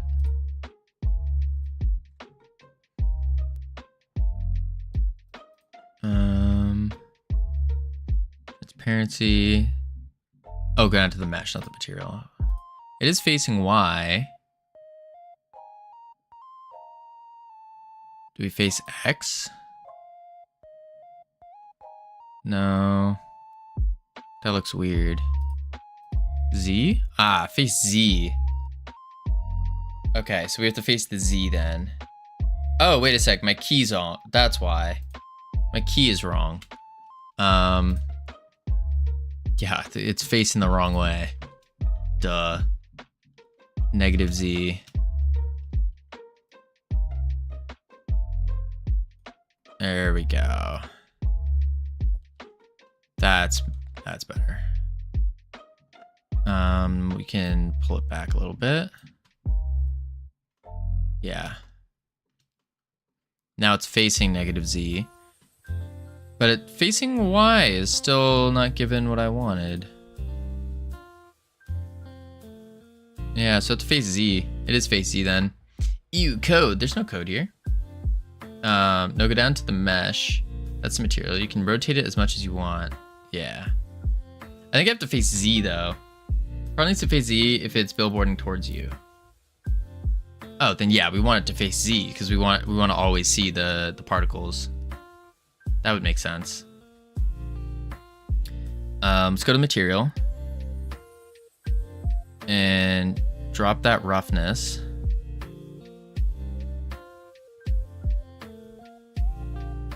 We can do emission.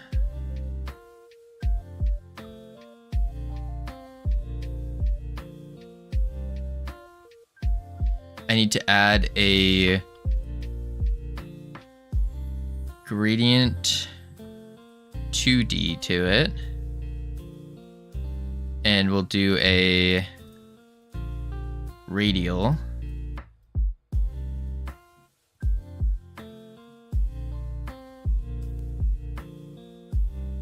That's not... No, I think I have to do that in the process material, not in here.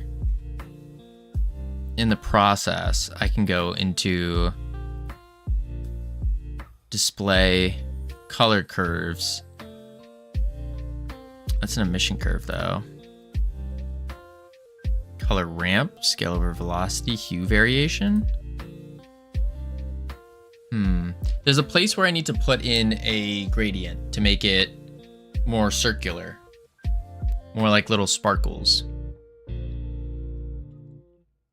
Or even diamond-like, star-like, if you will.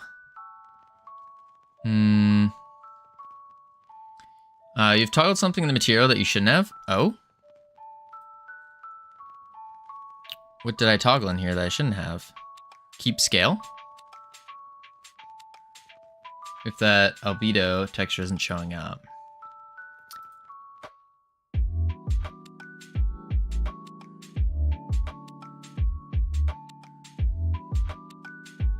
Put gradient back in the albedo texture. Gradient.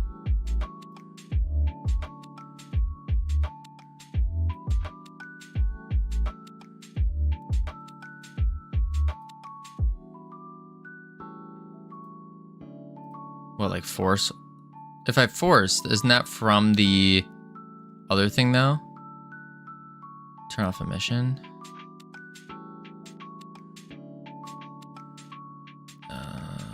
Mission. Fill radial.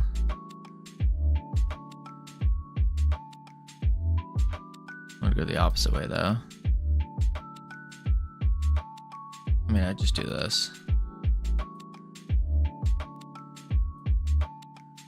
And then I'll just go here. Turn white to empty. Turn black to white.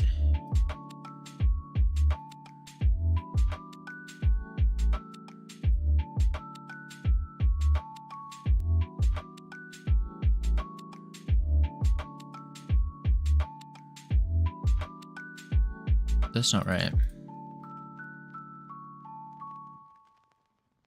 Black.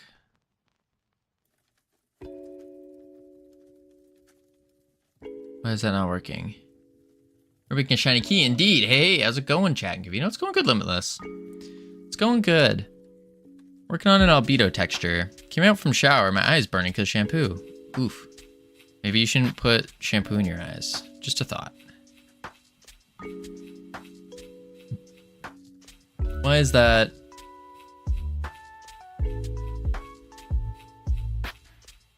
Why is that being dumb?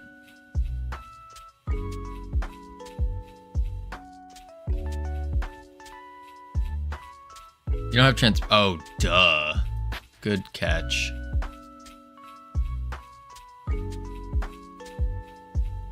There we are. That makes more sense. Okay.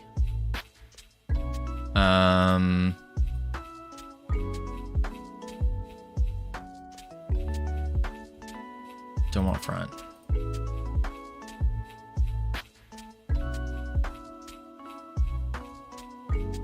Like that. You guys use body wash? I do. How else do you clean your eyes? A straight 95% isopropic alcohol. Oh my. What up, Foxy Web? How you doing? Let's see. And now we can do... Probably want more of these.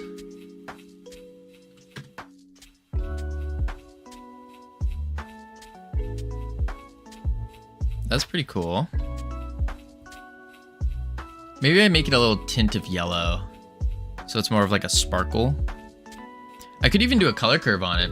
Chillum, how about you? Doing pretty good. Just making we're making a key right now. Making a key and making it sparkle.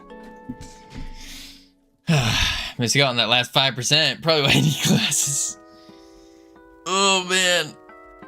Ugh. Yeah, I think we're gonna want... Maybe I do a color curve or like a...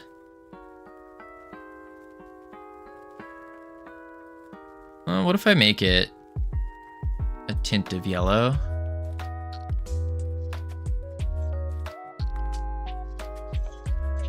Like that. Oh, that's not gonna do anything. I gotta do it in here.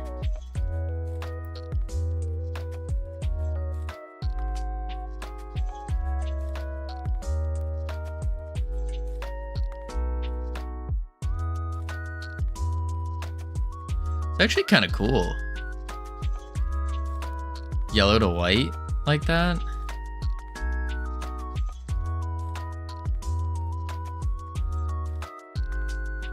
That's actually really cool. Hold up. I think I'm cooking here. No, I kind of messed it up. I want the opposite way. I want this to be white and this to be yellow.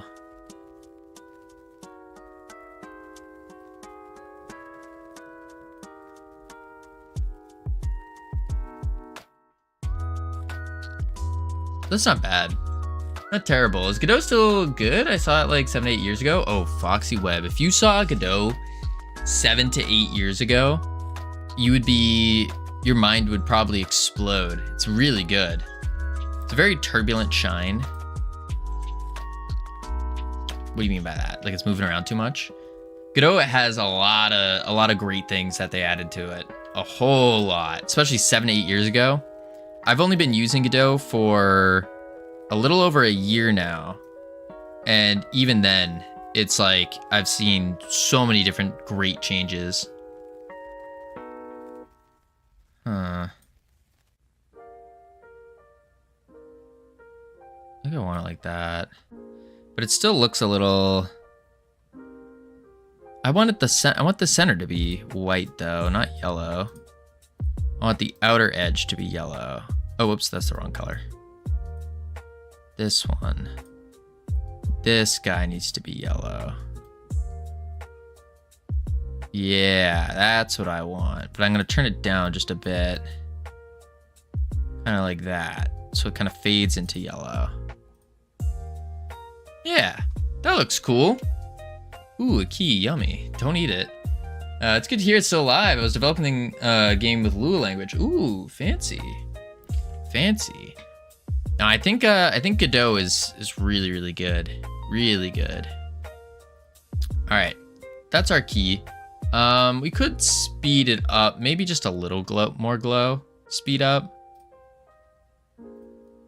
But I think it looks good. It's very glowy. That's for sure. I think it's gonna catch the player's eye. What if we add turbulence to it?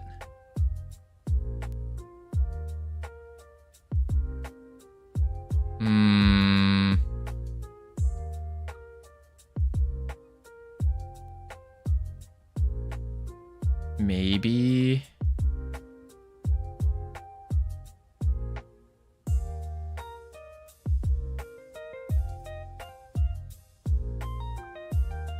Sure. The particle looks so much better than the key itself. That's hilarious. All right, let's do sparkle. Now we got to add a collision shape to the key because this is going to be a rigid body. So we're going to apply an impulse to it and it's going to spit out and then fall to the ground and kind of bounce on the ground, I guess.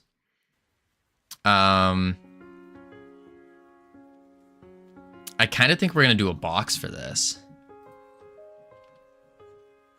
Yeah. I'm going to just do the key in a box. Like that.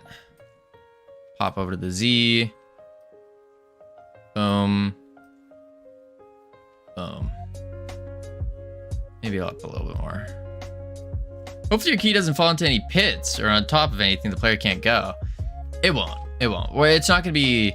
Like, I'm not going to add a crazy impulse. Yeah, no. We're not going to add any... nothing crazy. It's just going to... The idea that I'm having here is the goo collector. When the whole goo portal shows up, it's going to... We're going to do another goo portal. So once this guy goes down into the portal, it's going to spit out a key. That's kind of the idea.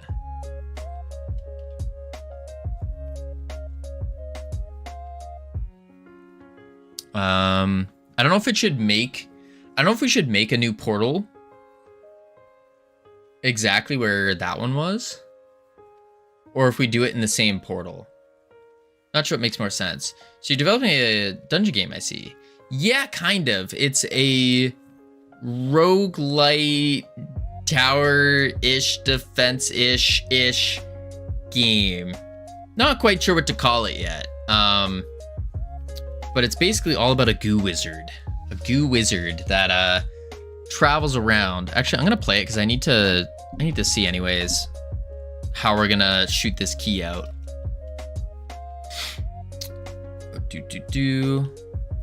Boom. But basically the idea is you're a goo wizard, you have a bunch of goo abilities.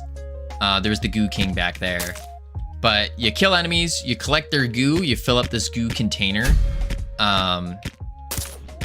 And then when it fills up, it will get brought over to the Goo King where it powers them up. And then you get a key that will allow you to go to the next room. That's the idea. Boom. Boom. Just increase. I have like crazy up stats right now though. boom. All right, we need to kill 3 more. Off the wall. I missed. I still gotta add, there we go. 190. 1 more. Oh, I don't like these coins. And boom. There it goes. It goes down. And then shoop. Cool. Cool. Do you prefer any game? Yeah, I kind of got some inspiration from Dungeon Defenders, World of Warcraft, Hades 2. Those are kind of the inspirations, but it's slowly, this game is slowly turning into a, I don't even know what to call it. Just turning into a different game altogether. Because we kind of went into it without any plan. It came from our game jam that we hosted, and it was all about jiggle physics. And I made this little goo character, and I was like, oh, I want to do something with the goo character. We're not using him anymore right now, but yeah, and it turned into just, I don't even know anymore. I suggest something for visuality. Yeah, absolutely. Keep in mind, all the artwork is placeholder right now. It's all placeholder. That same with the sounds and whatnot, because we're still trying to get the base game done. And the approach I'm taking here is kind of make something small as a placeholder, while still kind of giving an idea of what we're going for, and then go from there. So like we have the meta progression and all that. All right. So we need to, I think what we'll do is we'll do another portal that will like quickly pop up and then spit out a key. I think that the starting idea, a guy in a square shooting at things, is a terrible idea, Core, because now you're just looking at stuff to pack on top of it, make a very boring idea fun. That's fair. That's fair. So you're trying to do back end for now. Kinda, yeah. But like, please suggest anything. Like I'm still learning here, trying to get better. The starting idea of a guy in a square shooting at things was terrible, Core. Kinda was. Kinda. But I think we're getting somewhere with it. I think we are getting somewhere with it. If anything, we're challenging ourselves more to get better. That's what it was. All right, let's see.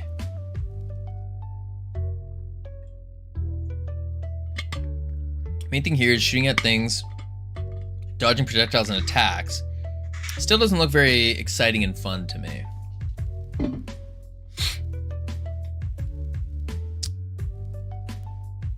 Yeah, no, I see what you're saying. I think it's definitely gotten better. Is it fun? Not yet. I want to die, like once we close this loop completely, as in you get the key, you can keep going through dungeons. Because I think the way we make it more fun would be fixing the, like adding different enemies, more enemies. And that's really it. And I think that would make it better. And maybe adding some kind of better aiming system for the goo ball. I think that would do it. Slimes you left behind was glitching. You can add random thickness like millimeter and they won't glitch. Oh. Slimes you left behind. Oh, you're talking about the dash? How it was like Z fighting? And if we made them a little bit thicker, it would be fine. That would make sense. These guys. Yeah, they're like glitching into the floor. That makes sense. Yeah. Boom. Main thing here, I read that.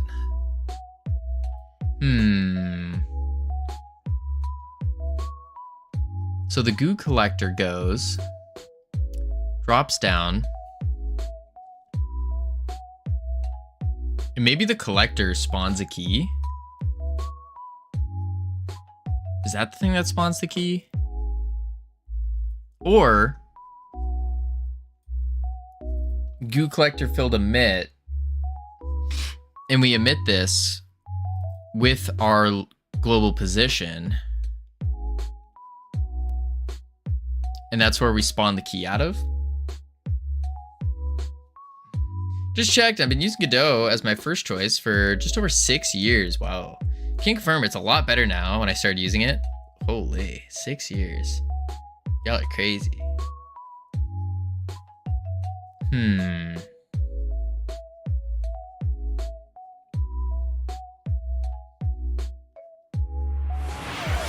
Focus on work. I'm trying CSLR. I'm thinking about how to do the key.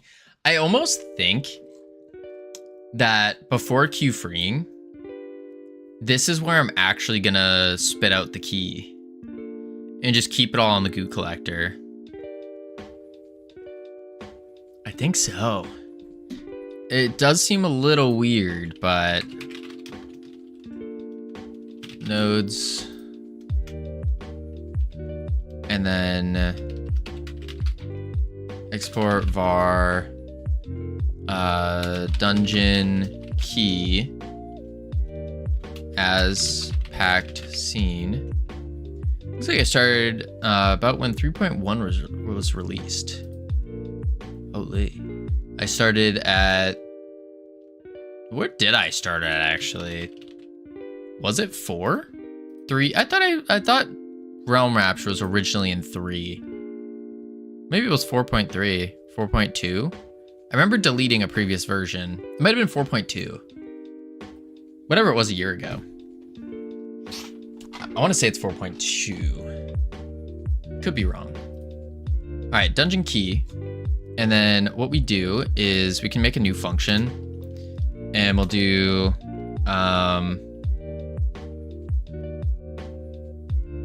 4 came in 23. Yeah, it was definitely not 4 then. It was 4.2, 4.3, one of those. Spawn dungeon key void.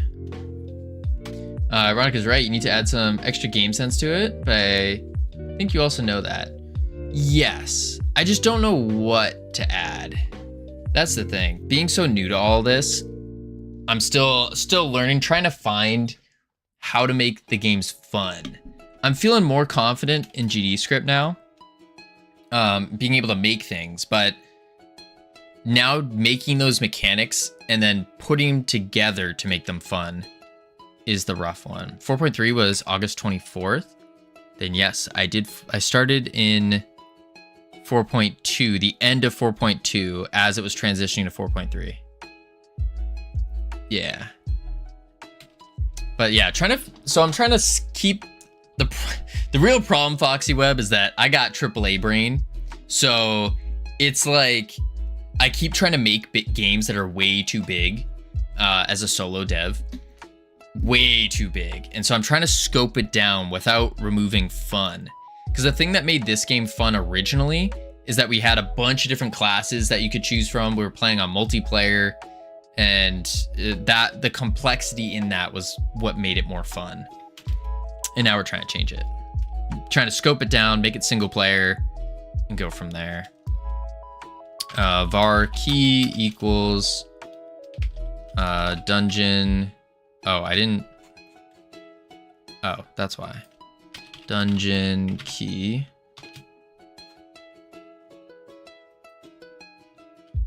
Key. Instantiate. Quick load. There we go. That game didn't exist. That was just an idea. True. It didn't exist. It was in the process of coming to life, though. Like, we had 2-ish classes, but it was overscoped is what we were noticing. Keep thinking about how my game is both very well scoped down and yet still large scope. It's inescapable. You can have as many classes as you want. Well, yeah. If the base game isn't fun, the game isn't fun. True. But it was the thing that was, I guess, thinking about it, the thing that would be fun would be having all the different classes and scaling and progressing to unlock those. So it's kind of a shooting game. So you need to add recoil. Additionally, horizontal dodges are needed for Souls games. Also more waves, maybe boss fight. Yeah, we got boss fights in here. We do have a boss fight. We have like different procedural dungeons. They're not actual procedural, but we do have different rooms and stuff where we take, let's see. We have like a boss room here. Oh, that's not it. Why did that not? Oh, because that was the script. There we go. We have a boss room with the big boss and all that. Has a bunch of different abilities and whatnot. I'm new here. Sorry if I bore you. Oh, what? You're fine. You're fine.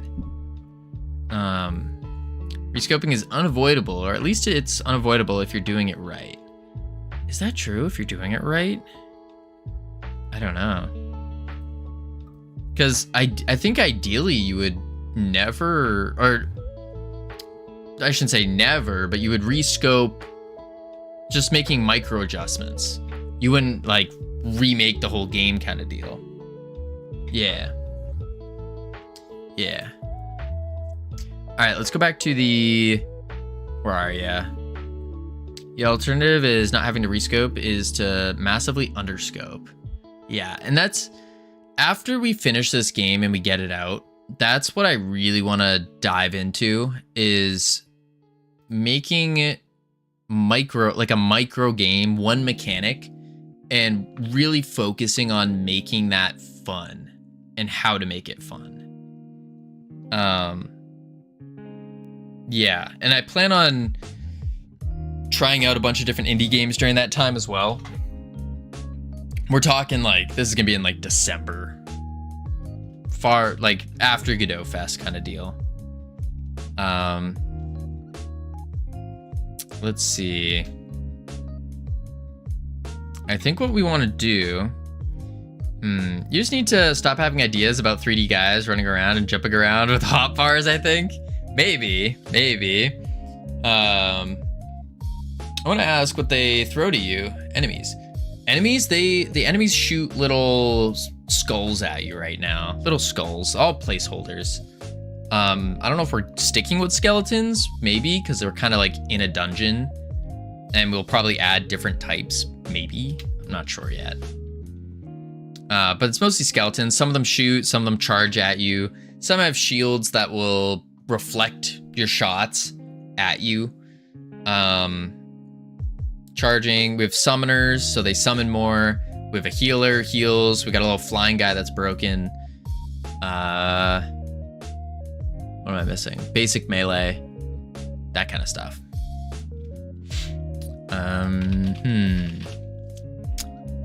Yeah. I don't know very many. I have one little theory about the projectiles of flying enemies in this game. Oh? What's the theory? On how they only come at you horizontally. Wait, do they only come at us horizontally? I didn't even notice that. Do they? I'm gonna do another constant here real quick. And then say const portal medium vector 3 3.1. Boom. I think guided skulls with half speed of normal skulls should be good to escape. Guided skulls. What do you mean by guided? As in like they're homing, like they follow and hit the player?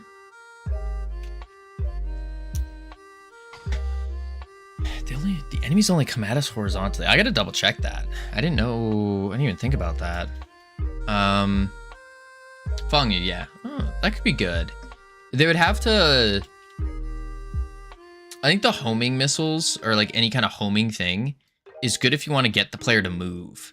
But it feels like we already have a lot of movement going on.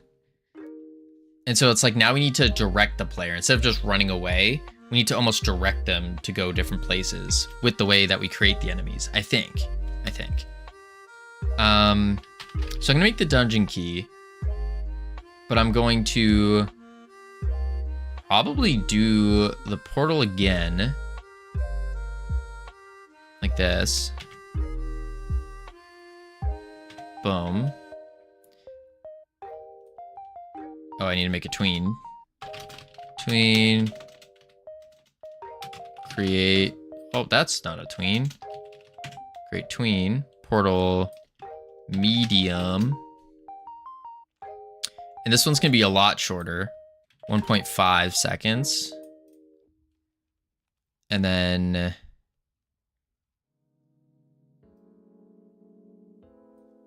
copy. And then we can do...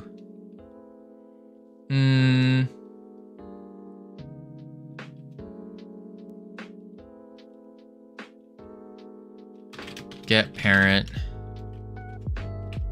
Add child. Key. Key dot global position equals global. Actually, we should probably do goo portal dot global position key dot apply. What is it? Impulse.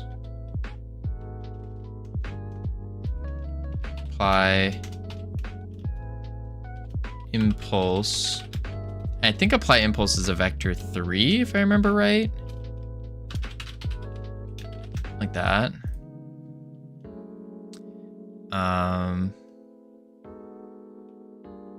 We'll see what happens there. And then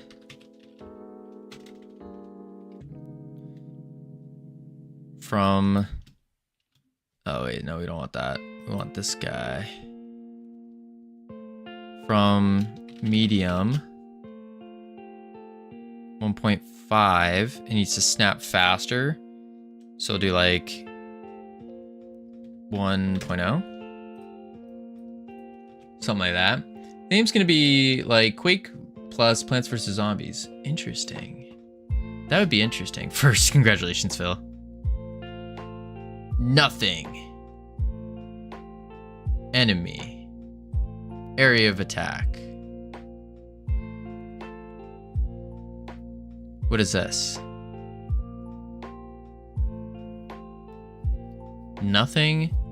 Enemy. Area of attack. And then abilities.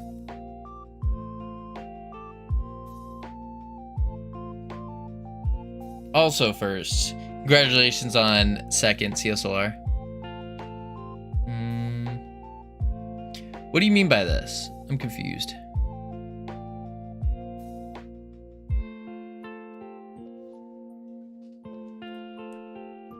Let's try this. And then we can do await tween dot finished. And then we'll do this. Spawn dungeon key. Let's see if this works. Goombas. Oh, all your enemies are Goombas. Are they? Are they Goombas? Every threat in your game is a Goomba. I don't know about that. Goombas don't shoot at you.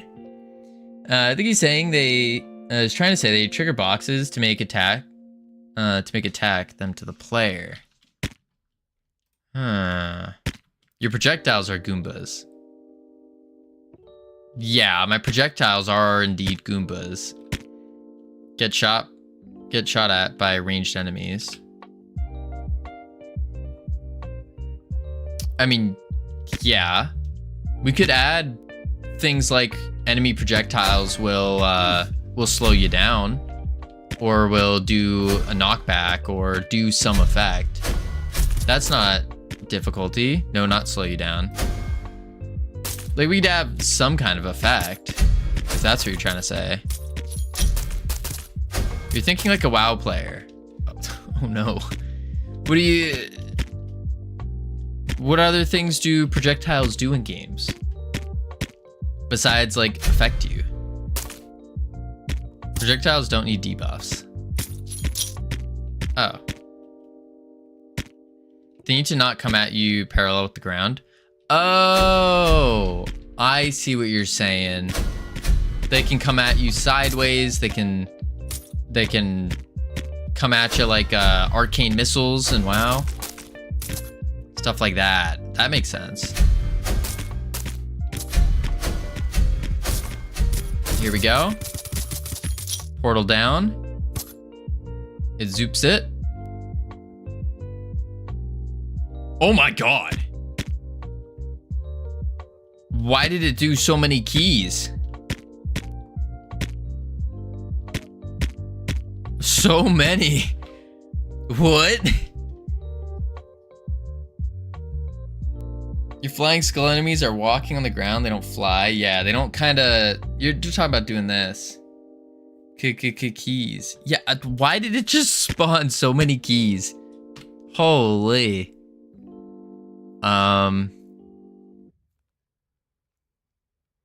Interesting.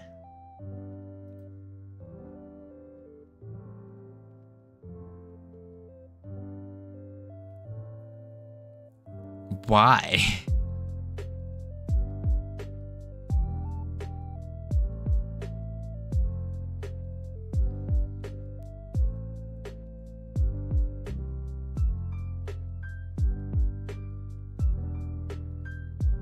Vector 3. Let's try random float range from -2 to random float range 2 5 random float range -2 2. I know I'm gonna swap this out later, but I just want to change the impulse for a sec. How many times are you calling teleport goo collector? Should be only one time.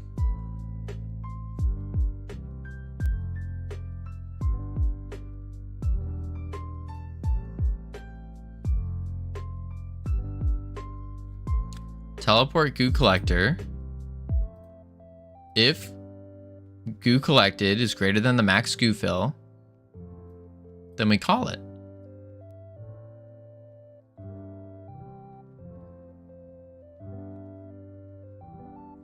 Every time you collect over max. Oh. But isn't that where the clamp comes into play?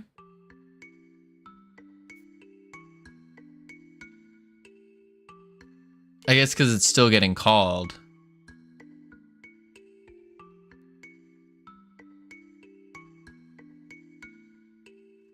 Yeah, it is still getting called.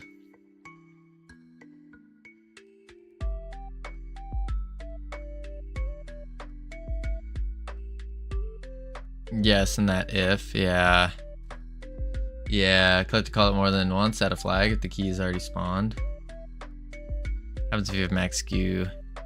Okay, so we just need a different way of teleporting the goo collector.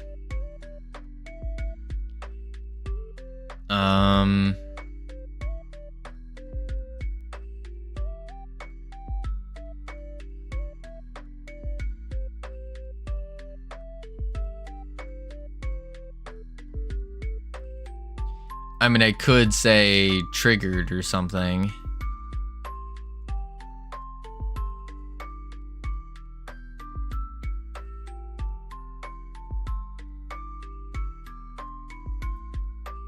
This is the shield, isn't it? Take damage, pop shield.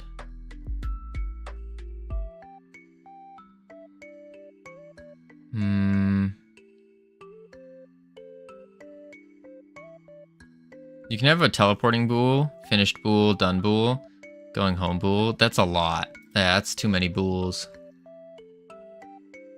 Because the problem with the signal is that means the signal is getting fired multiple times as well.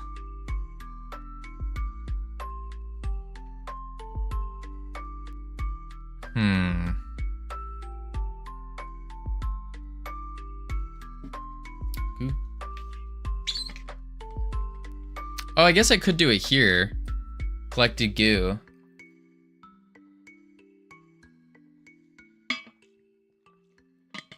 Covino really needs to make more shorts. Agreed. I agree, Vongo. I do declare. We'll do it here. We can just do a...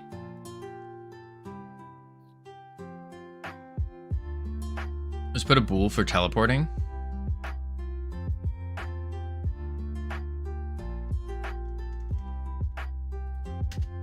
Var is teleporting.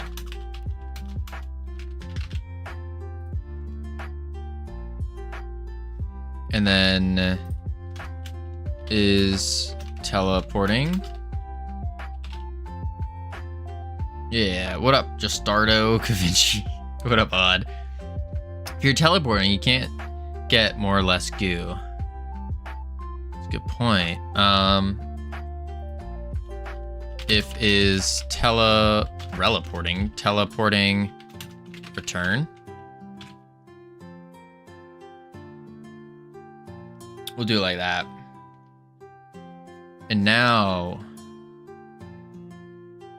it should work. Let's check it out. I do want to hide the shield though. I was lurking while you were talking about finding the fun. Ooh. Do you want enemies to be able to steal goo while it's teleporting? No, I don't. But the enemies die while it, anyways. Like, they get killed off when that happens. When this signal emits goo collector filled, then it kills off all the enemies.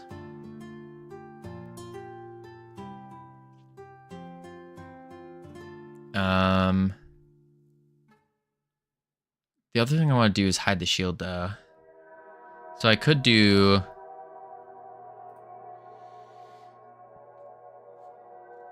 I could do this. If is instance valid shield dot hide.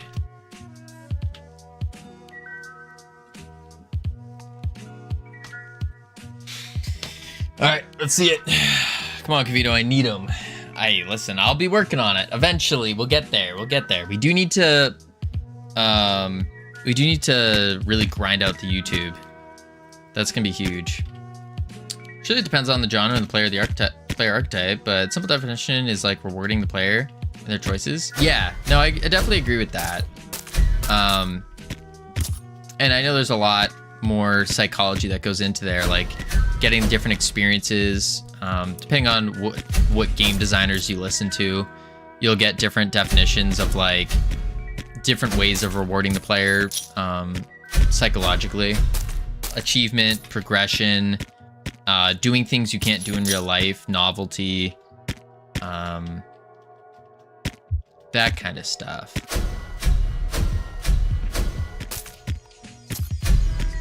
Oh, it pops, that's why. I guess. Did it pop or did someone hit it? Whatever. One more hit. Hello, hit. There we go. There it goes.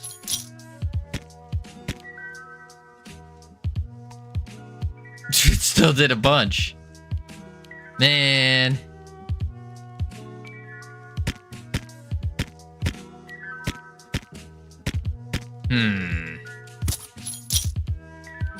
The elusive fun. Yeah, some players like griefing others, so it's fun to them. I undermine someone else's fun. True.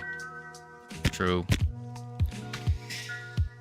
But some players might like getting griefed. They might. I know an arc, as much as I hated it, I did enjoy it too. It's like, that's par for course.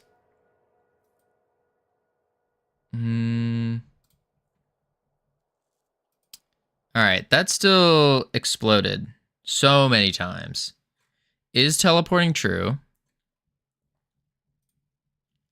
If is teleporting, then we return. I guess Elif?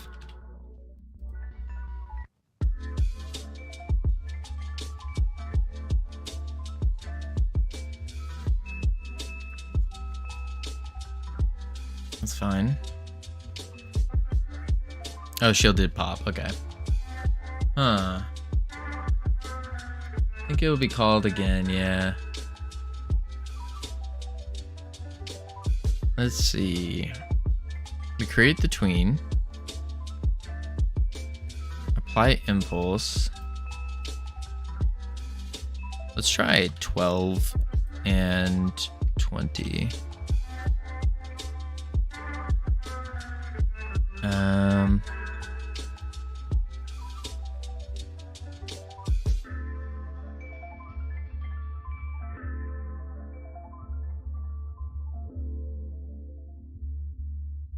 Get parent.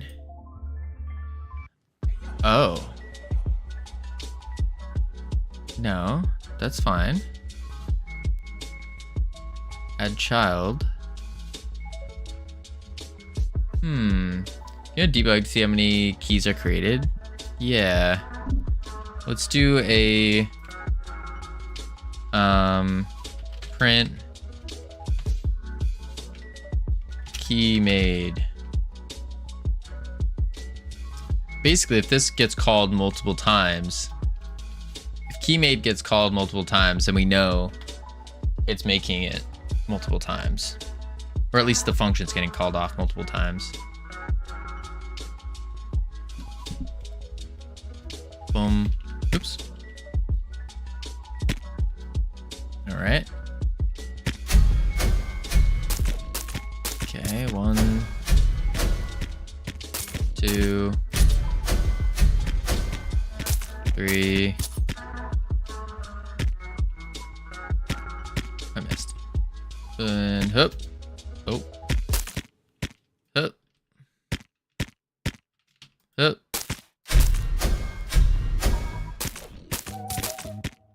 No. Jerk.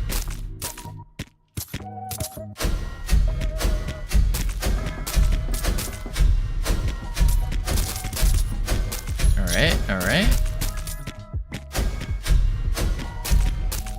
193, one more. Boom, boom. 200.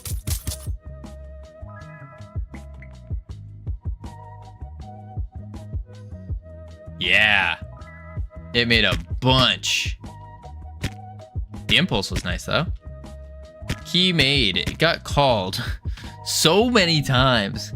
1, 2, 3, 4, 5, 6, 7, 8, 9, 10, 11, 12, 13 times.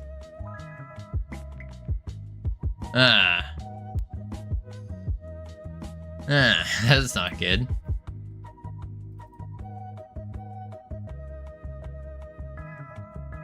So that means call goo collector must have been...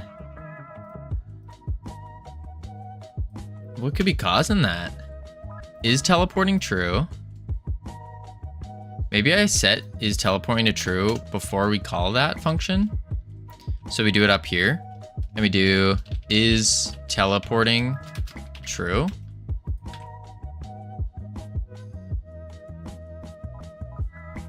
If is teleporting, then we return.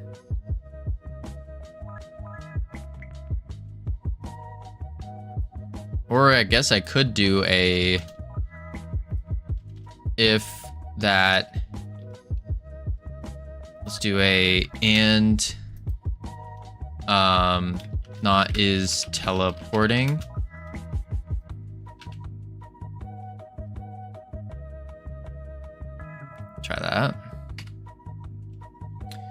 should write the parent too.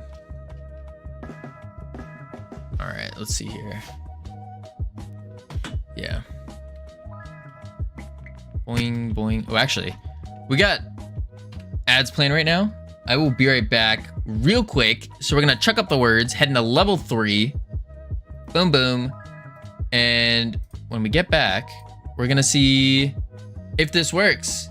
Add the bool key spawner if it's already called. No need to use any other. Add a bool to the key spawner.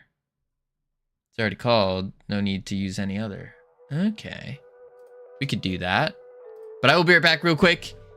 And then when I return, we're going to make it work. Make it work. Boop, boop.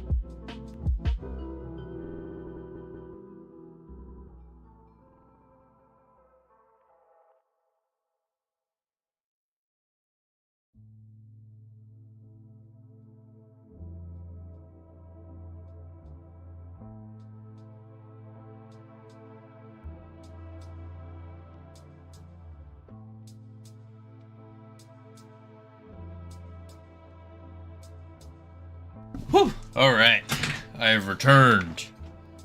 Let's see here. Boom, boom. There we are.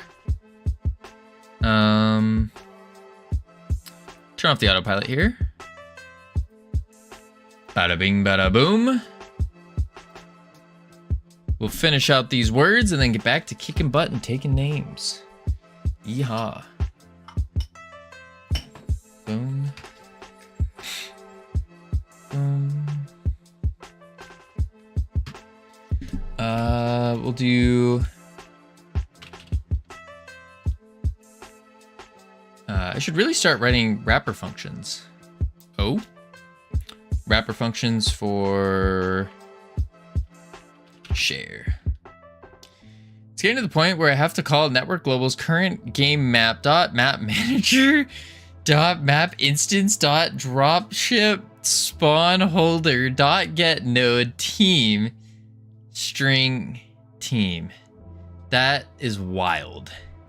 Absolutely wild. Why would share need wrapper functions? All right, let's turn off these words. Boom. Now the key. So Add a bullet to the key spawner if it's already called. No need to use any other. Which we have this, and this is where it's getting spawned, I guess, but yeah, this should work. Let's try it. You would really enjoy looking at this code base. Would I? Covino, how you doing? Welcome in. I don't think I would. I don't think so. Boom. All right, moment of truth. Is it gonna work? Boom. I missed. Oh, never mind, I hit him. Get wrecked, nerd. Multi-shot. That's for ability 1, though. Boom, boom, boom. They're all, like, flying. Why are they flying? Oosh. This is absurd. Here we go. Why did the enemies not die? Oh, but it dropped 1 key this time. But it didn't kill the enemies. What the heck? We fix one thing and something else breaks. What is going on here? Oh, now? Wait, no. So strange. I'm back. Welcome back, Skibbity Toilet. Okay. Well, that fixed the key. Do you make your own game objects? Sometimes.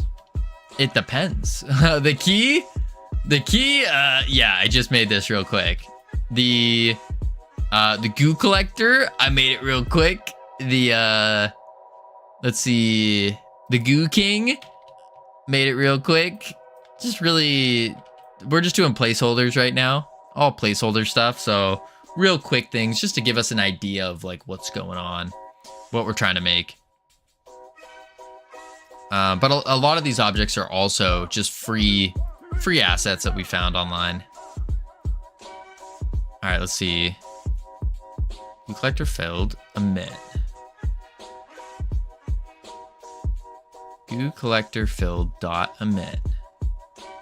That's getting picked up here. Filled. Enemy died.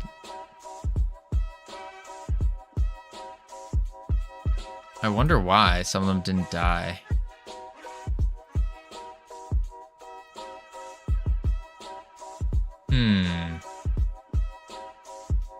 Single measure goo collector filled connect function. For enemy and enemy's node. Get children. Enemy dot die.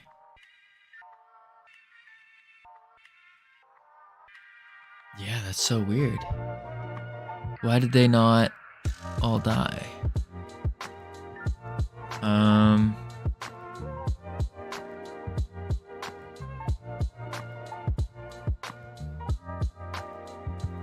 Goo collector.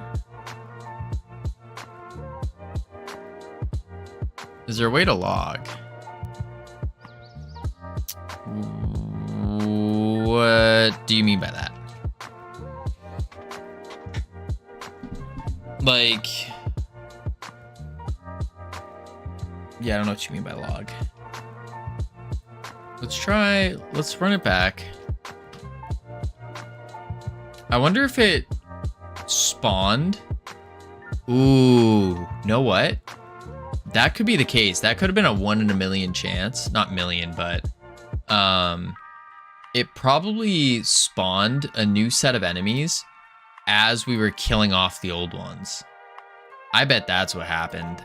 So what we can do is just say new wave timer dot stop, or pause actually. Paused equals true. Pause it so it doesn't stop and like fire again, and we'll do that. Means print messages in console. Oh, yes. When his enemy's hit, killed, yeah, yes. We are currently printing to see when the function fires. All right, let's kill some enemies. Oh, that's not gonna hit him. Dodge that. Oh, ow. Die. Oh god, I'm so bad at this game. 130. Whoop. We gotta go back up top. I really should have picked a different map to test. This map's too big. Boom. Alright, and then kill this nerd. 180. 190. Nope. This guy's gonna do it. 200. Boom. There's still an enemy here. Why is there an enemy here? Huh. It didn't print anything either. But we got the key. That's huge. We at least got a key. Ever thought about making GT? No. No, no, no. I will not be making any kind of GTA. Why am I hitting a lag spike when I jump?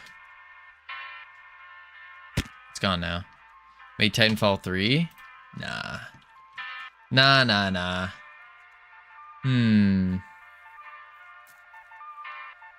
Let's see. So we shoot the key out. Cool. Let's do an interaction area. Do I have? I do. Wow.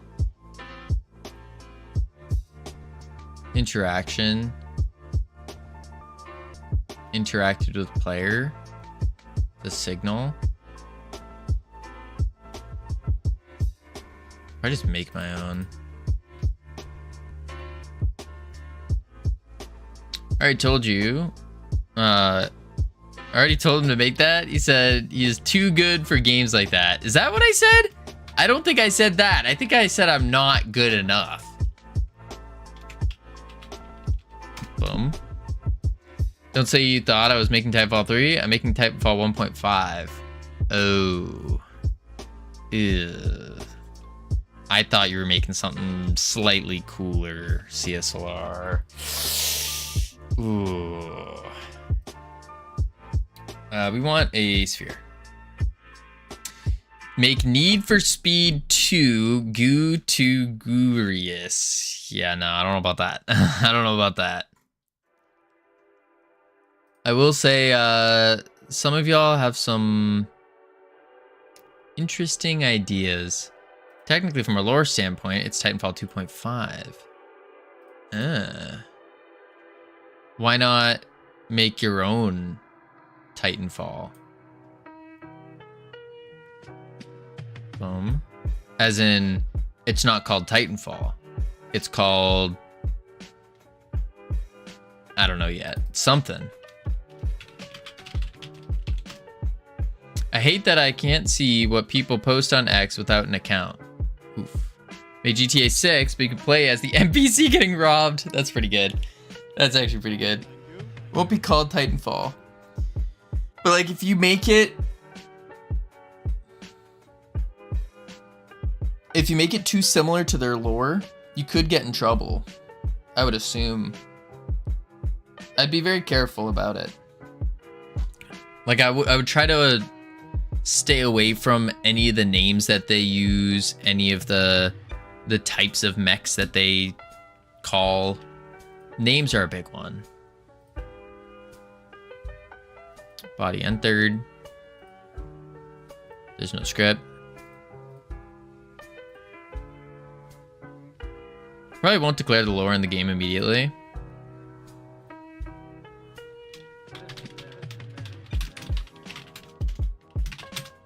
Boom. Boom. Body entered.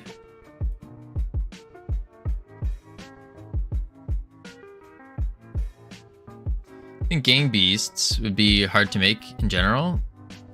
Gang Beasts is that floppy game, right? Like the one where you're flopping around. If I remember right. How to avoid problems. You never admit that you were inspired by them. What? Gang Beasts.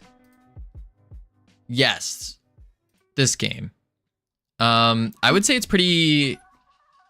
I'm not gonna say easy, but I'm gonna say it's relatively simple to make.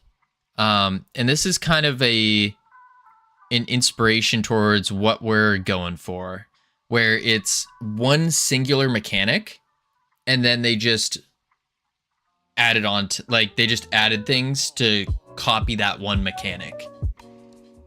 This is a really good example of using one mechanic in a game and then just saying, okay, what if this mechanic was on a skyscraper in between these moving trucks, in an aquarium, in a facility, in this, at that. Basically that.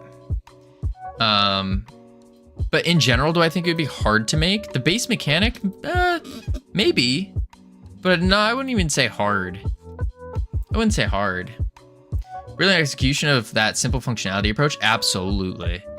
Absolutely. And this is what I want to do, is like, to get really good at making a game fun, I want to make games where it's just one mechanic like this, and then you just make it as good as you possibly can, and then you add on to it like this.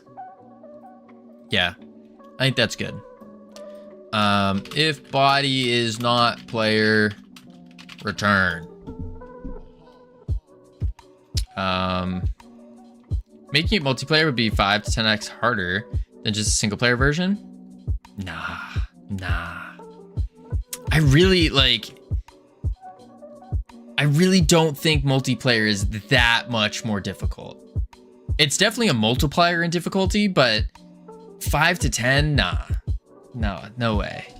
No way. I refuse to believe that. I would say it's maybe... It all depends. If it's just one mechanic you're doing, it's really not. It really is. I mean, Cammy, when we did our multiplayer game, it really wasn't that much harder. Co-op is better nowadays. Yeah, I can see that. Like, we did our trash mini game as multiplayer, where you run around and you pick up trash, you get power-ups and all that. I mean, we got it done in, I don't even know how long. I can't say how long. 35 days altogether for a full mini game, which is long, but I don't know if I would classify it as difficult. Could you imagine how hard JSIS to work to get 64 versus 64? That sounds wild. Transitioning single player game into multiplayer is 5 to 10x harder. Yes. If you start the game going into multiplayer, it's not that bad. Worst part of multiplayer dev is testing. Yeah, I think that the testing's rough. Testing's rough. But at least from a peer-to-peer standpoint, it's not. It's really, I think, too many times we're psyching ourselves out saying, oh, multiplayer is so difficult, so scary. Same thing that I hear a lot about 3D, where people say it's scary. Like, yes, partially true, but also not true. The other worst part is selling it. Selling the games? Even server authoritative isn't that much difficult? That much more? No, because you're basically making your host, like in peer-to-peer, you're basically making the host the same thing.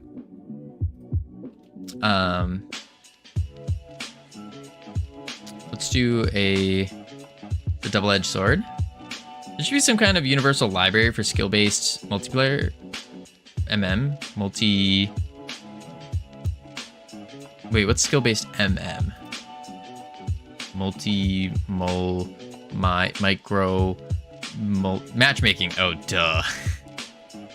Duh. There's... I don't know about libraries, but I know there is a lot of web server... Or not web servers, but a lot of server services do that. It's like AWS has their own matchmaking. I think Steam has matchmaking. What is the multiplayer game you did? We did a beach, like a lifeguard type game where you run around a beach, kind of top down 3D. You run around a beach, you collect pieces of trash, and you have to put it in the proper trash cans. You can also dig up whales or a turtle, and then you bring it to the ocean. Recycling, there was garbage like trash, there was banana peels, all that kind of stuff. And you could also pick up a power-up that would like increase your movement speed, make it so you dig up trash immediately, that kind of stuff. Top down, running down a beach, kind of running down a beach, kind of. It's like, it was basically a big box like this, like that. Actually, I haven't opened it in a very long time. I think it was in 4.4 or 4. Oh, that's a console. Shoot. Steam has some form of matchmaking, but there's several services that are dedicated to matchmaking. W4 Cloud, basically enterprise only. That makes sense. Yeah, it was this game. Boom, boom, boom. Now this game works in multiplayer. Downside is you have to provide IP addresses to make it work. So I would have to give out my IP, and then you'd have to give me your IP to make it work, which was, it's not great. But this is what I meant by top down. It's kind of at this angle here, and then you run around, collect trash and whatnot. I don't know if it's gonna work. I don't remember.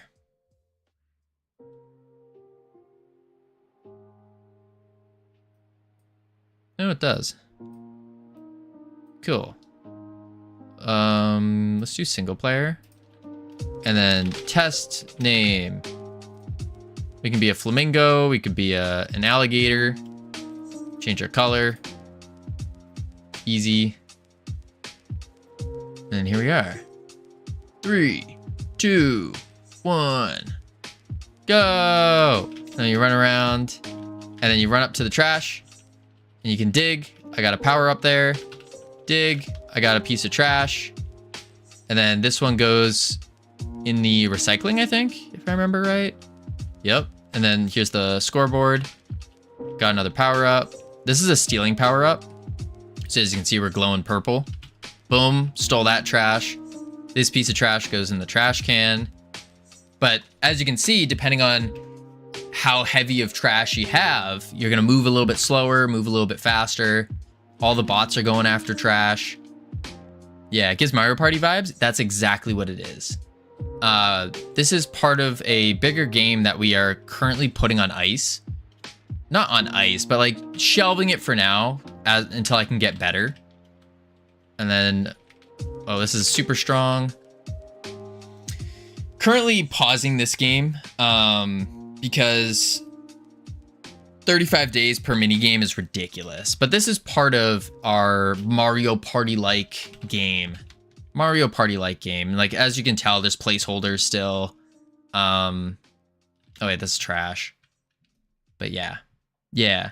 It looks super fun. It is pretty fun. I think this is a pretty good one. I think it's a pretty good one, especially if you're playing it with a bunch of friends. Like, I can see it being really good.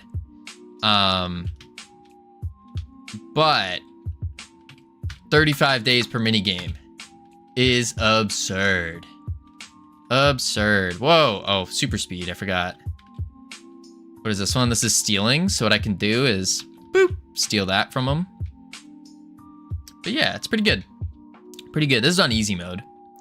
For anyone who doesn't have enough experience to guess how hard a game is to make, making it multiplayer is going to be at least 5x harder, IMO? Nah, I don't think so.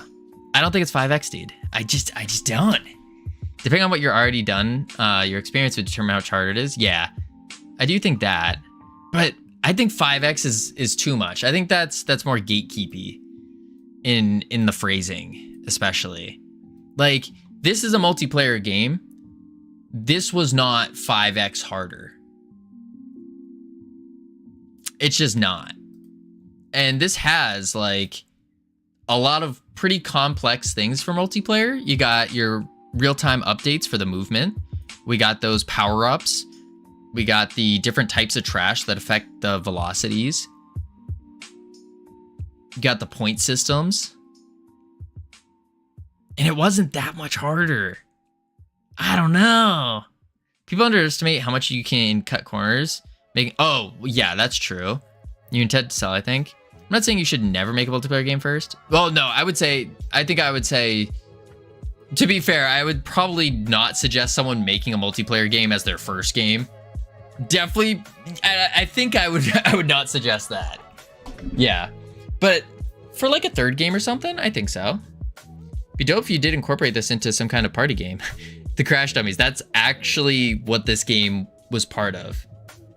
That's 100% what this game was part of. The whole idea with this game was to make a Mario Party-like game that revolves all around lifeguarding and other beach activities. And this is the game that we're gonna finish. Probably we're gonna start back up in it in like 2 years or so, but we had a couple mini games done with it. Just a couple. But we had to pause this because it's just 35 days per mini game. You need to have at minimum 15 mini games. Minimum. That's already 2.5 years of work just for the mini games. That doesn't even include the board and that whole system that we had planned out. And then if you really want to compete, you really need 70 plus mini games. Mario Party, I think, has 150. So it's like, that's already, as a solo dev, doing all of that in multiplayer, we're talking about like a 6-year project, at least. And by that point in time, it's like, we go back to the programming of like the first mini game, and it's going to be so much less optimized than the one on like mini game number 100. This will be mini game 1. Yeah, whole bunch of stuff. Pro multiplayer comes with new devs that want to make open world MMOs. That's true too. I do think like Cammy has a really good point. Like, you can cut a lot of corners in single player. A lot of corners. Like a stupid amount of corners. Like once you make a multiplayer game, it almost feels bad making a single player game because of how many corners you can just cut. Even stuff like static variables and just like player.current. We'll just add another global. We'll just do this, do that, add a signal. Like it's so much simpler. It really is. Really is. But I think, I don't know, I would suggest getting into if you ever want to get into multiplayer, I think getting into it early is a good play because it's a very different way of programming. And people might come at me for this, but I think single player teaches bad habits. I think it teaches some bad habits. What happened to the whole pirate ship cookie clicker game? That's in the trash. That was just not a fun game. So we trashed it. I've heard horror stories from people cutting corners early on, then having to refactor it later. Cough, Far Cry. Could see that. Could see that. We need to add a key to the player.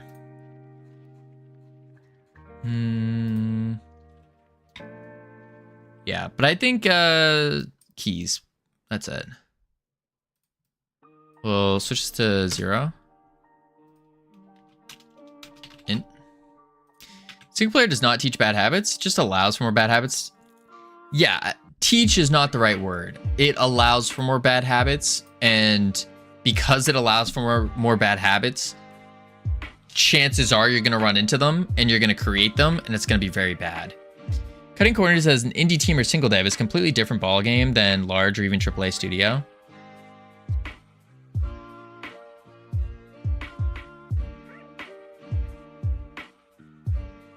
At the end of the day,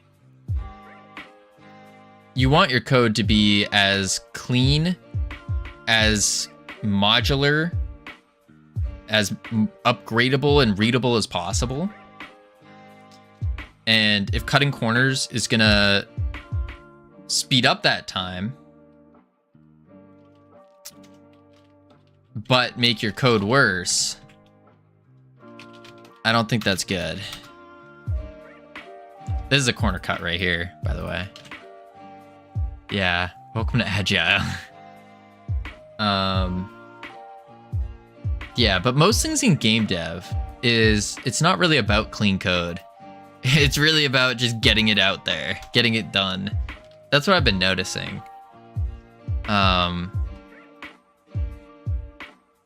Yeah, I don't know. I don't necessarily feel good cutting these corners. It doesn't feel good. It feels really dirty to do. And that's what I mean by teaching bad habits. Like, you're teaching yourself bad habits instead of taking into account like RPCs and modularity of all that. The only way you can finish a game as a small team without cutting a lot of corners is if you're already very experienced in coding. I don't think that's true at all. If you aren't cutting corners, you'll be 95% premature optimizations that will never be good to begin with. Well,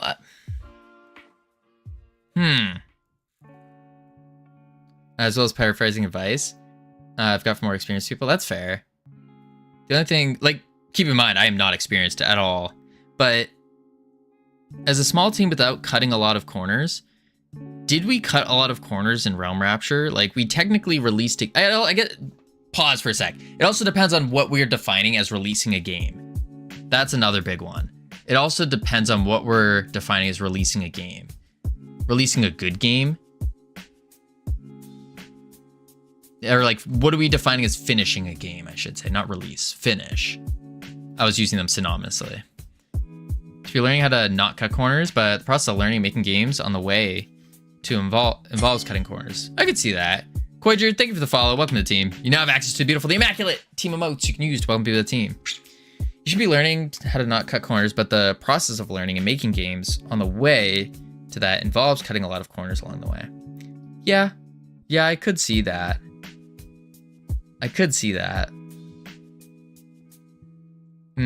As long as those corners you're cutting early on are cut in a malleable way to fix up, to fix it later.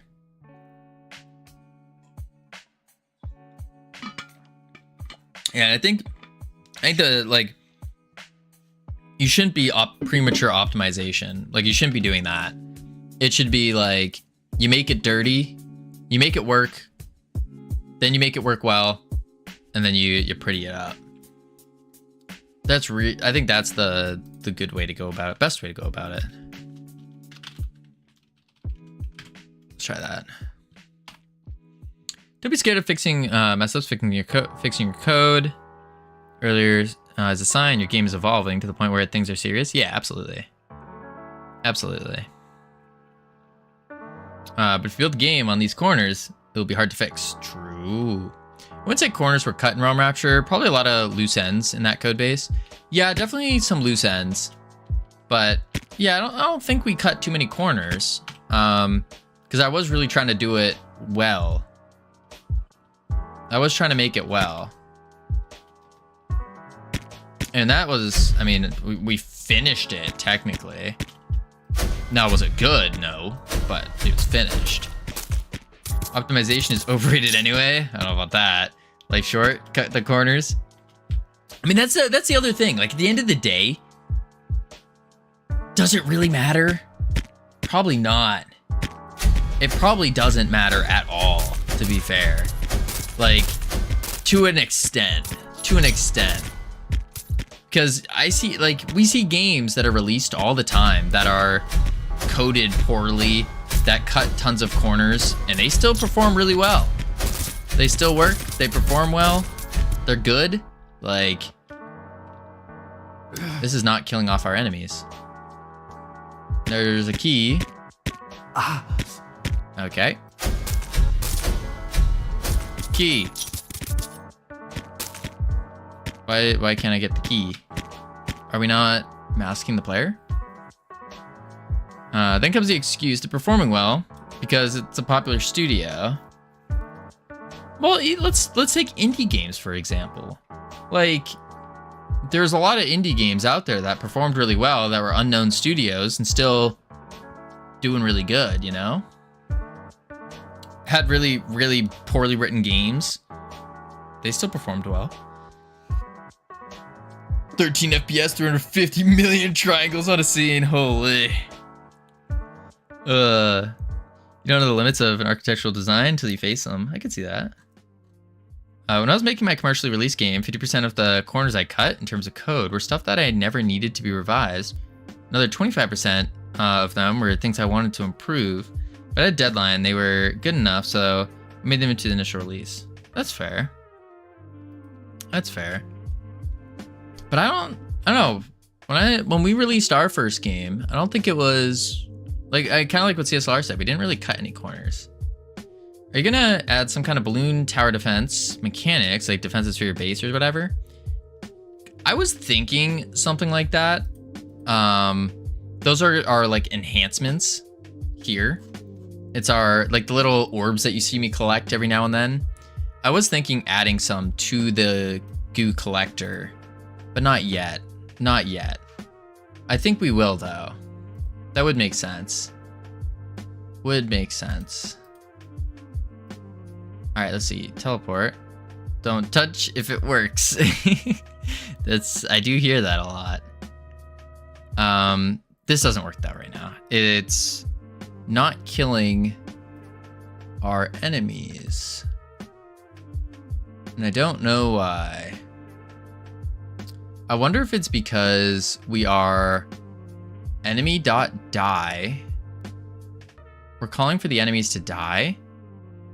Maybe I have to do enemy.health equals -1. Maybe that works. Enemy.health. Maybe. It's not that much more work to revise those 25%. I really do need reworking. In reality, the right way to do it is only obvious nearing the end of the project. Anything more would have been speculative code, because probably would have taken longer and have multiple used parts. Yeah. Yeah. Yep, you're a senior dev. How'd you know? Let's see. Wild guess.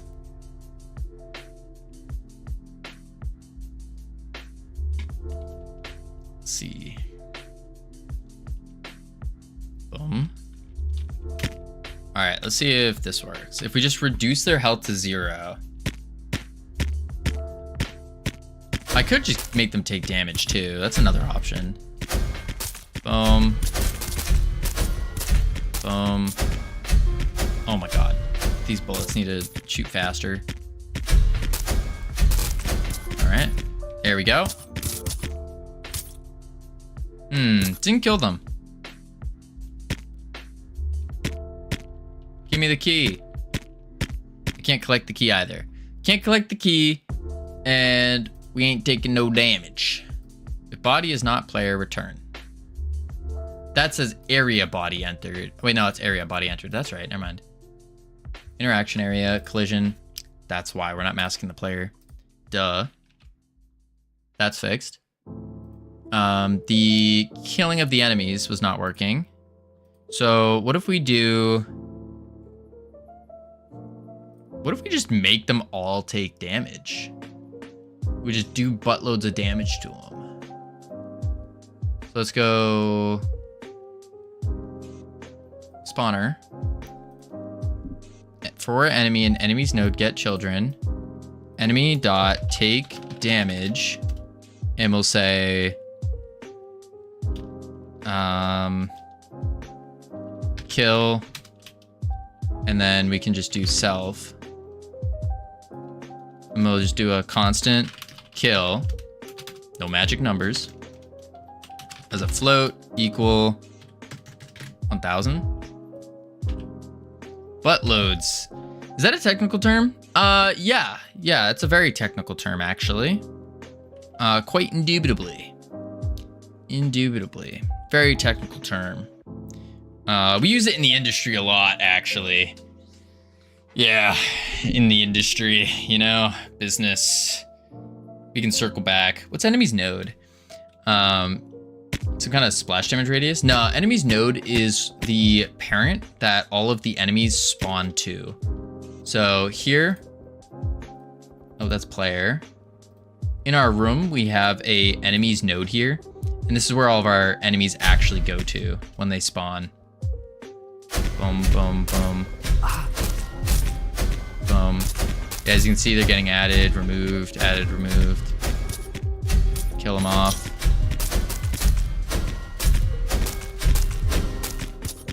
$180. Oh, we got explosions. Bounce the ball. What the? There we go. They didn't die. Interesting. Some of them did not die. We got the key, though. Why are they not dying? They're still in here.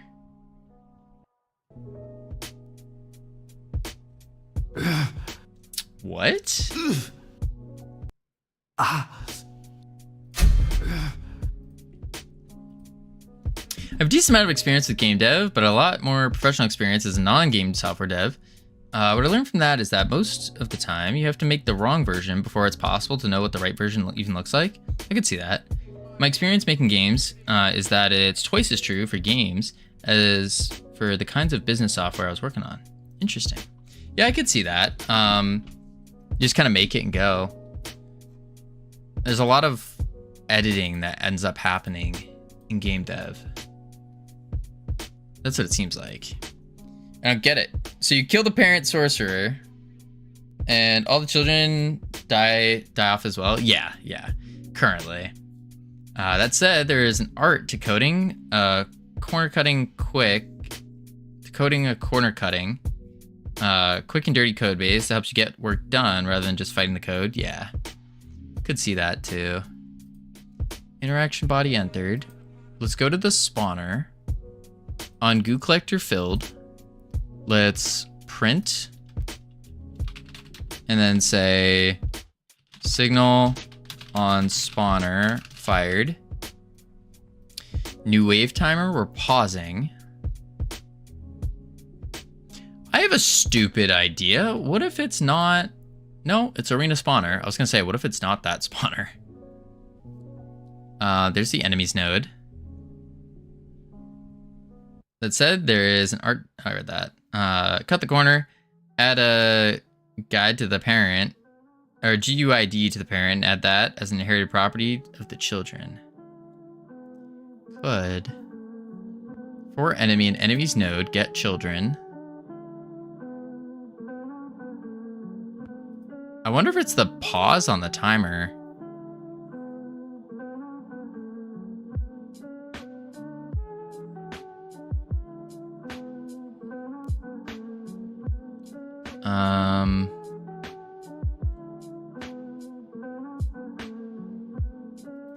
New wave timer dot pause is true.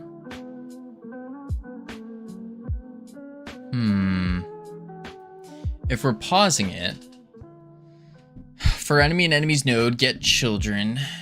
I wonder if it's like, I'm pretty sure it's spawning another wave when we pause it. And if I stop the timer, then it's going to time out, wouldn't it? Does stop fire the timeout?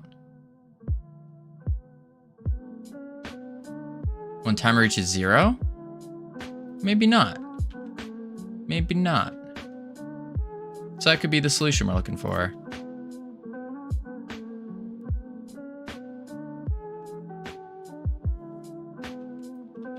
Maybe that's it. Play.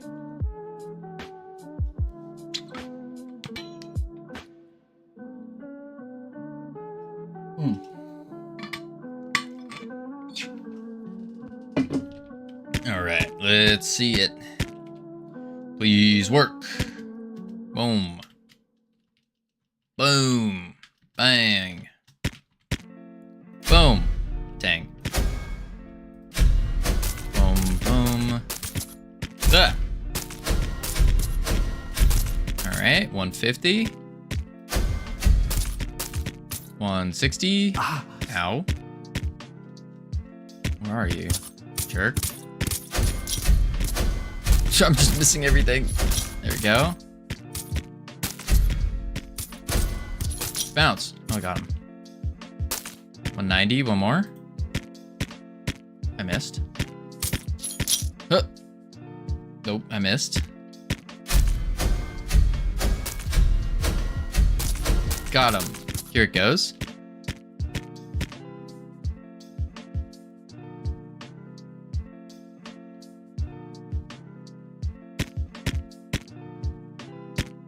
It didn't kill him. It did pause the timer though. So maybe, I think that worked, except for -1 guy. I think because he was shielding at the time, it might have stopped the damage. I want to go to the goo collector real quick. I need to fix this speed on the spawn dungeon key. This needs to be at 1 second. The shrinkage, like the go back down, needs to happen at 0.5. Yeah.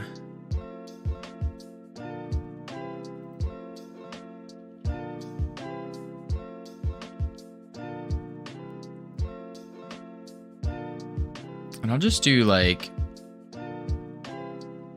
15 here, magic number.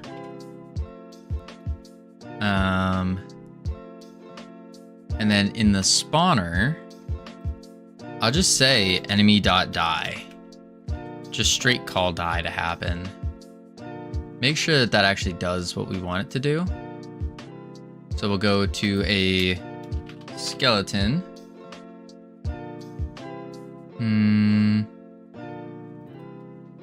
Die. Dead equals true. Hide health bar. Return component, set physics to 0 or false. Experience drop. Enemy died, emit. Travel to death, and then queue free. Sick. That should work. So just calling die on them. But we need a killer. Even though it's not used. If killer is player, then game master experience. Yeah, we don't want to do that. Spawner, die, self. Yeah, let's try that. Now they should all die. Boom, boom. Boom, boom, boom. Oh, I missed. All right. 0 keys, good. I missed. He missed. I missed. Man. Cutting corners too often without going back to fix. You have a big issue. You can easily create a system where you've put bandages on bandages and trying to cover a large open wound. Cutting corners does have short-term benefits, worse long-term implications. Hashtag job security. I do agree with that. Yeah. I have found a lot of the times when I am cutting corners, it will come back to haunt me eventually. Eventually. Boom. Or when I make also when I make something really well and without like the full game plan done, that will haunt me as well. Like we did a full component system. Wait. What the heck? Why are you alive? What the heck? It's always one enemy. But we made some like the ability manager is a pretty good system. This guy here, it's all components, and then the components get attached based on our player class and all that, because we're planning for multiplayer and planning to have multiple classes in the game. So you could be a goo wizard, you could be a human, you could be whatever. So we made that really well, but now that it's a single player all about the goo wizard, it's now like it's coming to haunt us now, because yes, it's more complex. We don't need that much complexity into it. And so it's like, it would have been better to just have it a little bit dumber, if you will. Game development's very iterative. Revisiting things is necessary regardless of how long you worked on the first version. Yeah. But I think the real problem is that the entire game changed. The whole game changed, and that's the problem. Or one of them. Wave timer stop. But why did it still...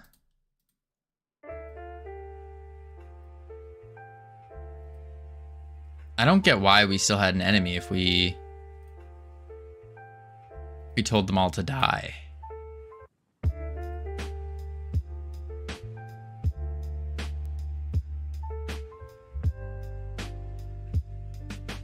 Unless it didn't finish the loop? That doesn't make sense. It would finish the loop and then run self-queue free.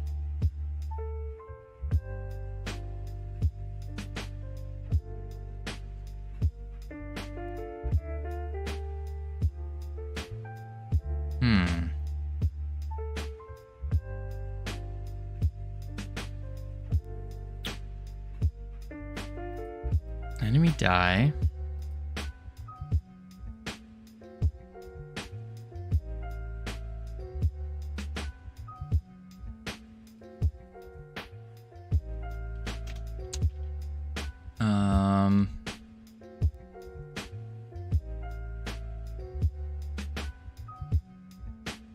Enemy knows get children. Do I include internal? Wait, what is false? Include internal, excludes internal children from the returned array. Excludes internal children. Wait. Oh, false excludes. Let's try true here. Let's include them. Maybe that's the problem. Like, could child be instantiated as the loop is iterating? That's kind of what I'm thinking here. Like, there's some weird timing. But if we include internal, I think an internal is like when you instantiate it, but you don't add it yet.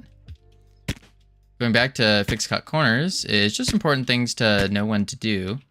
But I still think it's especially for someone in a small team and or just getting started, the art of corner cutting is a more crucial skill than the art of corner mending. Interesting. I don't know. I guess it depends on what your goals are. Like, I would prefer to not cut corners. I just prefer it that way. I want to learn the actual way of doing it and the proper way to do things. I think that's more important for me personally. But if the goal was to just release games, not build out the studio, then yeah, I could see that. I could see learning the art of corner cutting. All right, here we go. I think that was it. I think that's why I did that. Ah, nuts. And it still popped them when it popped the key out before. Is vibe coding cutting corners? Thoughts? I don't think so. I don't think so. I think it's a different beast. Key pulse. Vector 3. It's just stupid for other reasons. I wouldn't even call it stupid. I would not call it stupid. I think it has its place. It can be good. Yeah. It really depends. I would never recommend it. What? Oh, it's not a constant expression. I would never recommend it to a beginner. I would only recommend it for those who are already experienced in programming. Because there's a lot that you need to know to properly take advantage of the tool. Stupid from some perspectives. What if the code that is being vibed cuts corners? Is that double negative? If the code being vibed is cutting corners, I think that's a problem. That's a big problem. Like, in an ideal world, if you're vibe coding, you want it to pump out the best code possible. You don't want it to cut corners if you're vibing. I don't think you would. You'd want it to come out with the most optimal code possible. Take away that need for optimization. Oh wait, I need to speed the key.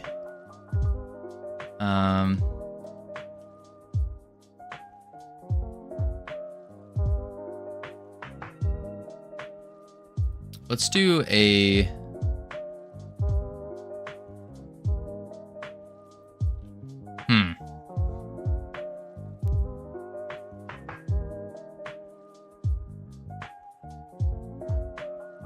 I just need this to pause for like half a second.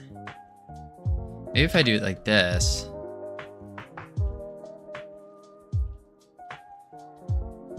And then I say, oh wait.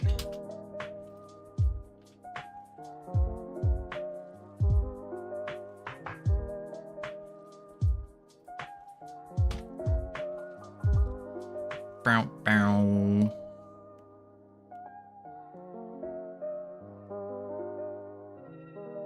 All right.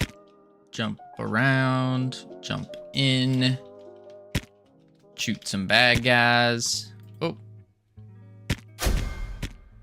Did I miss? I did. I missed again.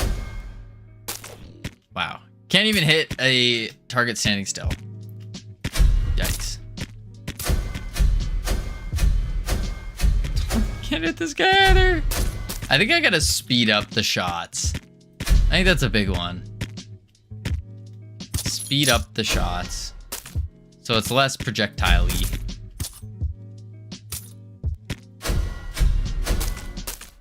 $160.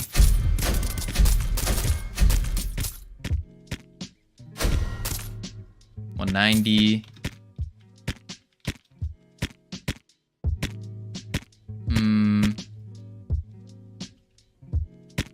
Yeah, for testing, I think so.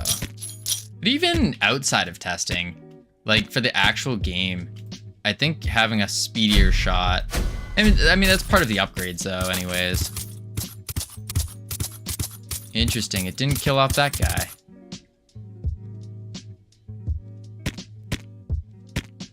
Why are you... It paused him. He doesn't attack anymore. But it didn't kill him. Let's look in the remote. Those are the power-ups. Procedural dungeon. Enemies. And there he is. He's still in there. Huh. Just made himself a debugging aim trainer. Still remember why I hated using NetFox. Oh?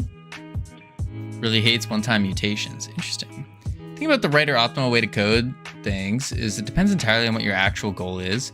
If you want the satisfaction of a super elegantly coded game, have at it, but if you want to make good games in a reasonable time and sell it in a way that leads to a sustainable business, for your game studio is a whole different set of criteria as what is optimal.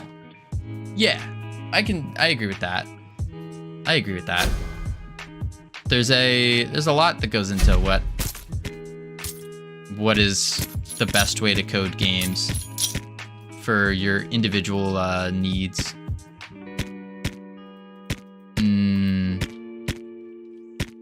Okay, now that we have a key, interesting. The doors are still locked. Oh wait, no, it's because we came out of that one. And there we go. Cool. Of course, it's gonna break because I didn't set that yet. Okay, we still have to figure out why are there enemies that are still spawning.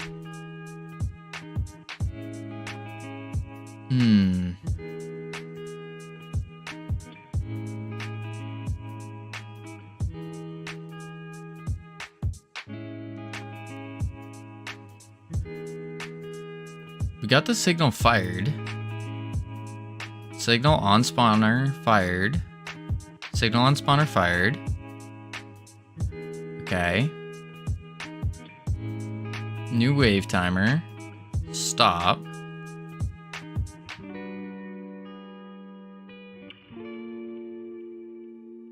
We call enemies die.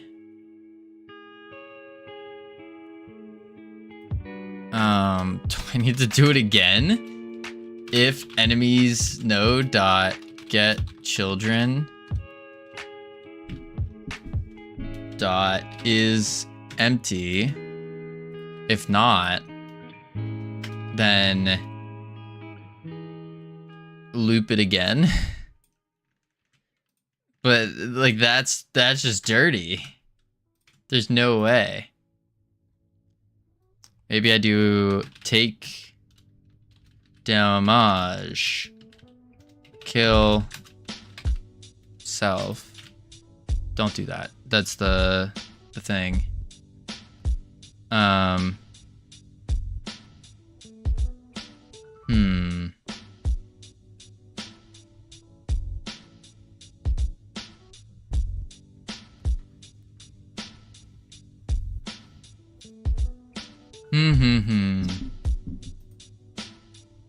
You're a never-ending stream on us, Covino. What do you mean, Tommy? What time is it? Ooh. Ooh. We'll fix this. We'll fix this. And then we'll take a gander. Boom. Go until midnight. Why midnight? I'm gonna be so exhausted tomorrow. That's crazy. Crazy. If I go till midnight, my brain will explode too. That's the point. Why would you want that? Then tomorrow's stream will literally be, good morning, ladies and gentlemen, boys and girls. Meg, thank you for the bits. Appreciate it. Boom, boom, boom. Boom. Boom. 140. Maybe we'll do a 24, 48, 31.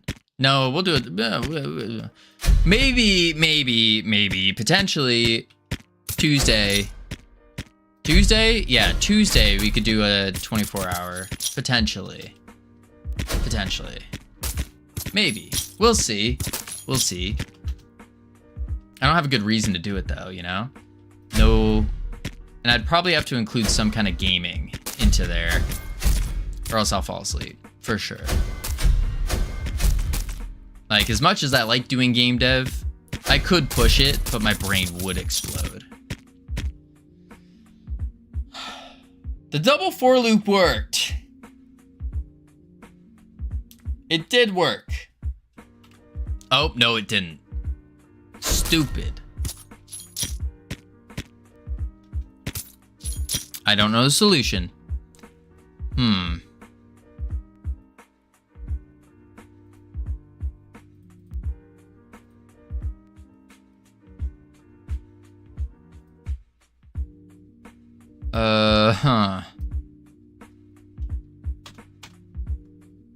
Enemy.die.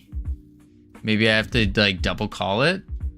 Are you certain it's a child? Yeah, how are you certain? Because we kept looking in the remote tree and we were seeing that they were all as a child.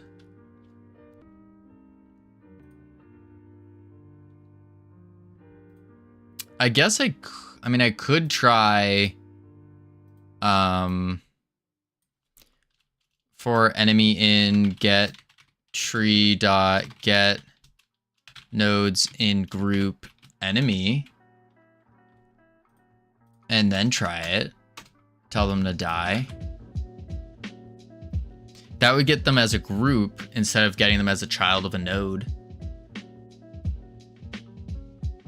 So anything that's in that group. That could potentially work. I mean, it's basically doing the same thing. Basically. Boom, boom. What the heck was that? I saw something fly up in the air. Oh. I think that's the charging skeleton that's broken. Oh my god, no, it's some with our physics too. You're like swimming. Oh.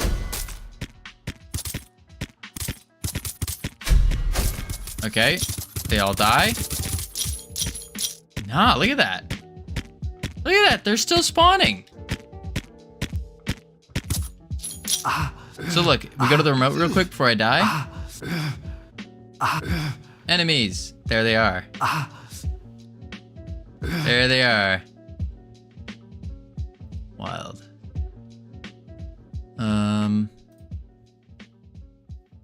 That actually worked worse.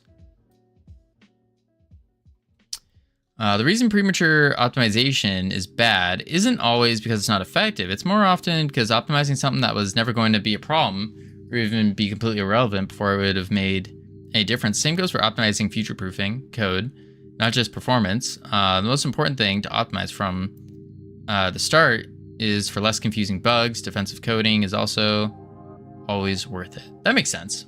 That makes sense.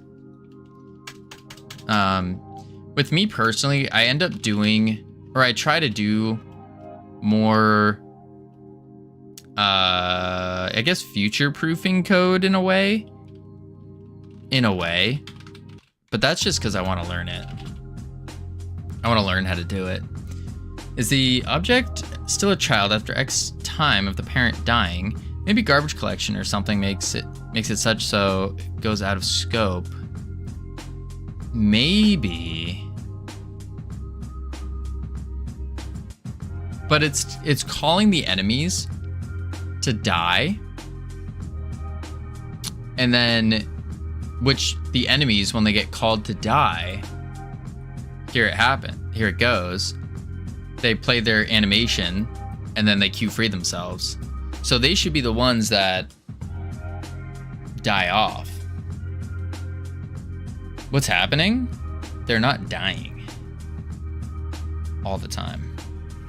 There's always a couple survivors, a couple stragglers that are making their way about, doing things. Not great. Not great.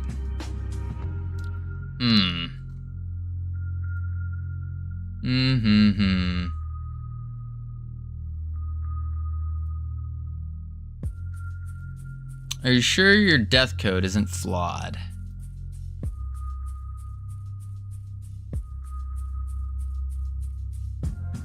Yeah. Yeah. Seems to be fine. And I could do take damage. I could just deal damage to them, and that worked before, but it's just another extra step. But maybe that's what we do. We just do enemy dot take damage and then kill self. Like that. So we're doing we'll do 10,000 damage. 10,000 damage to him. Save that. Lobby. Play. If dead, return. Could be the object is already marked as dead prior to the event by chance.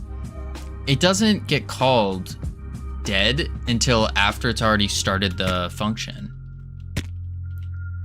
Like, it does it after it checks. So it checks to see if it's already dead, and then it sets itself to dead.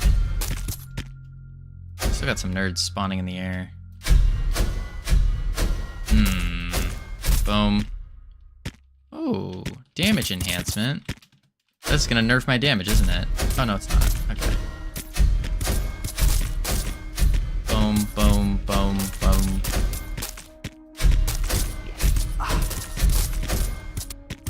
There we go. But see, it leaves a couple of them. I don't understand. It left a couple of them.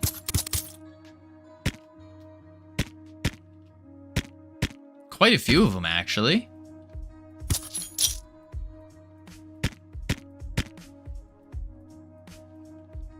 Huh. Well, I need to check if it's already dead. I don't think there's any reason. Oh, in case we take multiple damage. So if you take damage and then it dies and it takes damage again, it's basically just to stop that from happening, because it'll try to remove health that doesn't exist and then get stuck in a die loop.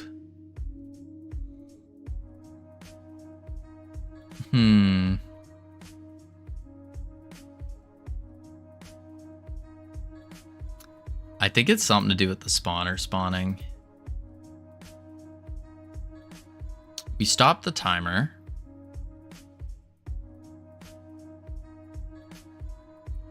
I'm gonna do in spawn wave. I'm gonna print wave spawned.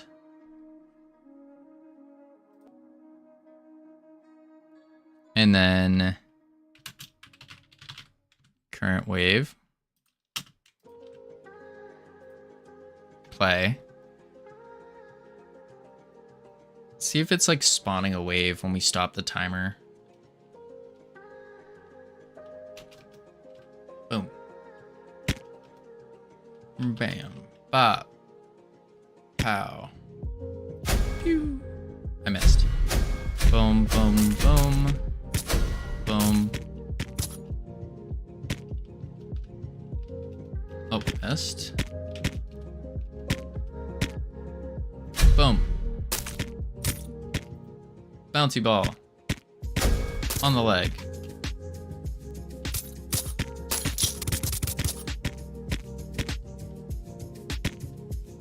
Alright.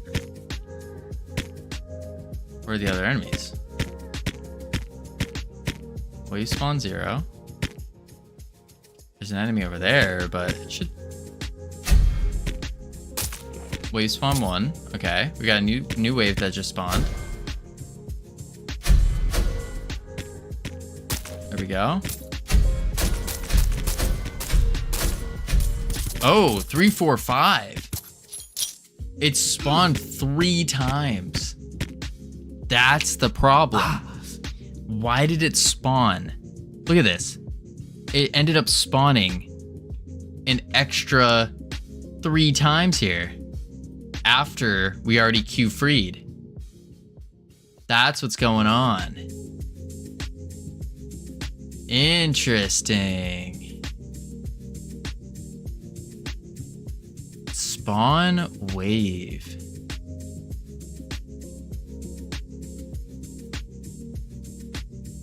I mean, we could fix it with a quick bool and just say,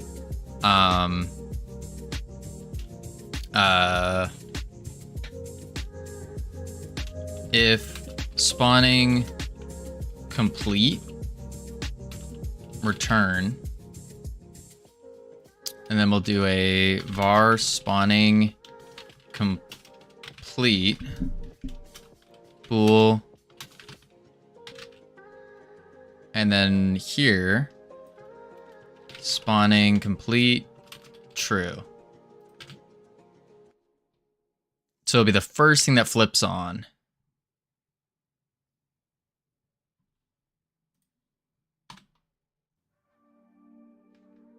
Boom, boom, boom, boom, boom, boom, boom, boom, boom, boom.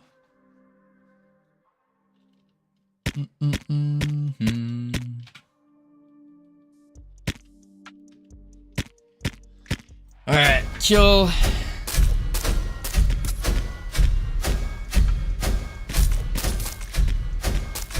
Should try enemy die instead of pass and kill. Yeah, I mean, they do the same thing. Like, doing kill is just calling an extra function, I guess. Because they die on kill anyways. Here we go.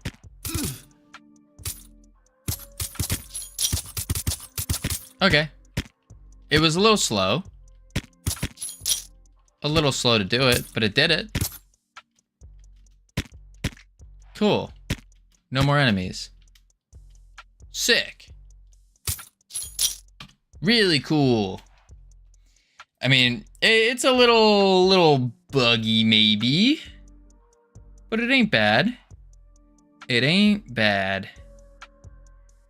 Yeah. Yeah.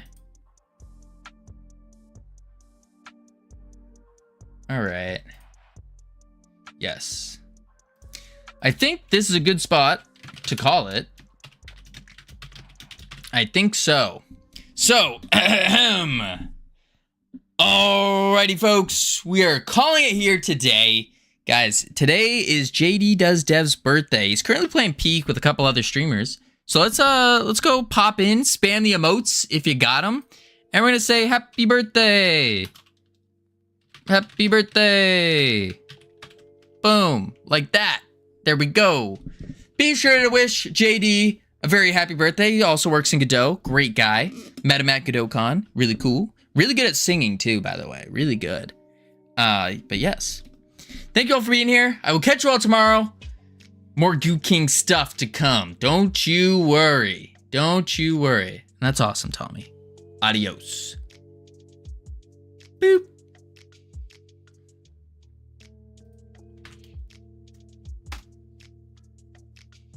One sec, YouTube. Will they credit?